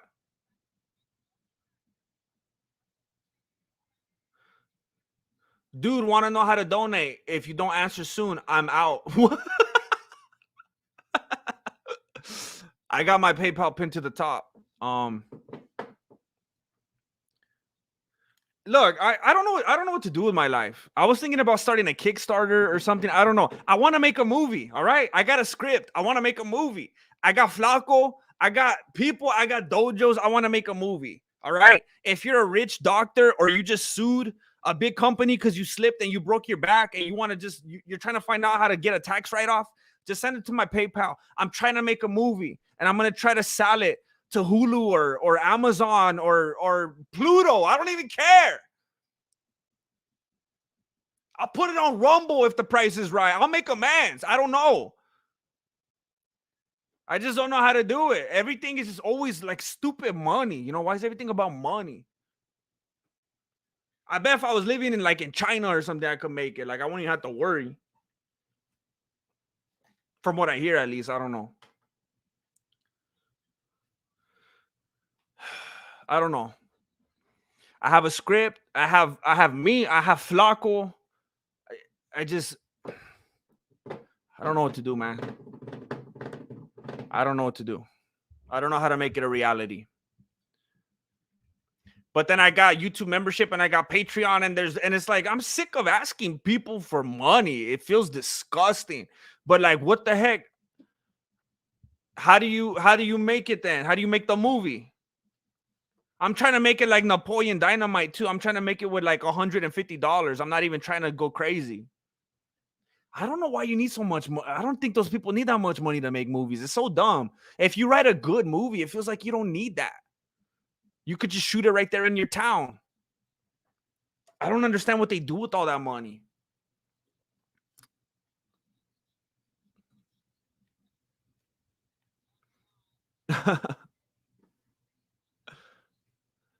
I just feel like if I made one and I made like a trailer, like here's this movie we want to make, everyone would be like, "Fool, I'm already on your Patreon. You're trying to squeeze more money out of me." Not like I don't want to look like that. I just don't know how to go about it. I don't know. And then I'm trying to think, what can I put on Patreon to make it more worth it so people will like it? But then, then I don't make videos on the main channel. I don't know what to do. If anyone knows how to clone people, let me know. Maybe I could clone myself. If I could make like 3 more of me, one of us could just make YouTube shorts all day. The other one could do streams. The other one could do long videos. The other one could make content just for the YouTube membership and the Patreon. No, I need to clone like 6 more of me. You want to make a movie like Eddie Murphy on?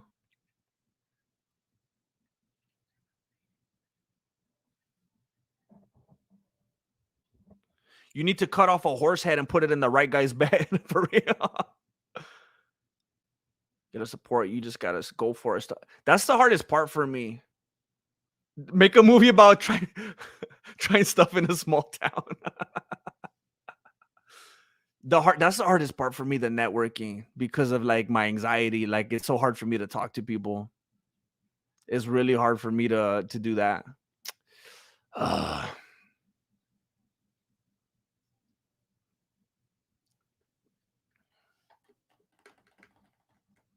Dude, where's my car? How much did it cost to make that money? That movie. Dude, where's my car? Budget. 2 million. It says 13 million. You see, like they make it look like it's all homegrown and everything. Like it didn't cost a lot of money. It cost 13 million. If I remember correctly, Napoleon Dynamite was 400 something thousand. Napoleon Dynamite made for just $400,000. Napoleon Dynamite was an enormous success. 400,000. I was doing research on this the other day, trying to find out like how cheap you could make a movie. It was apparently called and I've seen it. I remember when I was like younger, I saw it. It came on like TV or something. There was a movie called The Brothers McMullen, and that one was like I think 28,000. $23,800. That was the budget for The Brothers McMullen. And it made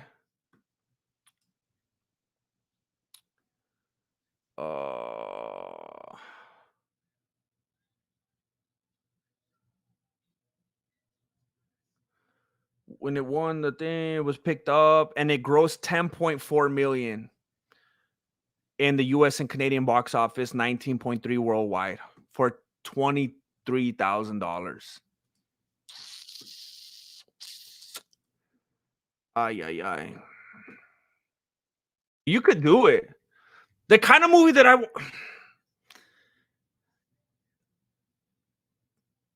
don't even know if it will be that much. That's what it's all about, Formidable Frank. That's right there. You got to consider the crazy marketing budget. That's what it's all about, marketing it.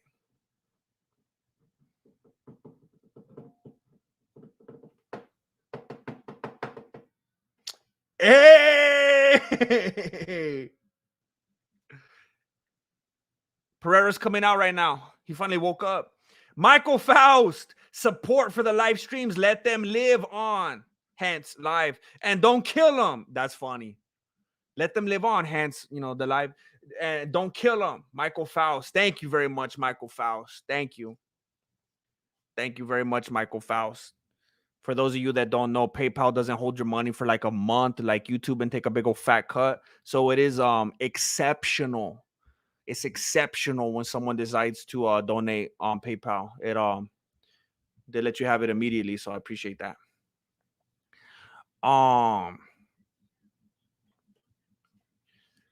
You make it first with the vision. Marketing budget's easily 2 to 3 times production budget nowadays.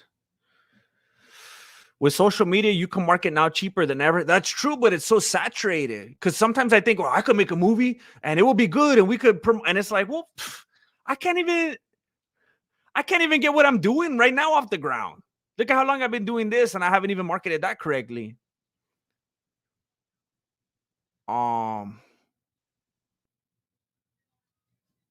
Thank you, Killer Dad. I know a lot of people don't appreciate that, so I'm glad to hear that someone does. Thank you.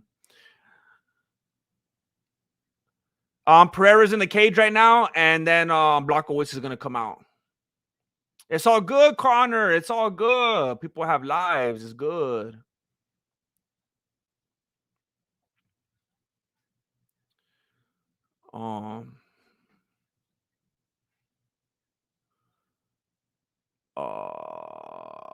Zach Rucker, go Ben Shapiro and do an ad every 15 minutes. For reals. It's different though if you do like a YouTube ad or a sponsored one. Sponsored ones would, make more money, but it's real hard to get those. Your views have to be really, really good. Mo, but thank you, Zach. Hey, gotta do what I gotta do. I might just spam it. People get like real comfortable. Like, hey, fool, just give me everything for free, and you better shut your mouth and not play any ads. It's like, what? What do you think this is? Evan Royalty made a couple good short movies that are pretty good. His next film he's making has a 300K on Kickstarter. What the? Mo, you Mexican play the piano? That's what's up. Very, very, very. I play like a little kid that took a few lessons. I'm not good whatsoever. I just like writing songs. I just like sitting there and coming up with lyrics. And that's just the vehicle for that. I'm not at all very good piano player. I just have fun doing it. Thank you, Alana. Thank you, Alana. And Formidable Frank. I'll probably come back and read this chat later when I'm feeling bad about myself. Because I just think of all the negatives and like why I should stop wasting my time. So thank you.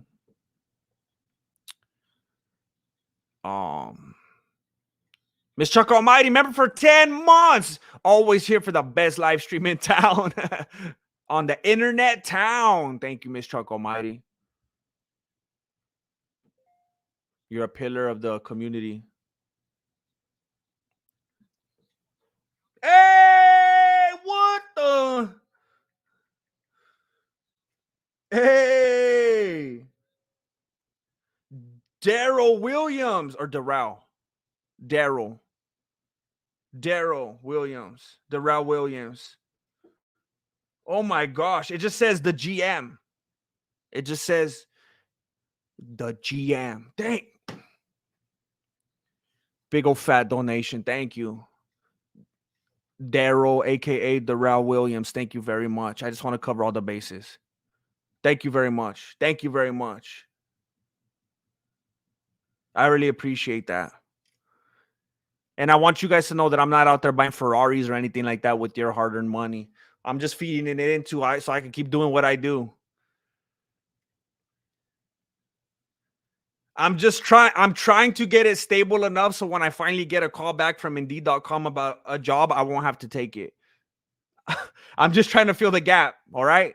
I'm not being dumb with your money. I'm just trying to allow it to keep doing what I do. So thank you very much, Darrell, aka Daryl Williams. Thank you. Wait a minute. So this is not a title fight then. It doesn't say on the page right here. Right? Why isn't it a title fight? Is it?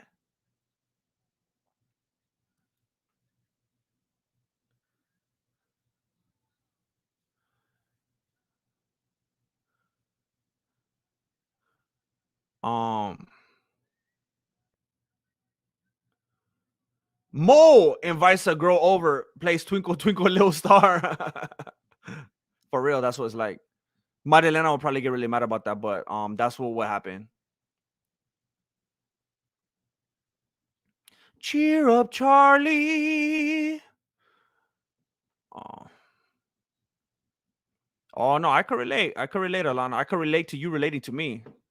Believe me. Believe me, because there's all that negative talk. So it's like I gotta offset this. I gotta offset this real quick. Oh my gosh. I wonder if one of these dudes was like, hey, maybe I should try what Derek Lewis did real quick. After they saw that Pereira looks so much bigger. Blachowicz immediately going for the takedown. And everyone's booing immediately. So Blachowicz immediately went for the single leg, put Pereira's back against the cage, and Pereira has him in a guillotine now. But he only has it with one arm, and he's like trying to throw hammer fist to the leg of Blachowicz, trying to wear him down a little bit. Blachowicz doesn't look strong enough. Now Pereira committed the other arm to the guillotine, and Blachowicz doesn't look good. His face turned really red. Oh, his arm looked like it was going limp, but then he gave the referee one of these, and it looked like he was falling because his body was sagging, but I guess he was just changing levels. Blachowicz still trying to commit to that cage work, and he has his arms wrapped around the left leg of Pereira. He wants that. He wants to get it down. Pereira continues squeezing right there on the erotic artery of Blachowicz. All that time, Blachowicz is putting all that strength into trying to get him down. Pereira's just squeezing on that neck.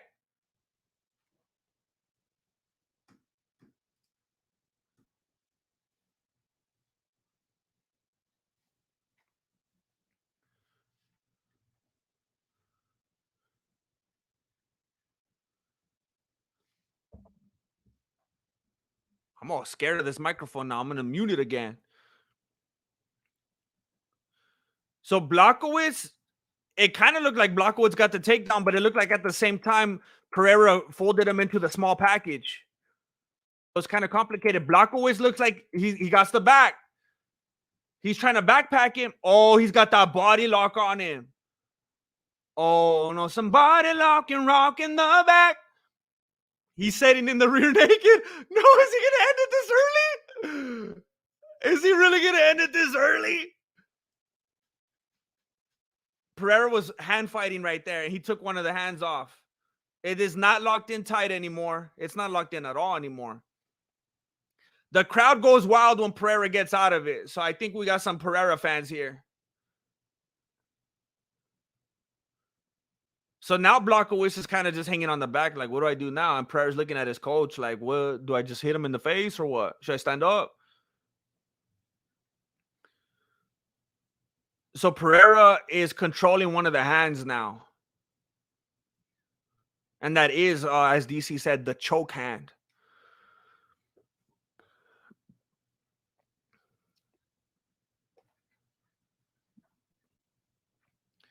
They're kind of in that position like where Pereira was with Adesanya, where he's kind of like, Blachowicz has the back and Pereira's like, I don't know how to quite know how to get up right here.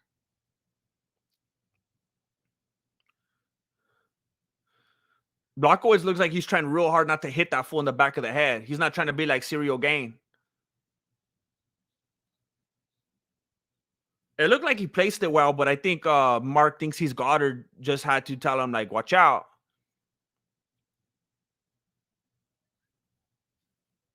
He does, Juice Box. He does. He always looks like that. He always looks like he's halfway through an adrenaline dump.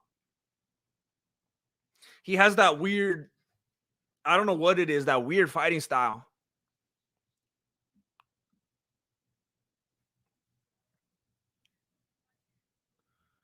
DC's trying to coach Pereira. He's trying to put two hands on the right hand. He went like this. Put two hands on the right hand. if you're Pereira, he had to correct himself like that. Oh, it looks like Blachowicz got it in even tighter this time. Wait, he still got out of it? I think he got out of it again. Yeah. I don't know if Blachowicz has enough time to do what he's trying to do right here. They said they think he's trying to flatten him out. Yeah, he's trying to get that other leg out. Pereira's just too strong. I mean, you could grapple and do the BJJ and this and that, but I mean, if you're just trying to do it with the gorilla or something, and the creature's just too strong, it's just not good. You're just not gonna move him. I think he gets to the second round and Pereira just finds a way to not let him get him in this spot again. Pereira was way too casual about what he let Blachowicz do on the cage. And he needs to know, don't get in that spot anymore. Don't try to clinch with them on the... If you want to clinch with them, clinch with... Oh, my gosh. If you want to clinch with them in the center of the cage. I mean, yeah, in the center, not on the cage. Look at this. Look at this. Look at this.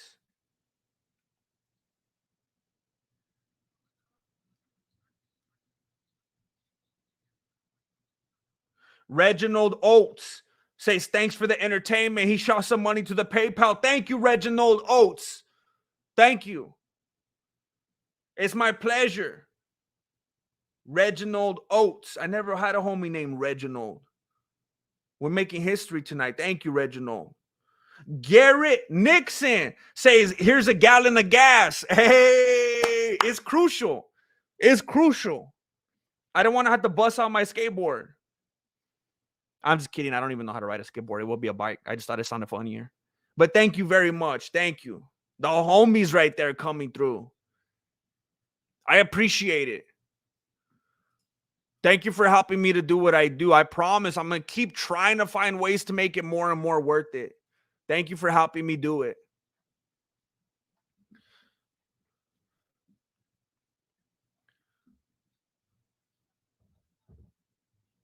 All right, so we got a couple leg kicks from Pereira. Trying to maintain that distance. He's going to have to try to wear him down a little bit. Make him afraid of closing the distance. Another leg kick from Pereira, but then there's also one from Blachowicz. He's going to have to make him uncomfortable with closing that distance. And every time he tries to think about it, you're going to need to wear those legs down. Or jab him with that long reach. He's jabbed him a couple times now. He seems to be switching to the jab over the leg kick now.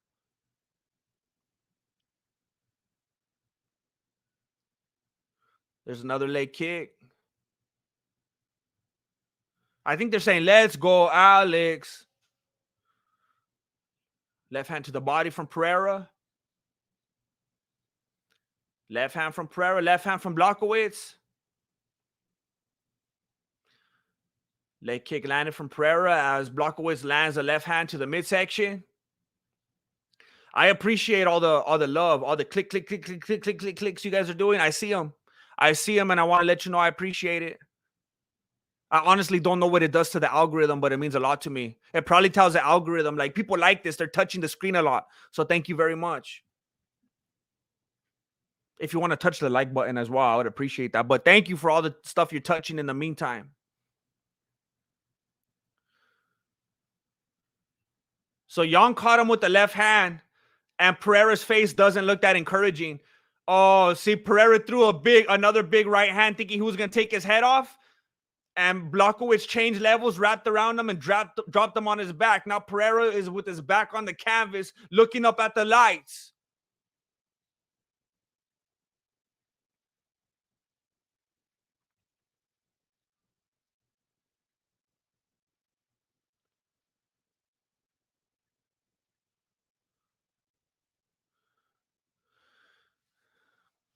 Pereira's just trying his best to control those limbs now so he doesn't get teed off on. He has under 3 minutes now to not get beat into the canvas.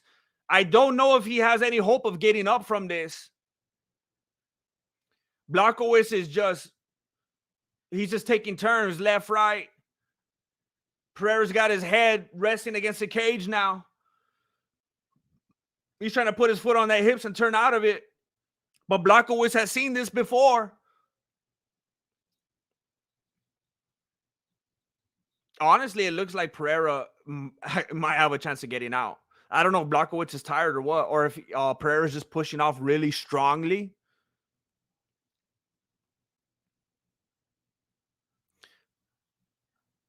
Yeah, it can't feel good, Hava. It's got to be scary. He got up, though.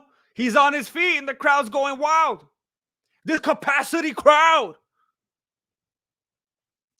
Pereira with his back against the cage. Knee to the body from Blachowicz. Presses him further into the cage. Knee to the body from Pereira. Barely even touched. Another knee that looked like it could have been in the groin area. Maybe high on the upper thigh of Blachowicz.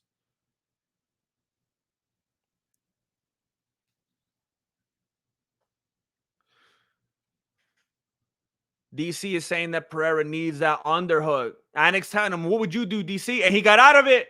He got out of it. Leg kick from Pereira. Attempted head kick. Blachowicz had his glove there.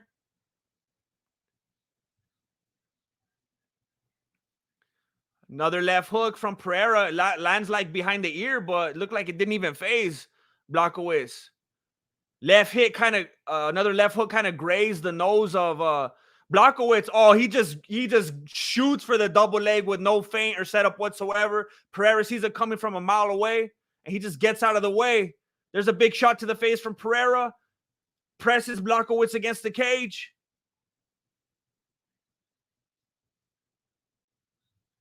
They walk off the cage. Someone's going to... Okay, they broke up with a knee to the body from Pereira. He comes forward with the uppercut. Left to the body. Blachowicz is fading. Left hand to the face of Blachowicz.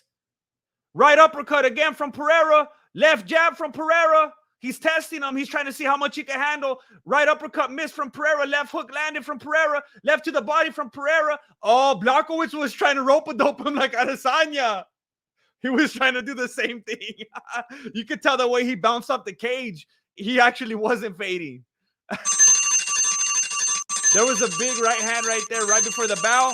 And then Blachowicz, he wrapped up with him and he was going to try to take him down.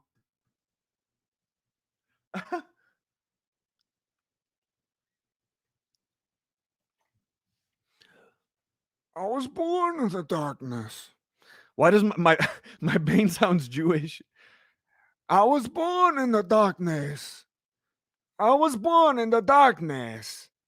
Listen. I was born in the darkness. What do you want from me? What do you want? I was born in the darkness. I'm just looking for the light. New character, Jewish Bane.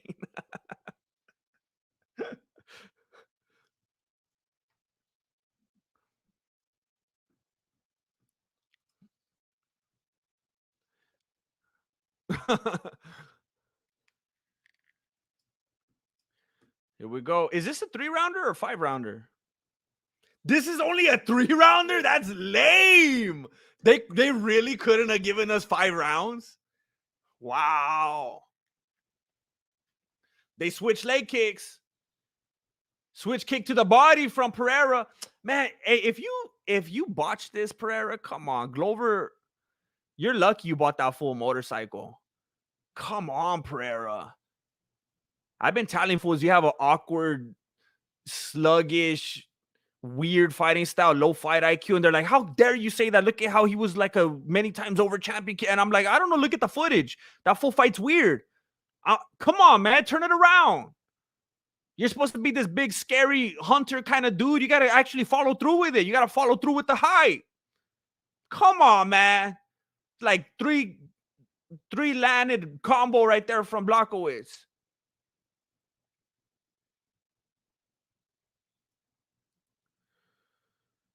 Left hand landed from Pereira. Attempted shot to the body from Pereira. Blachowicz isn't there.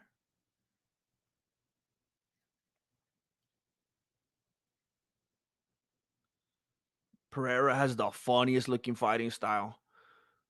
Another kick. Another leg kick from Pereira. Left, right from Blachowicz. It looks solid, but Pereira's like, what? That's all you got? I don't know. How come all my things sound the same? That's all you got? That's the best you got for me? You got a left, right, left. I don't know how come everything sounds like that. Leg kick from Blachowicz. Man, what a shame if this does go to decision.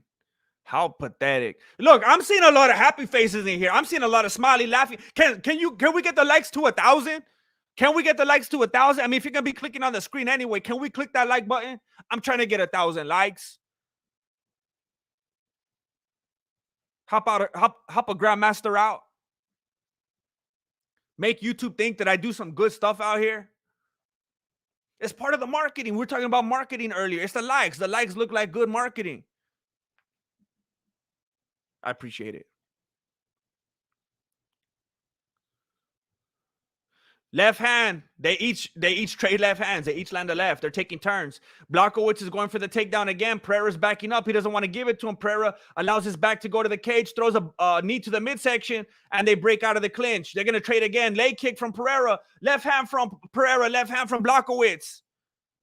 Leg kick from Pereira. Left hook from Blachowicz. Left hand to the upper body from Pereira. We just broke 700 likes. Can we break 750? Can we break 750 without even an additional 50 people here? Now that I think of it, that doesn't mean all 740 people have liked the video. So can we break 750, please? I would appreciate it very much.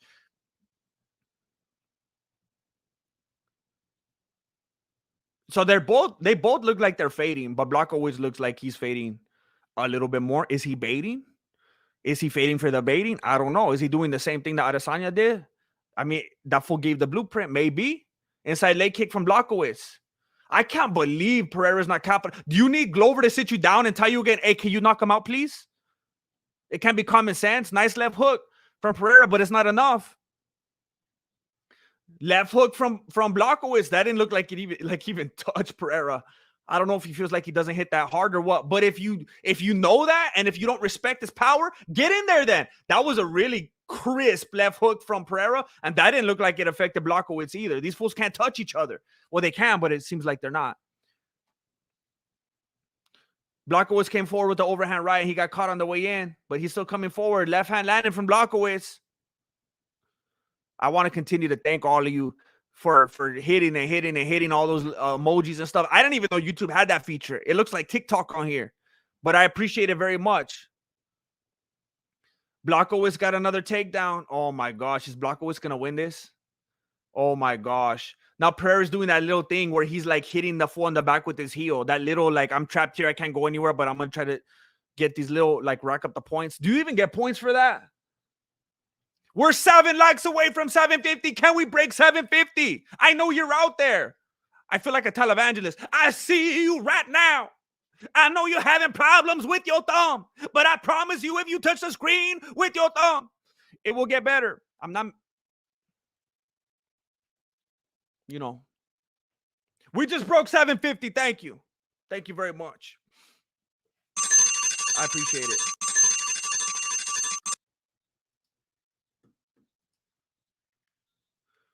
Well, I don't know. John Anik I appreciate that, Alana. Thank you. John Anik said, I don't even know if that takedown will count because of something about how it was such an effective striking round. So I guess it only counts if like no one did enough strikes and they're like, okay, we have to go to the next wave then. I think it's probably going to go to Jan, right? I could see the UFC wanting Pereira to get it because he just seems more exciting and marketable, even though he didn't do a good job of making himself look like that guy in this fight. But I mean, he still gets more people talking than they do about Blachowicz, and it's not fair to Blachowicz. I mean, if he wins, right? But still, here in Utah, they favor grappling. Are you from Utah? I didn't know that. We're 10 likes away from 800. I know you're out there. I know you've been thinking about clicking that like button, but you didn't know if you should. You're like, I don't just give my likes away to just any old video. I like to think about this. And you're on the fence. And you don't know if I should be that special channel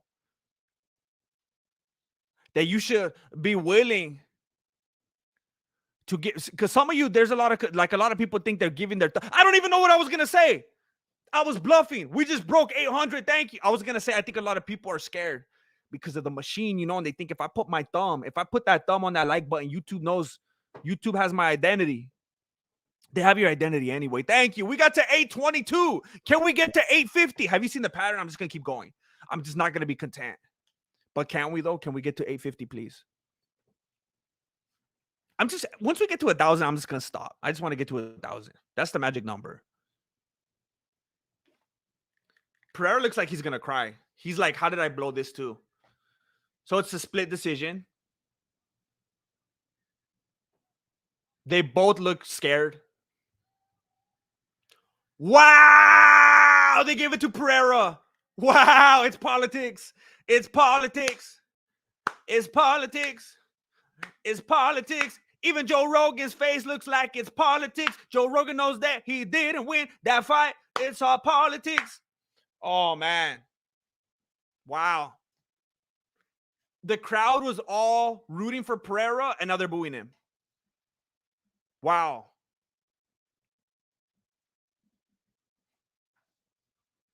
Hey, for real, I'm going to use that F-bomb. Hey, F-bomb, you're still here. I'm going to use that F-bomb.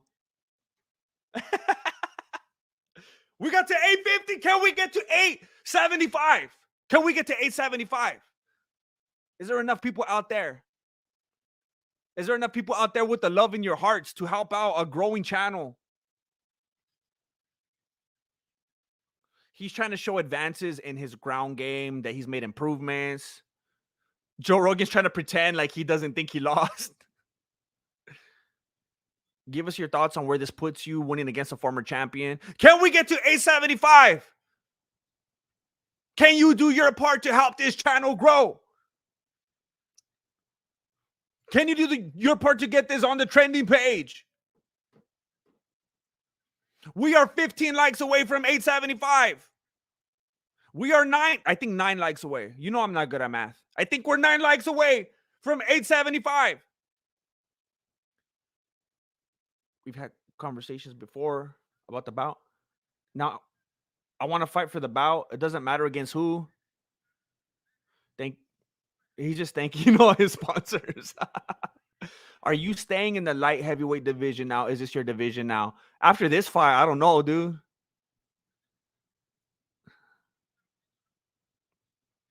We broke 875. Can we get to 900? Right now, I'm focused on this division. I want to be champion of this division, and then we have some business to solve. How much easier was it for you to fight at light heavyweight and not have to cut all that weight? We're 14 likes away from 900. I know there's 14 of you out there that want to support this channel. I'm tired. I'm tired of trying to peer pressure you. I don't even want you to like it. I don't even want you to like the video. It doesn't even matter to me. I don't even care about reverse psychology. It's all stupid. It doesn't mean anything at all to me. Like, what's the deal in the grand scheme of things? You know, stupid likes. Like, when you like a video, what's it? We got past 900. We got past 900 likes. Thank you very much. We got past 900 likes.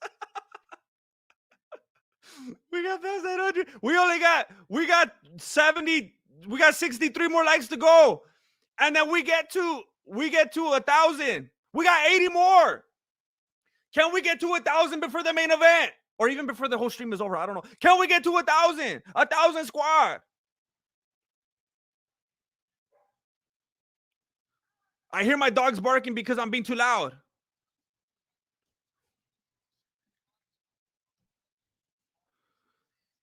We are six. I think some people disliked. I think they unliked. I think they did. Can we? I don't know the math. 931 is 69, right? Not people are gonna like. Can we? We're getting close. I don't know the math, to be honest with you, anymore. I think it's 68. Are you live? No, this is a pre-recording. However, I have the power to go. What? How did I change this?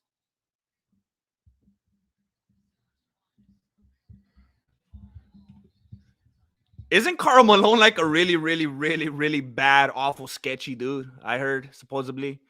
Jose Lopez told my grandma to like it. Hey, thank you, grandma. Thank you, grandma. Grandma's in the house. Hey, Jose Lopez, what's up with your profile?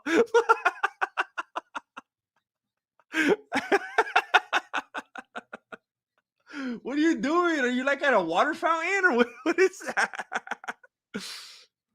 Fool, I'm gonna go get a Gatorade. I just stepped out of line right now. Forget that one.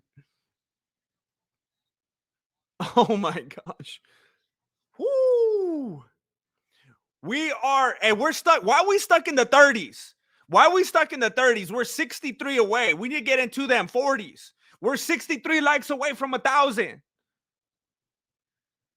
There we go. We only need 60 likes left to get 1,000. 60 likes left. My throat is hurting. Oh, all my ice melted. All my ice melted.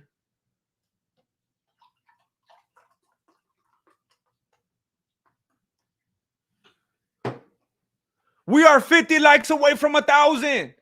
Johnny Appleseed says, come on, people, hit that like button.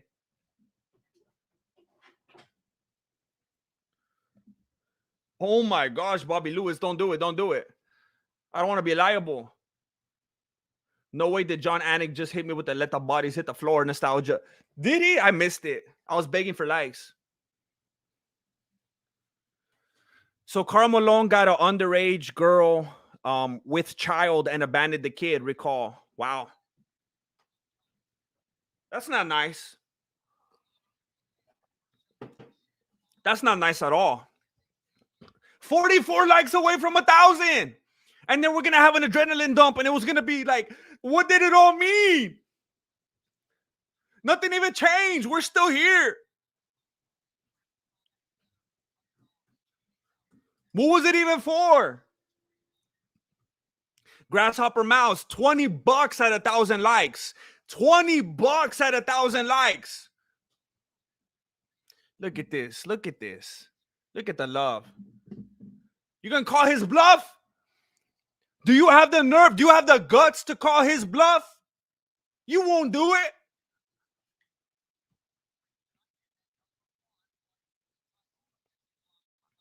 I appreciate you, Grasshopper Mouse.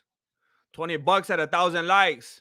Hey, I didn't. Should I like it? I'm not gonna like my own video. That's pathetic. 2,000 likes and you get superpowers. We are 29 likes away.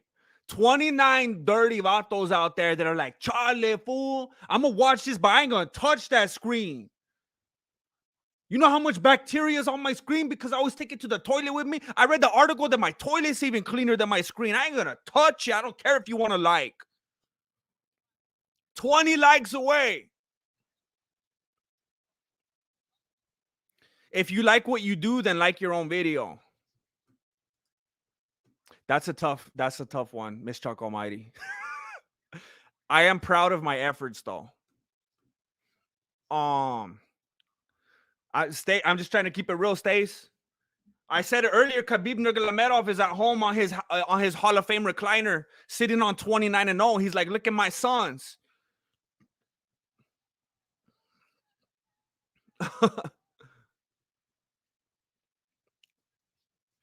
Oh, we're 3 away.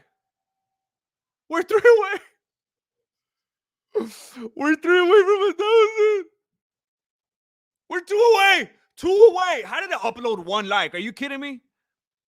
It repopulated for just 1. 1,000. We just.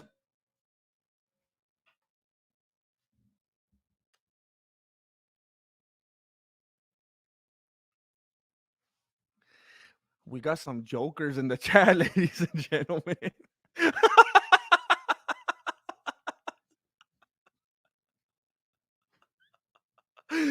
I respect it. I respect it.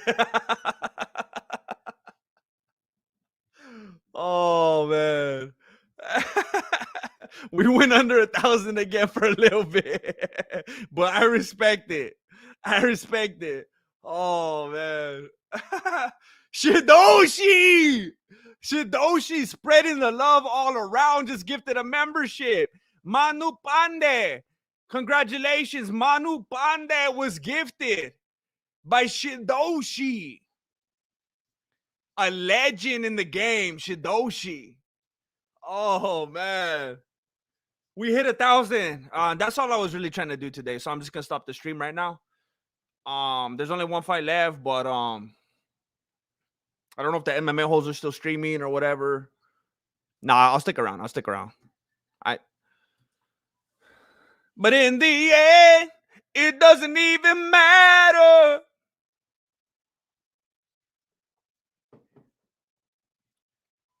Sour Vanilla, you are bold. You are bold and courageous and beautiful. Thank you very much. Thank you very much for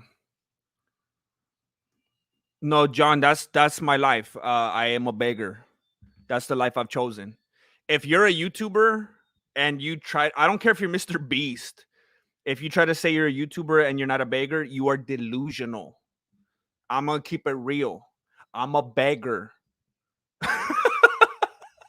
I'm a grifter. I might try my best to give you some entertainment in the meantime, but I ain't delusional. I'm on the boardwalk right now playing Heart of Gold for you, all right? Asking for your change. That's what I'm doing right now. Like metaphorical like speak right now. Grasshopper Mouse for everyone in the chat. Thank you. Look at this. Said 20 and gave 50. Went above and beyond. Above and beyond. 3 times over. Thank you so much, Grasshopper Mouse. Unbelievable. A grasshopper of their word. Thank you. For everyone in the chat. Look, he's representing. He's covering everybody. He's out there. He's out here picking up the bill for everybody. Thank you, Grasshopper Mouse. Ciao!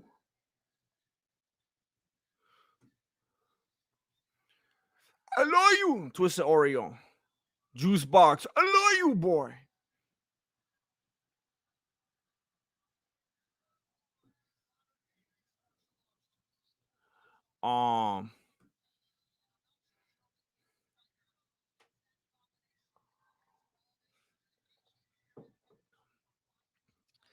What about a YouTuber who doesn't beg? It doesn't exist.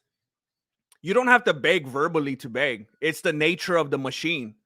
When you're putting on content for free, when you're putting on free content for free, and there's absolutely no promised ROI whatsoever, there's no exchange, there's no check, there's no clocking in and clocking out. Like by default, by the nature of what you're doing, you're begging. Here's what I can do for you. Please give me something in return, viewer, or YouTube. Please give me something in return. Please give me a cut of this ad that ran. Please give me a good CPM. Please reward me for what I did and upload it to your channel. That's just what it is.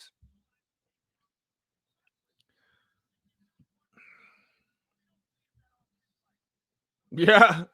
I feel like a winner in this moment, Phil Smith. Yeah, I'm not worried about it. I'm not delusional. I don't get paid by YouTube or anything like that. I'm fully aware. Like I think about it a lot. Like when I feel like I haven't uploaded as much as I need to, or if I ever put out a video that I feel like wasn't my best, I'm like, I hate it. I'm upset with myself. And I feel like I think about you guys and I feel bad about it because I think they're the ones that support me and what I do. YouTube does, I'm not their employee. They don't take care of me. It's the viewers that are constantly like, here, keep doing what you do. Keep doing what you do. So when I feel like I'm not where I want to be, I think about you guys. I'm like, man, I hope they don't get the wrong idea and they think I'm just being lazy or they think I don't care. It's like, I'm just over here trying to figure things out. How can I get Flacco back in the loop? How can I secure this new set, this location where I could shoot more Mexican martial arts? How can I get a meeting with someone so I can make this show? Because I think everyone would like watching this show or this movie, or how can I stream more and people actually get notified and show up? Like, I'm always trying to figure stuff out.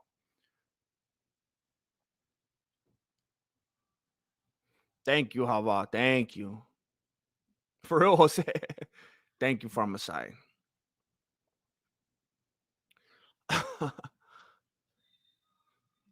Thank you, Sammy Rose, for noticing.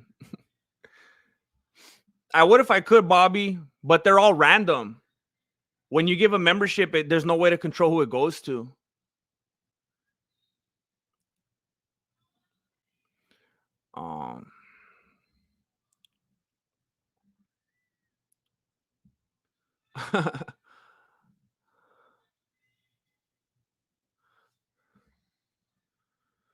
Come on, let's get it over with. Run out here. Just run to the cage.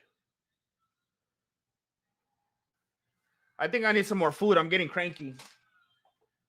It's time for some cold pizza. Oh, this looks very, very cold. I'm not a cold pizza kind of dude. I know a lot of people are like, I could eat it. Some people even say they prefer it. That's not my jam, but I'm desperate right now. Yeah, that's not great. That's not great at all. Nope. It seems like the crowd is very pro Poirier.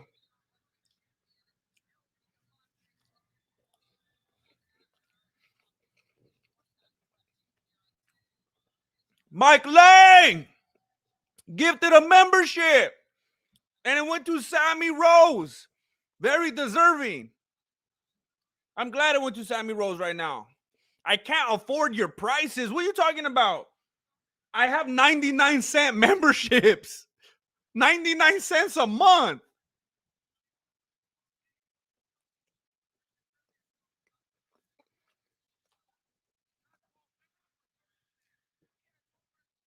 Have you guys heard of that new website that creators are using called Buy Me a Coffee or something?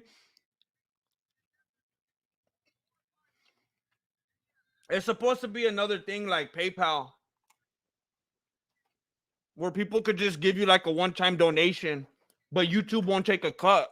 They won't interfere. I don't know if I should throw that into the loop. I don't know if enough people are familiar with it.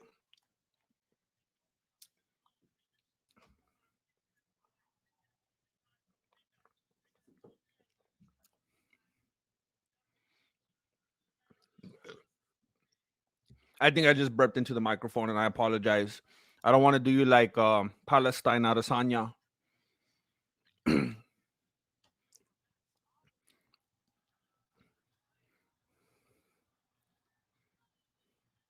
Greasy Flab got a membership. Were you not here when you got it? You just showed up. Can you even get it if you're not here? Did you not notice?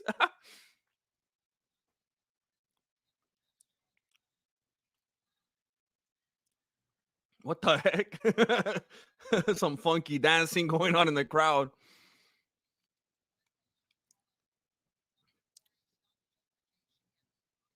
Um,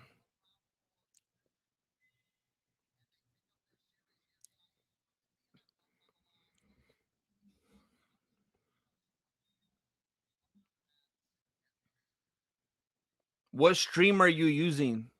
I bought it, fool. What do you mean? I'm using the ESPN Plus stream, homie. I pay $70 for this. Mochi and Mavis, hey, thank you for being here. Thank you for being here. I appreciate it. It would make no sense for me to do this if no one showed up, so thank you.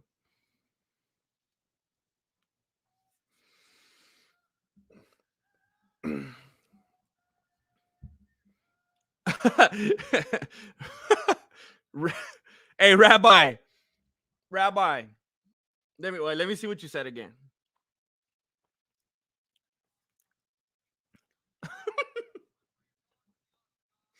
Rabbi, you had to be here earlier. And maybe if you weren't, you still wouldn't think it's funny, but I don't know. I gotta try to convince you to have a sense of humor. I don't know what to tell you. We were talking about how it's funny that Ariel Hawani only fanboys and simps over Adesanya because his first name is Israel. and that would he treat him the same way if his name was Palestine Adesanya? And I gotta tell you, we all thought that was funny. So, uh,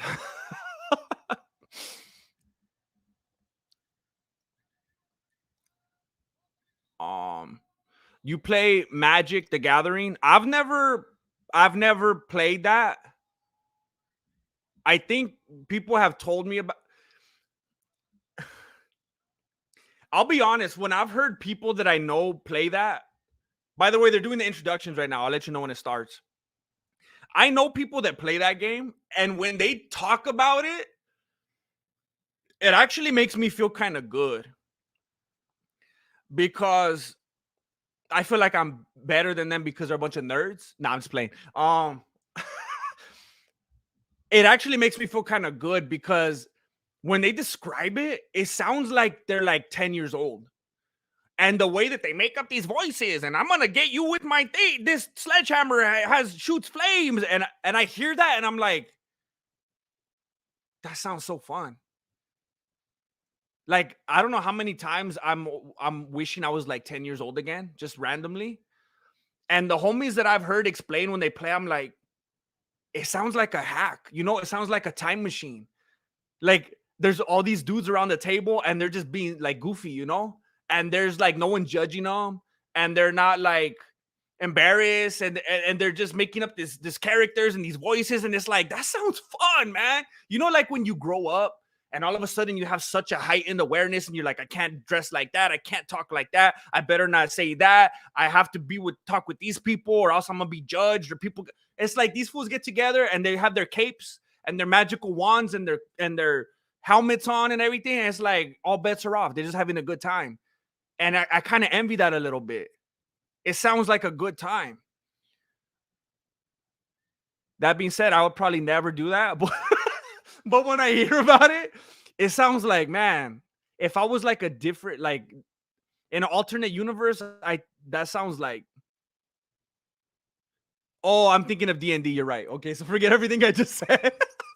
They're all the same to me. Forget everything I just said. All right, never mind.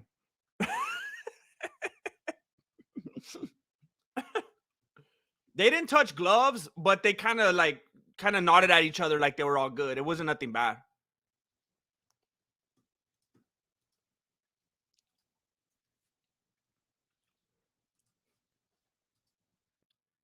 There we go. There we go. Now they touch gloves. Poirier trying to work that jab already. Leg kick from Gaethje. Leg kick from Poirier. He says, you want to play that? Did you see what I did to McGregor's leg? Kick to the body from Poirier. What's next? Head kick. Oh, leg kick from Gaethje. That one looked like it bothered Poirier. He switched stances right away, and then he was like, oh, that's too obvious. And then he switched back. Another leg kick from Gaethje. Oh, Poirier kind of fainted and made Gaethje switch levels, and it looked like he hit him with the head kick. I think it was partially blocked, though.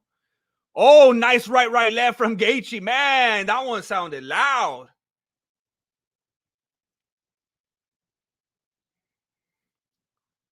Shot to the body and then followed up to the face by Gaethje. Poirier tries to close the distance. Looked like Gaethje kind of caught him with the left hook, but I think it just grazed him a little bit.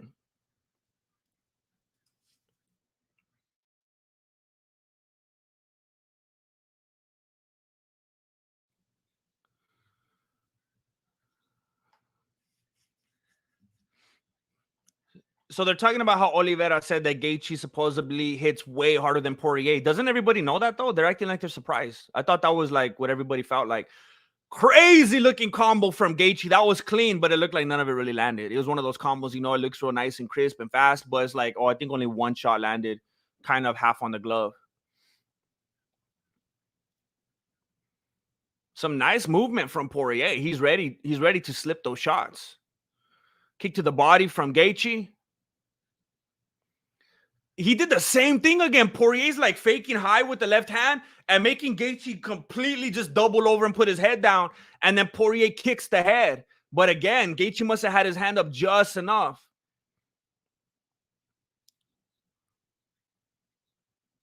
Right from Gaethje, followed by overhand left, but that didn't quite land. Attempted head kick from Gaethje. That sounded loud, but Poirier had his hand up. His forehead looks really red, though. I think the instep touched him on the forehead. That was a weird looking. That was like a standing hammer fist or something. That looked weird from Poirier. Wow. Gaethje's kind of beating him to the he's really fast with his counters right now. Nice head movement from Gaethje. Leg kick from Gaethje. He's hanging out right there by the cage. I think he's trying to bait him, and then he's going to explode off of him. He just landed a nice left to the dome. That was Gaethje. Nice right to the body. Left hook to the ear. I mean, unless I'm missing something here, it definitely looks like Gaethje is out striking him. That was a pretty solid left. That one did not look good for Gaethje. He's kind of messing with his eye. I think he's trying to imply that he got eye poked, but he's not really looking to herb or anything. He's just going to continue. Another left hand from Poirier, and Gaethje looks rocked. He bounced off the fence, though. He's coming forward swinging.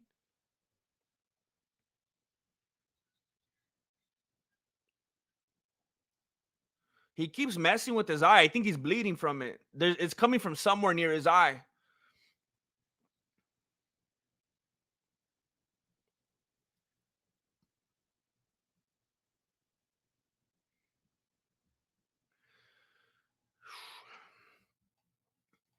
Oh, Gaethje missed the overhand. Poirier came forward and countered. Landed pretty cleanly.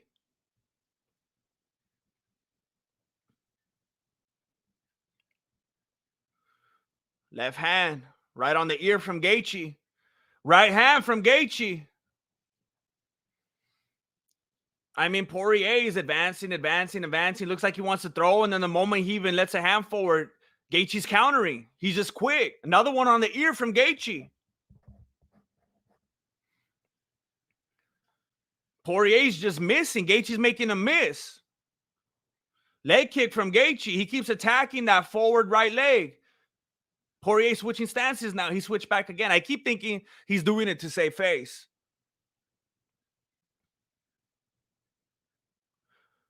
Another head kick from Gaethje. Poirier had his hand up. Leg kick from Gaethje, attacking that forward leg. And I will save your ears. You are welcome. Nice right hand, left hand from Gaethje at the end of the round. Glove touch.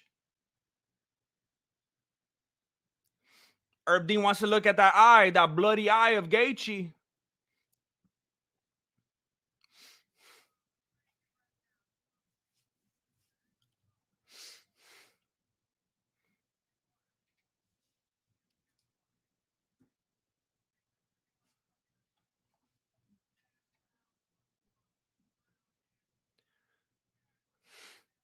You think that was Dustin's round for reals? I thought that was Gaethje. What do you think? Why is Dustin so worried about his shorts? I didn't even notice that.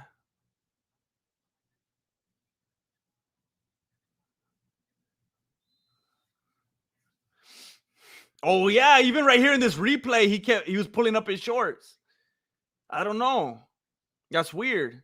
Maybe he didn't tie his string all the way and he doesn't want to.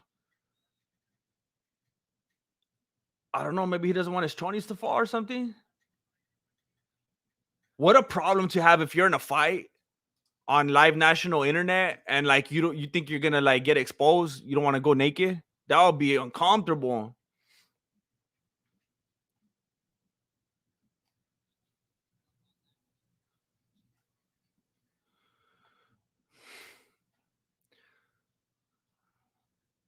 Oh, Gaethje's throwing some weird. That was like a real short overhand left attempt from Gaethje. Like he kind of swiped at him like a little kitty cat. That was weird. It didn't make any contact. Every time Poirier tries to come forward, Gaethje explodes. And he says, "Let me give you this 1-2 real quick." He lands a 1-2. Why does? Yeah, I can't. Now I can't stop seeing it. Poirier keeps pulling up his shorts. He's trying to flex his tattoos. I wonder if he thinks he's gonna like intimidate Gaethje, but like that fool has his own tattoos. He's doing it again. Is he trying to show off his tan? That fool literally looks like he has on a pair of white shorts under his trunks. Yeah, he got knocked out. Dustin got head kicked. I mean, just Dustin. See how I mix them up? Dustin Poirier just got head kicked and knocked out. Poirier just got knocked out right on the Monster logo. New sponsor. New sponsor. He's telling the Monster Energy, wake me up inside. I can't wake up. Save me. Save me from the monster. How ironic, because that's your logo. Wake me up. Wow. That's it. That's it. It's over. Head kick. Boom. It's over. It's over. That's it. Wake me up inside. I can't wake up. Oh, what? That's messed up. They're trying to make him a meme. Dustin Poirier was having a hard time waking up, and the doctor literally put his chile, they put his hot sauce under his nose to try to wake him up. You know how they do with the smelling salts? They literally put the hot sauce under his nose to try to bring him back. That's messed up. Like, I know that's like a funny like sponsorship moment or whatever, but it's probably gonna backfire. That's just gonna make him look pathetic. So he threw the fake right hand, and then Poirier thought he was gonna hit him with the right hand, and then he followed up with the head kick. Herb Dean slid in there. He's trying to save him. Boom! Wow, and Poirier even had his glove up, but the thud was just too much. And Herb Dean slid. He stole second base in there, and he tried to save Poirier's life. Boom! The foot just went a little past Poirier's glove. He falls down. And then Herb Dean runs over there. Boom! And Gaethje's like, let me give you one more hammer fist real quick, just for the last time. For the last time you got me, homie. Let me just get it back real quick. He knew he was out. And he's like, bam, remember last time, homie? Oh, man. Dustin, the fake nice guy, loses, it says. Oh, man. Man. That's crazy. So Dustin, this was like the third time in the fight, at least, maybe the fourth. It was like the third time Gaethje kicked him in the head. And every time Poirier had his glove up, but this time the foot was just a little too far past the glove. Every time it was going like this, and this time it was a little too far and got him right there on the ear, behind the ear. It was just a little bit too much.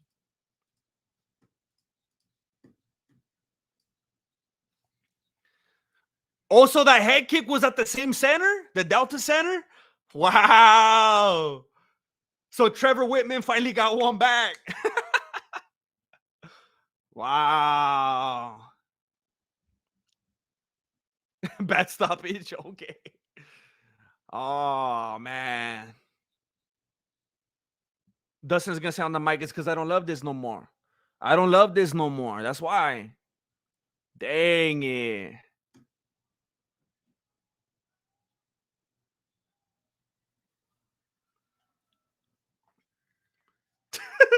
Masvidal's giving him the BMF. Gaethje even made a face. He made a face when he put it on his shoulder like, this is embarrassing.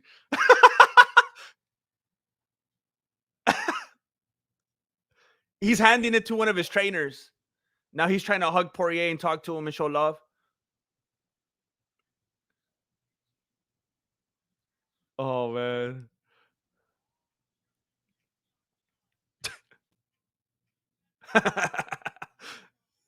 Gaethje was having a hard time throwing the belt over his shoulder. It kept slipping off and falling. He's like, oh, it's all the Vaseline. I feel like he exposed himself, though. Does that mean he had too much Vaseline on or what?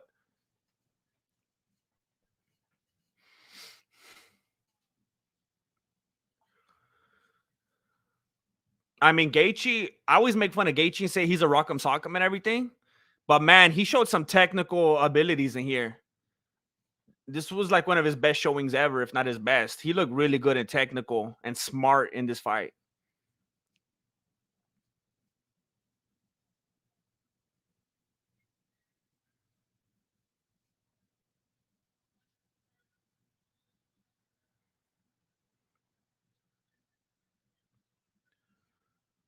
Book the trilogy. The first fight was a catalyst for improvement. You honed your style. Yeah. If you watch that fight compared to this fight, it's night and day. I had to understand. It was a tough lesson to learn. That man taught me that lesson. I thank God for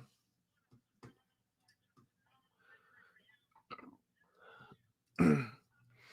This puts you at the top of the heap of this talent stack division. You know, the BMF title holder sounds funny to even hear. You know what I want next? I want to fight for the world championship. These guys are fighting in October. I want to prove I'm the best. Win, lose, or draw. Max effort was what you're going to get from me. Luck and chance are a factor. I'm willing to roll the dice any day. Was that head kick something you worked on? Did you see a pattern? He says, I've never thrown it once. I was so calm in here. It was like another day at home. Another day at home chilling at my house. How many people are you head kicking in your home, Vato? Dustin Benoit Gaethje? Justin, man, I keep doing it.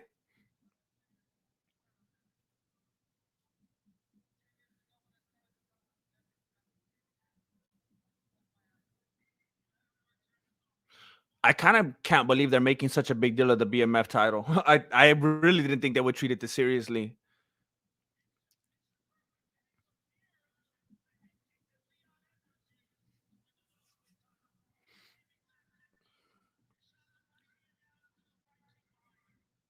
For real, Patrick. Gaethje's going the opposite route of Nate Diaz. He's saying, I really surprised myself. I knew after he threw his left hand, he was looking for counters. So I figured if I faked the counter, I landed it twice in the first round. For some reason, it just wrapped around the head that time. Yeah, he did land it a couple times before that. Yup, exactly. Pim Ware. Like that, like the hardcore title. Hey, I want to shout out right now. My goodness. My goodness. Was that Usman right there?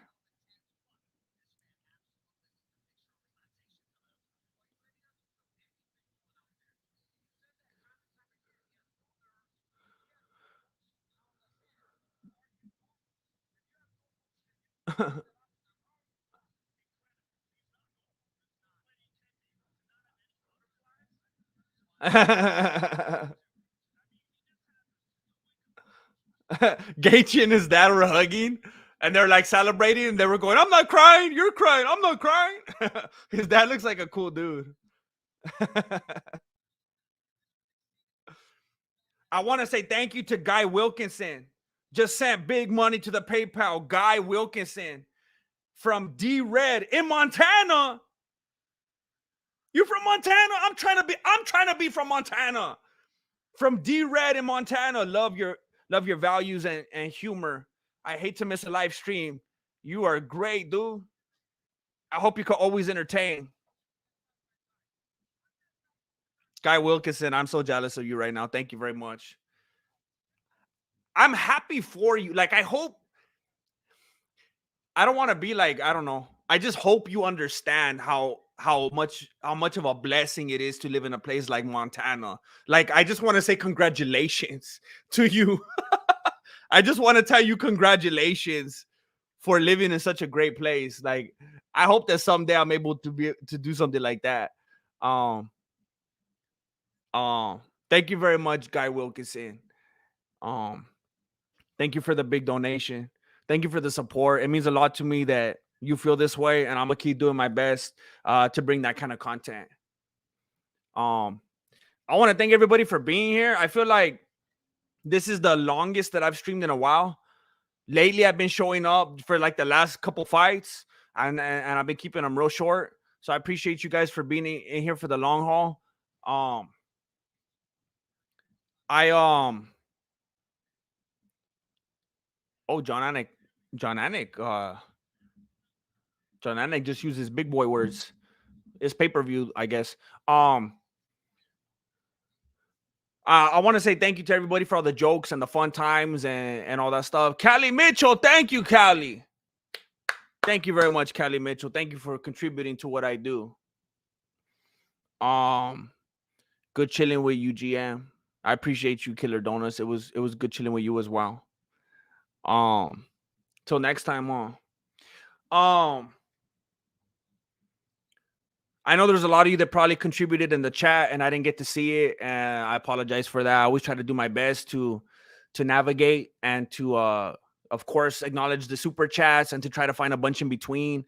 And it's a blessing to have so many that I'm gonna miss some, but I also feel bad that I miss some. So I hope you hang in there with me, and eventually you'll be one of them that I get to go back and forth with. Marco Liao, always fun catching the stream. Hope you feel good.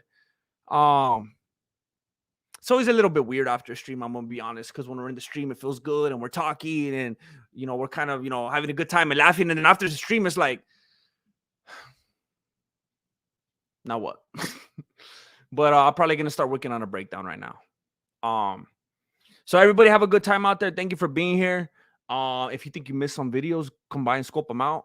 I'll be working on a breakdown, so please come back. I don't know, maybe like Wednesday or something. I'll have it posted.